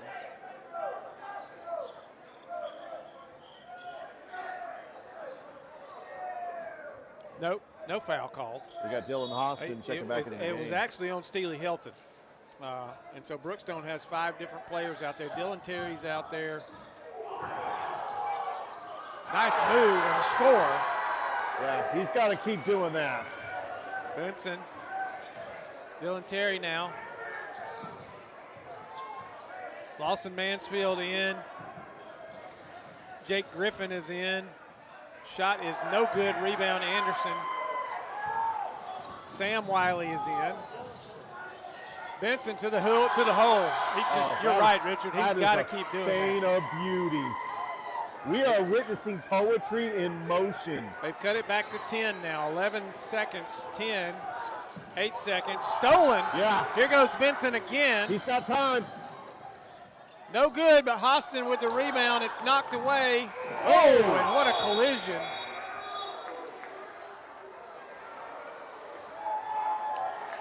Going for the basketball. Yeah, I know Josh Jackson's a wide receiver, but that was just it was incidental. They were going for the basketball. What an entertaining first half, Mike. It really was. And Brooks, Calvary made a nice little run to get themselves back in. Had a chance to get it to single digits. Just couldn't get that last shot to fall. But a really entertaining first half. And if they can stay out of foul trouble in the second half, Calvary got a chance to get themselves back in this in the third period. We're going to go away for a little while for halftime. We'll be back in just a little bit. Don't go anywhere. Brookstone leads by 10 on Georgia Alabama Sports Live.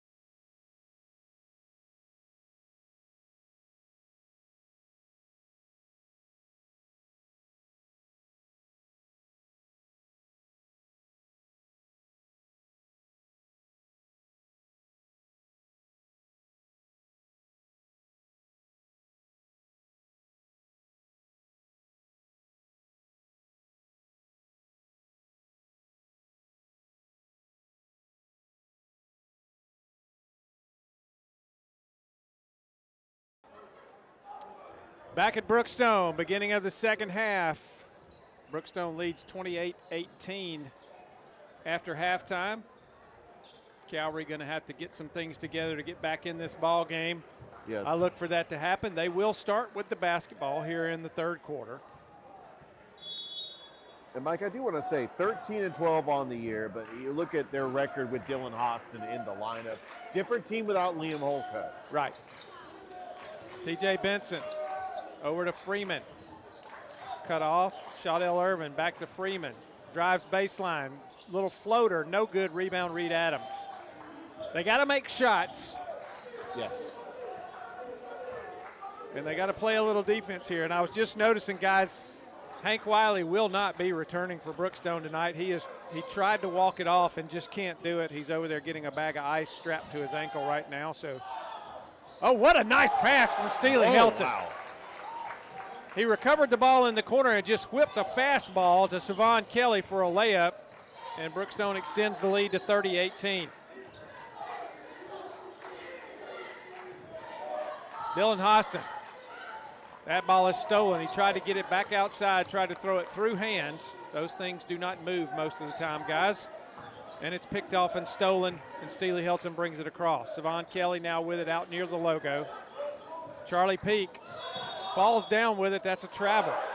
TJ Benson tried to tie him up, and there was a little bit of contact there, but Peak went to the floor, and he traveled. Benson now with it. Top of the key, three-pointer, no good. Rebound, Hostin tips it away, but Helton recovers it. Nice pass.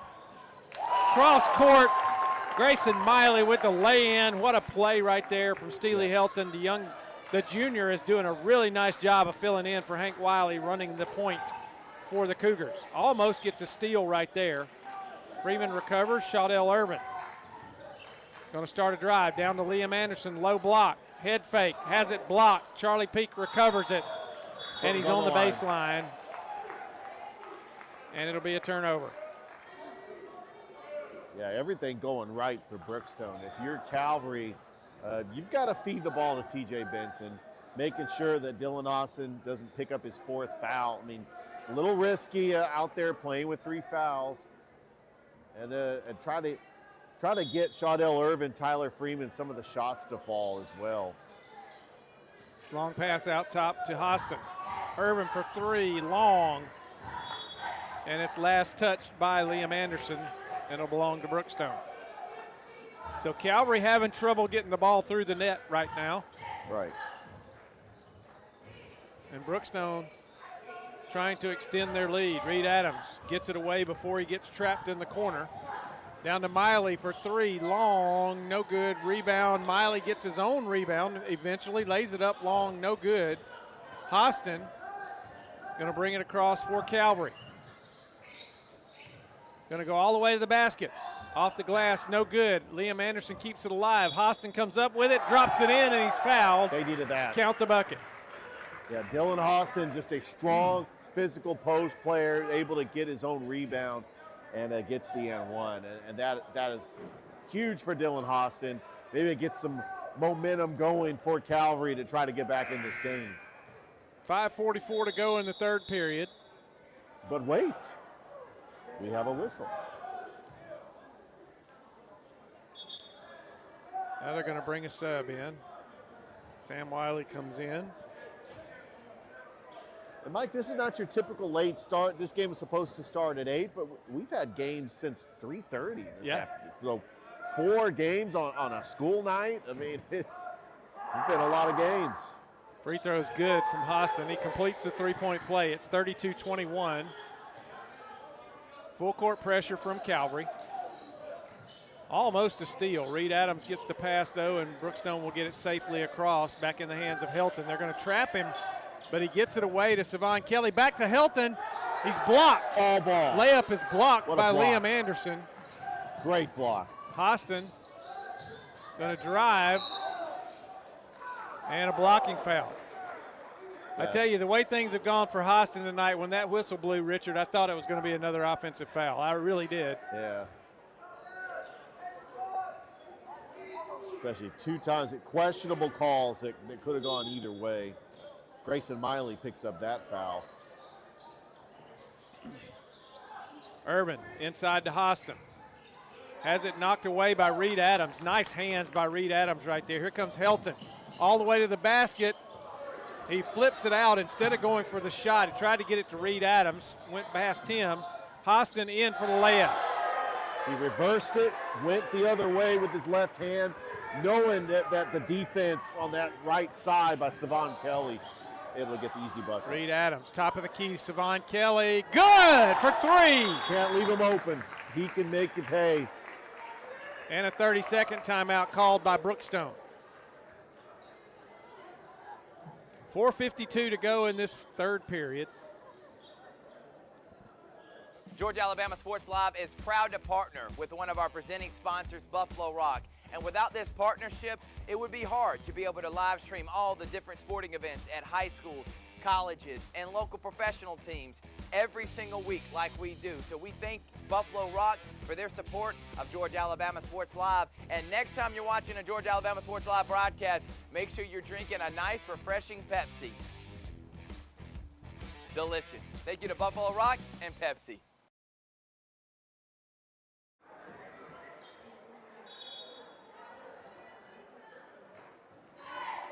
And we're back. Brookstone and Richard.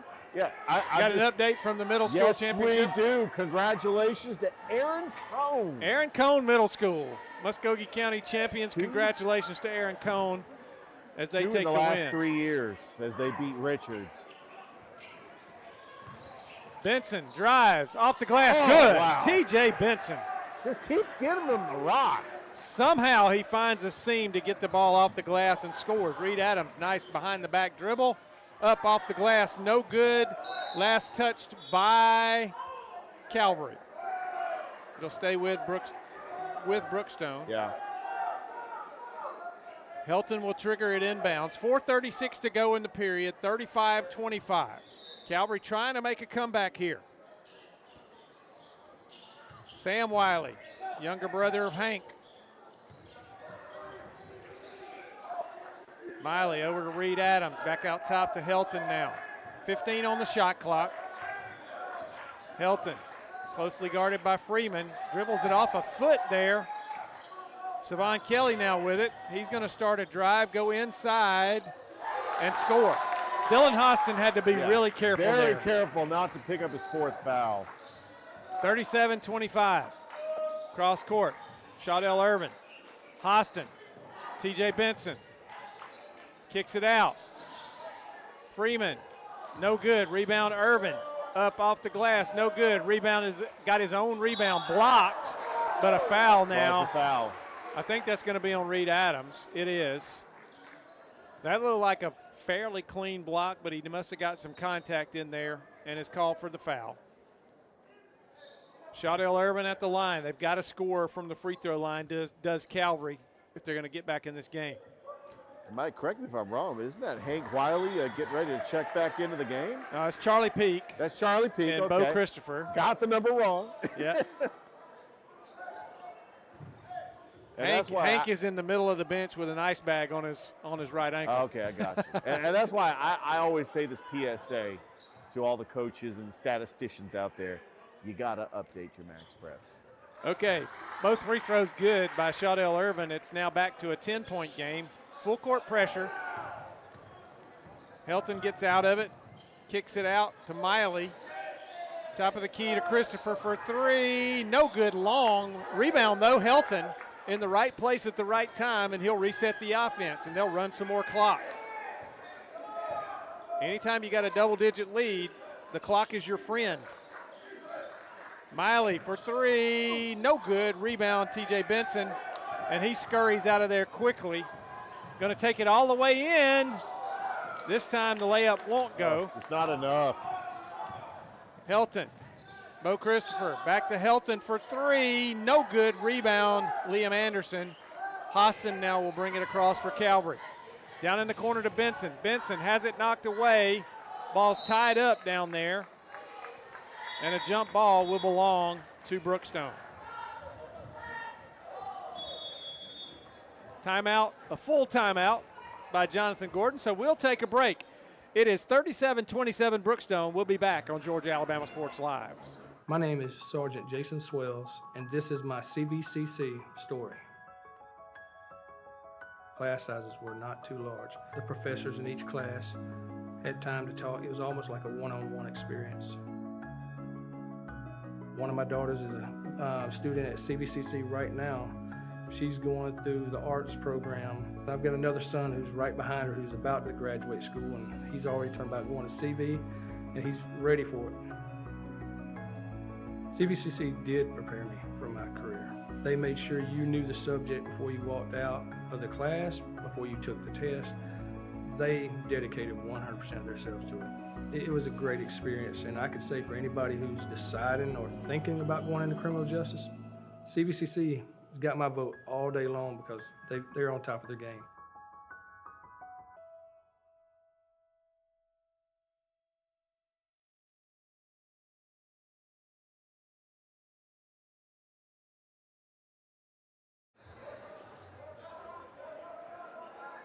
They're back at Brookstone.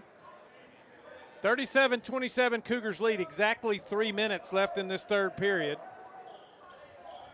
Full court pressure coming from Calvary. Brookstone has their press break set up.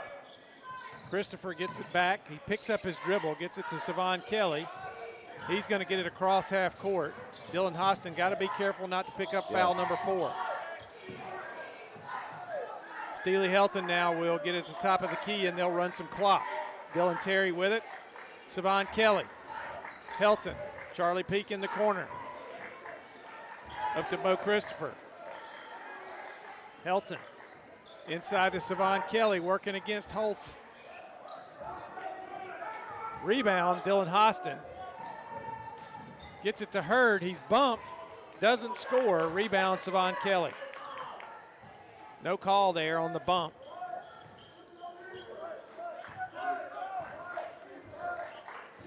.209 to play in the third period.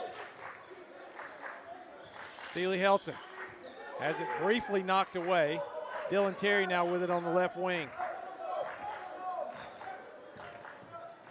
Terry starts a drive, going to go all the way in. It's good. He's fouled. I don't know about that. Count the bucket, and I believe that's going to be on Hostin, and I believe that's going to be number 4. I did not see contact. They did not on call that foul. on Hostin. They did not call that on Hostin. It's on Josh Jackson. That is fortunate. fortunate. That is a break for Calvary right there. They got a big break. But what a play by Dylan Terry. He was the hero in the game that was here at Brookstone, the game where Brookstone had a big lead. Calvary was able to come back. They forced overtime, but it was just, in the end, Dylan Terry was the hero in the game with the game-winning shot. Free throw no good from Terry there, so it's still a 12-point game. Shaudell Irvin throws a bad pass to Liam Anderson, but gets it back, then throws another bad pass, gets it back again. Anderson for 3, no good. Rebound, Brookstone. Charlie Peak.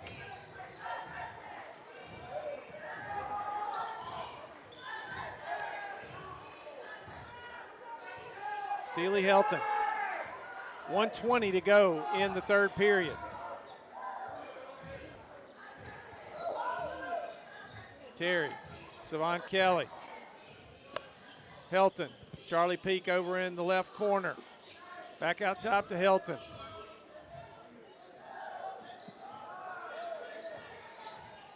Helton starts a drive. Nice stop. Wow, what a play by Steely Helton.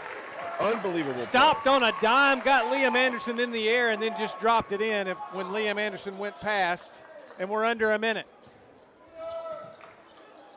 41-27. Freeman, 14-footer, no good. Rebound, Brookstone. And it's going to stay here on the rebound. They're going to call Charlie Peak for a foul, as he sort of wrapped around Hostin there, boxing out, and gets the foul called. Winner of this game will play Pachelli tomorrow in the championship for the district. Loser will play Westfield School in the consolation game. Irvin. Freeman. Hostin for three. Good! Oh, what a shot. Dylan Hostin from the right wing. 41-30. Pass almost stolen right there by T.J. Benson, but Helton controls it. 17 seconds. Gets it to Dylan Terry. And that's a bailout call right there, Richard. It really is. Dylan Terry was going to the bucket, and T.J. Benson even had turned his back to him and was not trying to reach, and they just bailed him out with a foul call because Dylan Terry was out of control going down the lane over there. It was probably going to be a turnover. Instead, they got a bailout. Yeah, Brookstone caught a break.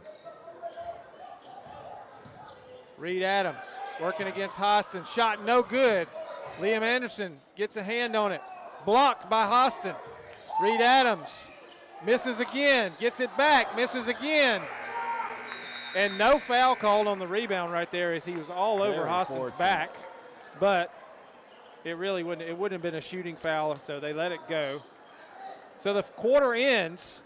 Brookstone leading 41-30. We'll be back for the final 8 minutes of play on Georgia Alabama Sports Live. Here we go again. Hammering down. High prices at Glenn Smith GMC in Opelika. New GMC Sierra 4x4 crew cabs discounted up to $14,000 off. GMC Terrain with a roomy cabin and pro safety discounted up to $7,500 off. Enjoy the new year with no payments until summertime. Choose from over 500 new and used vehicles on the lot or on the way. GlennSmith.com. Get ready to smile.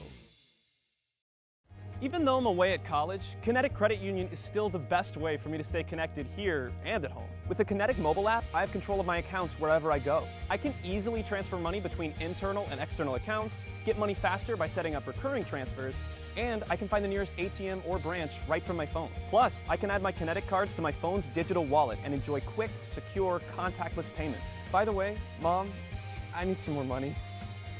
Kinetic Credit Union, the energy for your dreams. Back at Brookstone. Final quarter of action about to get underway here. Calvary will have the basketball. They trail by 11, 41-30. Freeman triggers it inbounds. Shaudell Irvin now on the right side. Starts a drive, free throw line, dumps it off to Freeman. Freeman drives to the bucket. In traffic, he's going to be fouled. I think that's going to be on Charlie Peak. Yes. 7:45.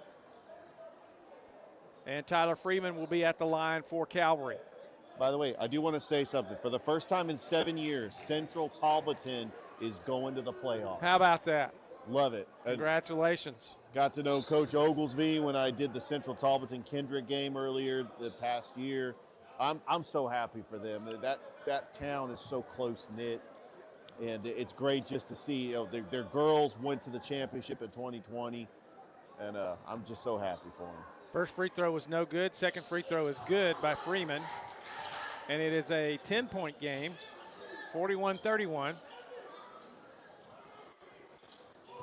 Helton brings it across quickly for Brookstone. He's going to drive, cut off.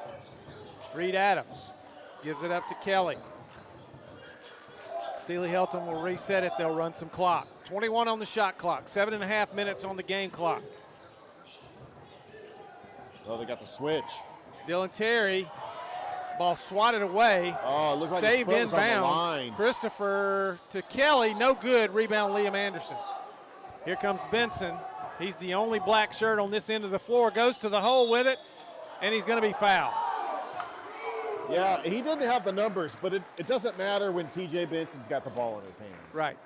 I mean, you could have four guys hovered over him, and he could still make a play. 7:10 left in the ball game. For the first time in a while, Calvary can cut it below 10. First free throw is no good.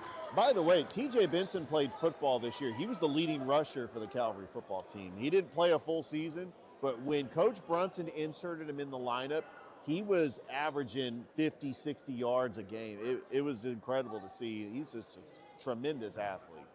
Absolutely. Second free throw is up. It is good. So it is a 9-point game now, 41-32. Single digits. Calvary has cut it down to single digits for the first time since sometime in the first half. Reed Adams. Left wing. Ball knocked away and stolen by Liam Anderson. He gets it to Hostin. Hostin goes to the basket, lays it up and in, and it's 41-34. Brookstone gets it in quickly. They're going to bring it down. Reed Adams going to the basket. Shot is no good. Rebound Calvary. And they're on a run here, folks. And a really ill-advised pass from Tyler Freeman. Tried to thread a needle all the way cross court to Benson and has it stolen. And now another turnover for Brookstone. That's exactly what Calvary needed to try to get back into this game. 6:24 left. All the momentum has shifted to Calvary. Inbounds to Benson. Dylan Terry's going to stick with him as he brings it across. Brookstone in a man-to-man now. Benson. And they are going to call a foul on Dylan Hostin. They're going to call a moving screen. Oh my. And I'm going to tell you, folks, that same official has made every offensive foul call against Dylan Hostin, and I really don't think he understands what an offensive foul is. Well, he was not moving on that screen. Not at all. He's going to play with 4 fouls, and that rightfully so. 6 minutes to go in the game.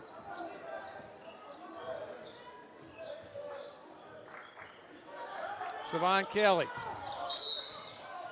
And a travel. And Jonathan Gordon's probably holding his breath every time a whistle blows every now. time there's a Dylan Hostin is guarding a Brookstone player, you're holding your breath. Freeman. Three-pointer. No good. Rebound, Liam Anderson. Has it taken away by Reed Adams. What a steal by Reed Adams. Savon Kelly. Savon Kelly gets the layup to stay in. Thought it was going to roll out there for a second. Oh, wow. Wow.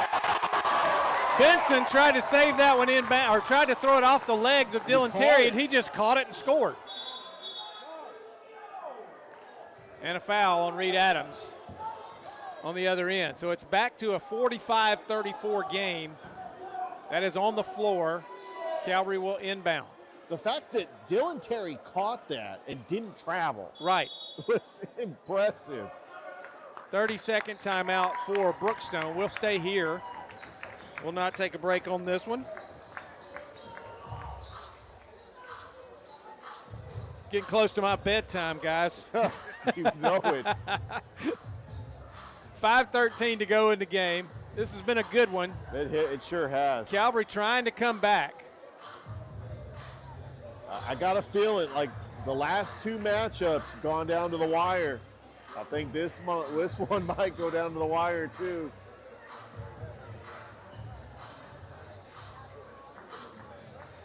Oh, this is a fun rivalry. Students are having a good time on both sides of the floor.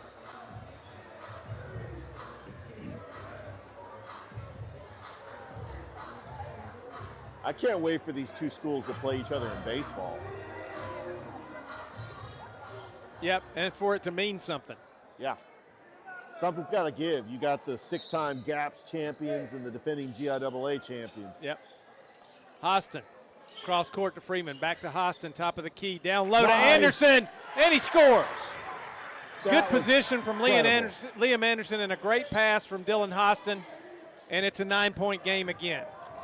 Helton, Dylan Terry on the right wing, back to Helton. Under 5 minutes in the game. Got to get some stops.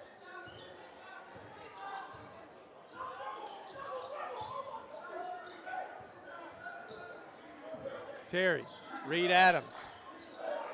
Dumps it inside to Savon Kelly. He gets loose. Tries to dunk it. Oh, they're going to call a foul. Missed the dunk, but they're going to, another one of those late whistles, and they're going to call a foul. I tell you, Savon Kelly has been a difference maker for Brookstone. I mean, he played on that Columbus team last year that had Oakley, Constre, Wooten, And you also had Robert Hartford. They make the playoffs. I mean, he was one of their top scorers. He comes over to Brookstone, and you could just see the impact already. He's just an outstanding player that really has just put up great numbers for Brookstone. First free throw, no good. Second free throw, good. 10-point game now, 46-36. Hostin drives in, loses it. Liam Anderson grabs it, and it's tied up by Steely Helton. The ball's going to belong to Brookstone. Calvary cannot turn the basketball over, and they can't seem to shake that on some of these last possessions. Helton's going to go in for a layup, uncontested. He scores. 48-36. And you can't leave players open like that either. Absolutely. Hostin scores, and he's fouled. Count the bucket. Reed Adams, a little too much contact. And so a chance to cut it to 7 here. No, I'm sorry. Chance to cut it to 9 here with a free throw. 4:12 to play in the game, 48-38, Brookstone leads. Hostin with the and one, and it is good. 48-39.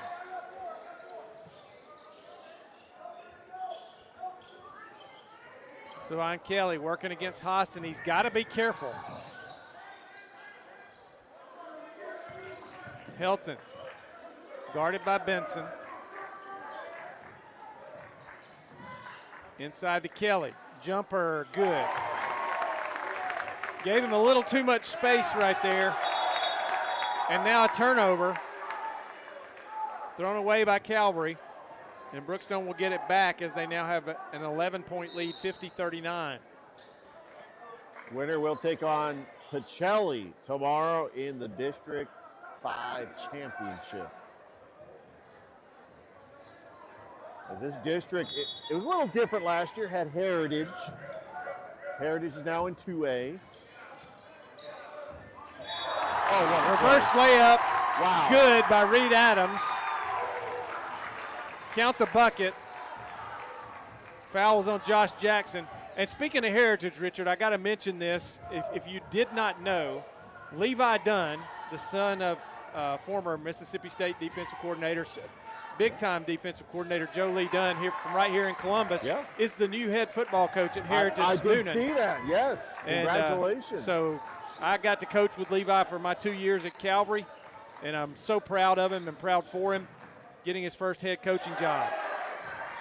And Shadell Irvin scores for Calvary, 53-41. Dylan Terry lays it up, no good. Rebound Liam Anderson. Gets it over to Freeman. Freeman, top of the key, gives it back to Benson now. Benson going to drive in, go up, and he's going to be fouled. Yeah, 3:09 left to go. I think this is where it's TJ Benson time. Yeah. You need to give him the ball, make him draw fouls, and you're also on the other end going to have to get some defensive stops. Correct. But by the way, both teams would be in the playoffs. Based on the GIAA rankings, they'll be in the playoffs. They'll just be on the road. They got Calvary projected to play Tallulah Falls. First free throw by Benson is no good, and this is something that they can't do. If they're going to get to the free throw line, they've got to sink the free throws. Second free throw is good. 53-42. Good pressure from Calvary. Stolen from behind, but it's going to be recovered by Bo Christopher. He's going to get it to Reed Adams, and he's going to lay it in. Heck of a game tonight from Reed Adams. Oh, he's had a phenomenal game. Shadell Irvin. Freeman now. Three-pointer, good! Tyler Freeman from the left wing. 55-45, it's a 10-point game. 2:39 to go. Ooh, and Josh Jackson with another foul. He's just going for the ball. Trying to pick that one off and just a little collision there. Got Darnell Hamilton. Darnell Hamilton in. Need some size in there in the post. Some bulk. Oh, yeah, he's wreaking havoc on that D line for Coach Brunson. Kid's been good since middle school. Oh, yeah. Strong as I don't know what. Great defensive end. And a travel from Savon Kelly.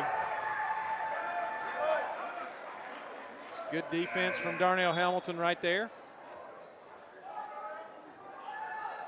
2:32 to go in the game. It's a 10-point contest. Calvary has time, but they've got to take advantage of the time they have. Austin goes to the basket. Jumper, no good. Rebound long. Rebound Savon Kelly.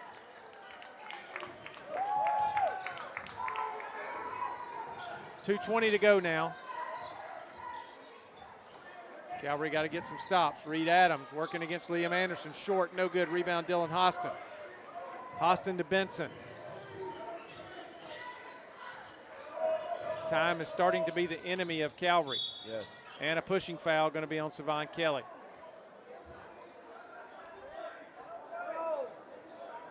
That'll put Brookstone over the limit. And this will be a shooting foul for TJ Benson. So some of the matchups, we know tomorrow that we will have a consolation game between Brookstone and Calvary girls. And then the girls' championship is Westfield School and Pachelli. Pachelli awaits the winner of this game. Westfield School awaits the winner of the consolation game. Or the, free throw is no good. Awaits the loser of this game because they're in the consolation game.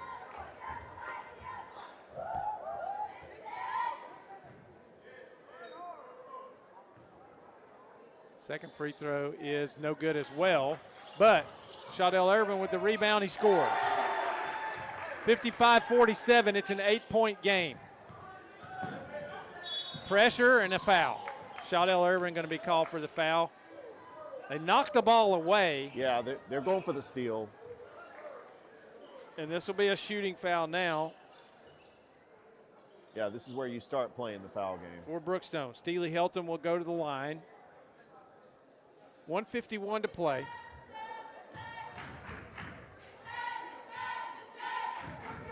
First free throw is good. Helton is not really known as a scorer, but I tell you what, he has done a whale of a job in replace of the injured Hank Wiley tonight at the point guard position. Second free throw is also good. Back to a 10-point game, 57-47. Hostin brings it across, 1:48 to play. Gets it to Benson. Benson through traffic, up, and can't score. Hostin gets it, keeps it alive, but has it knocked away and stolen by Steely Helton, and a double dribble. Double dribble. He turns it back over. Yeah, that's a tough turnover. Every time I hear that double dribble, I have a nightmare because I go back to the Final Four when Auburn was in the Final Four and double dribble was not called. Oh, man. And I really believe Auburn wins the national championship if that call was made. Oh, yeah, because Texas Tech was the opponent for Virginia. Yeah. Ball knocked away out of bounds. It'll still belong to Brookstone. Coached by Mr. Tony Bennett. I left my offense in Charlottesville.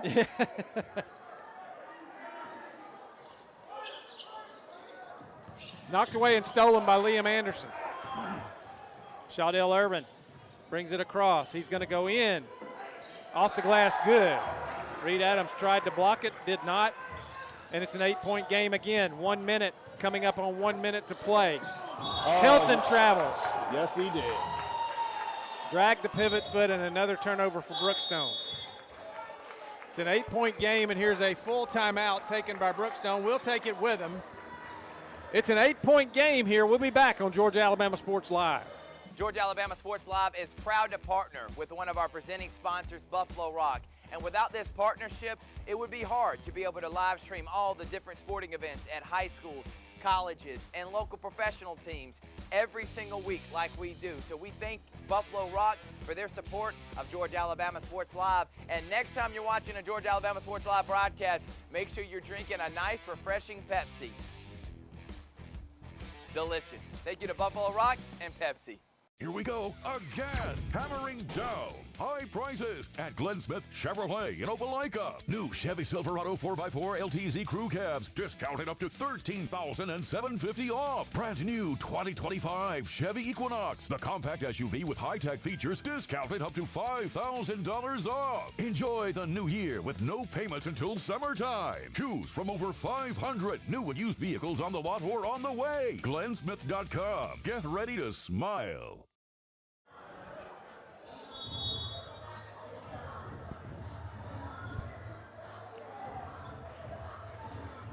One minute to go in the contest here.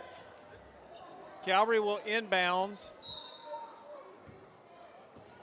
And Benson will bring it across. They trail by 8. Benson drives the lane. And a blocking foul going to be called on Charlie Peak. Yeah, and Benson will go back to the line. You can hear some of the fans asking for the travel. It was pretty close. I think it's a very close call, but they did get the call. Sometimes, does the foul occur before the travel? Correct. Sometimes the ref will call the foul. First free throw is good. Calvary is in a must-make at the free throw line. They're going to get fouled if they keep going to the bucket. Well, from this they point don't on, need to foul on the other end. No, but they need to play the foul game here with less than a minute to go, and hope that Brookstone doesn't make their foul shots. Second free throw, no good. Savon Kelly has it knocked away. And Shaudell Irvin comes up with it, but he is blocked by Reed Adams. And now Savon Kelly, and here is the foul called. Well, don't get me wrong, that was a great steal by Shaudell Irvin, but he was going up for the shot. Reed Adams was just right place, right time. Well, and he was in traffic. He probably should have just kicked that out and let a play develop. You gotta kick it out there. I know that your instinct is to go up for the shot, and you probably didn't realize that Reed Adams was hovering over you. Yeah. And Reed Adams just rejected that out of thin air. Savon Kelly, it's a 7-point game. First free throw good. Back to an 8-point game, 58-50.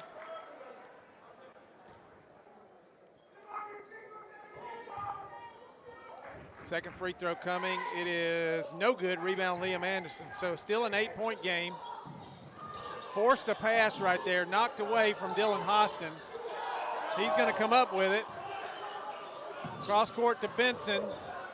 Benson in the lane. Little runner is no good, and a whistle. Another late whistle, and he's fouled. That was late. Sometimes these refs, they want to see the play develop before they call the fouls. And so T.J. Benson will be back at the line. He's had a habit of making one or two. He needs to make both. Got to make them both. 25.5 seconds left in the game. Stranger things have happened. First one is good. Speaking of stranger things that happened, you know, Spencer was down by 14 against Sumter County with 4 minutes to go, and they almost won the game. So I've seen some crazier things.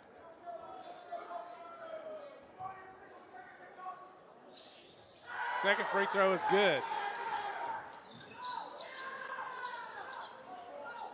58-52, whistle and a foul. Yeah, they called the foul before the pass. Speaking of which, I can't wait for those matchups at Muskogee County tomorrow. We've got Sumter County Carver for the girls, Sumter County Spencer for the boys, Hardaway Spencer girls, and Shaw Carver boys. Some good ones. Absolutely.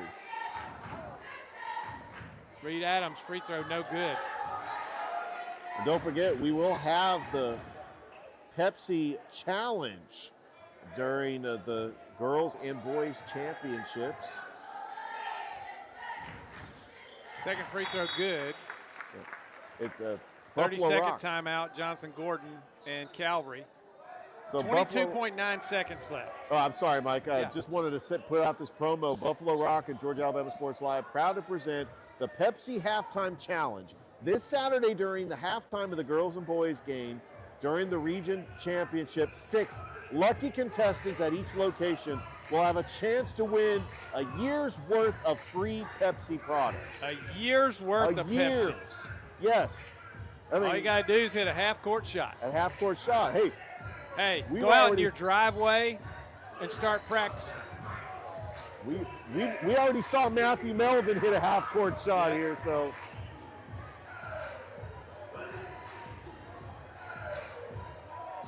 PE classes the next couple of days, or They're tomorrow, PE classes, everybody's going to be practicing that half-court They shot. are. Can't beat that deal, free Pepsi products for a year.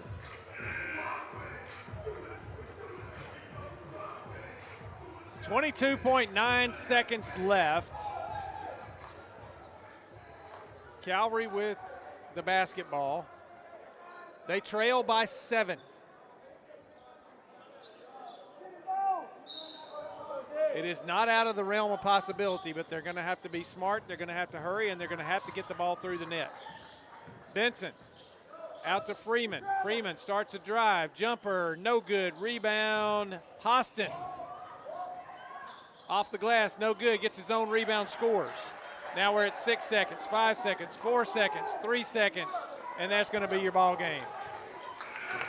Brookstone will take the win, 59-54, a 5-point win. Fine basketball game for both teams tonight. Yes. And Brookstone's going to come away, and they win the right to face undefeated Pachelli. That's going to be a good one tomorrow. tomorrow. In the championship. It will be on their home floor. They don't play for a Brucelli jug in basketball, but we could call it the battle for the Brucelli jug basketball edition. Well, Brookstone would like nothing more than to put the single blemish on Pachelli's record this year, but Pachelli's going to be strong. It's going to be a big challenge for Brookstone, but they have earned that right to play in that championship game. Yes. And it will be right here on Georgia Alabama Sports Live tomorrow. Can't wait. A lot of action the next couple of days here on Georgia Alabama Sports Live. If you like high school basketball, park yourself in front of a screen and just put it on Georgia Alabama Sports Live and take your pick. Absolutely. Well, for Richard Holdridge and our producer Chris, we're going to back out of here tonight. I'm going to go home and get into bed because I'm old and I'm sleepy. But thank you for joining us, and thank you to all of our sponsors for what they do for high school athletics here in the Chattahoochee Valley. We've enjoyed bringing this one to you. We'll see you next time on Georgia Alabama Sports Live. Good night.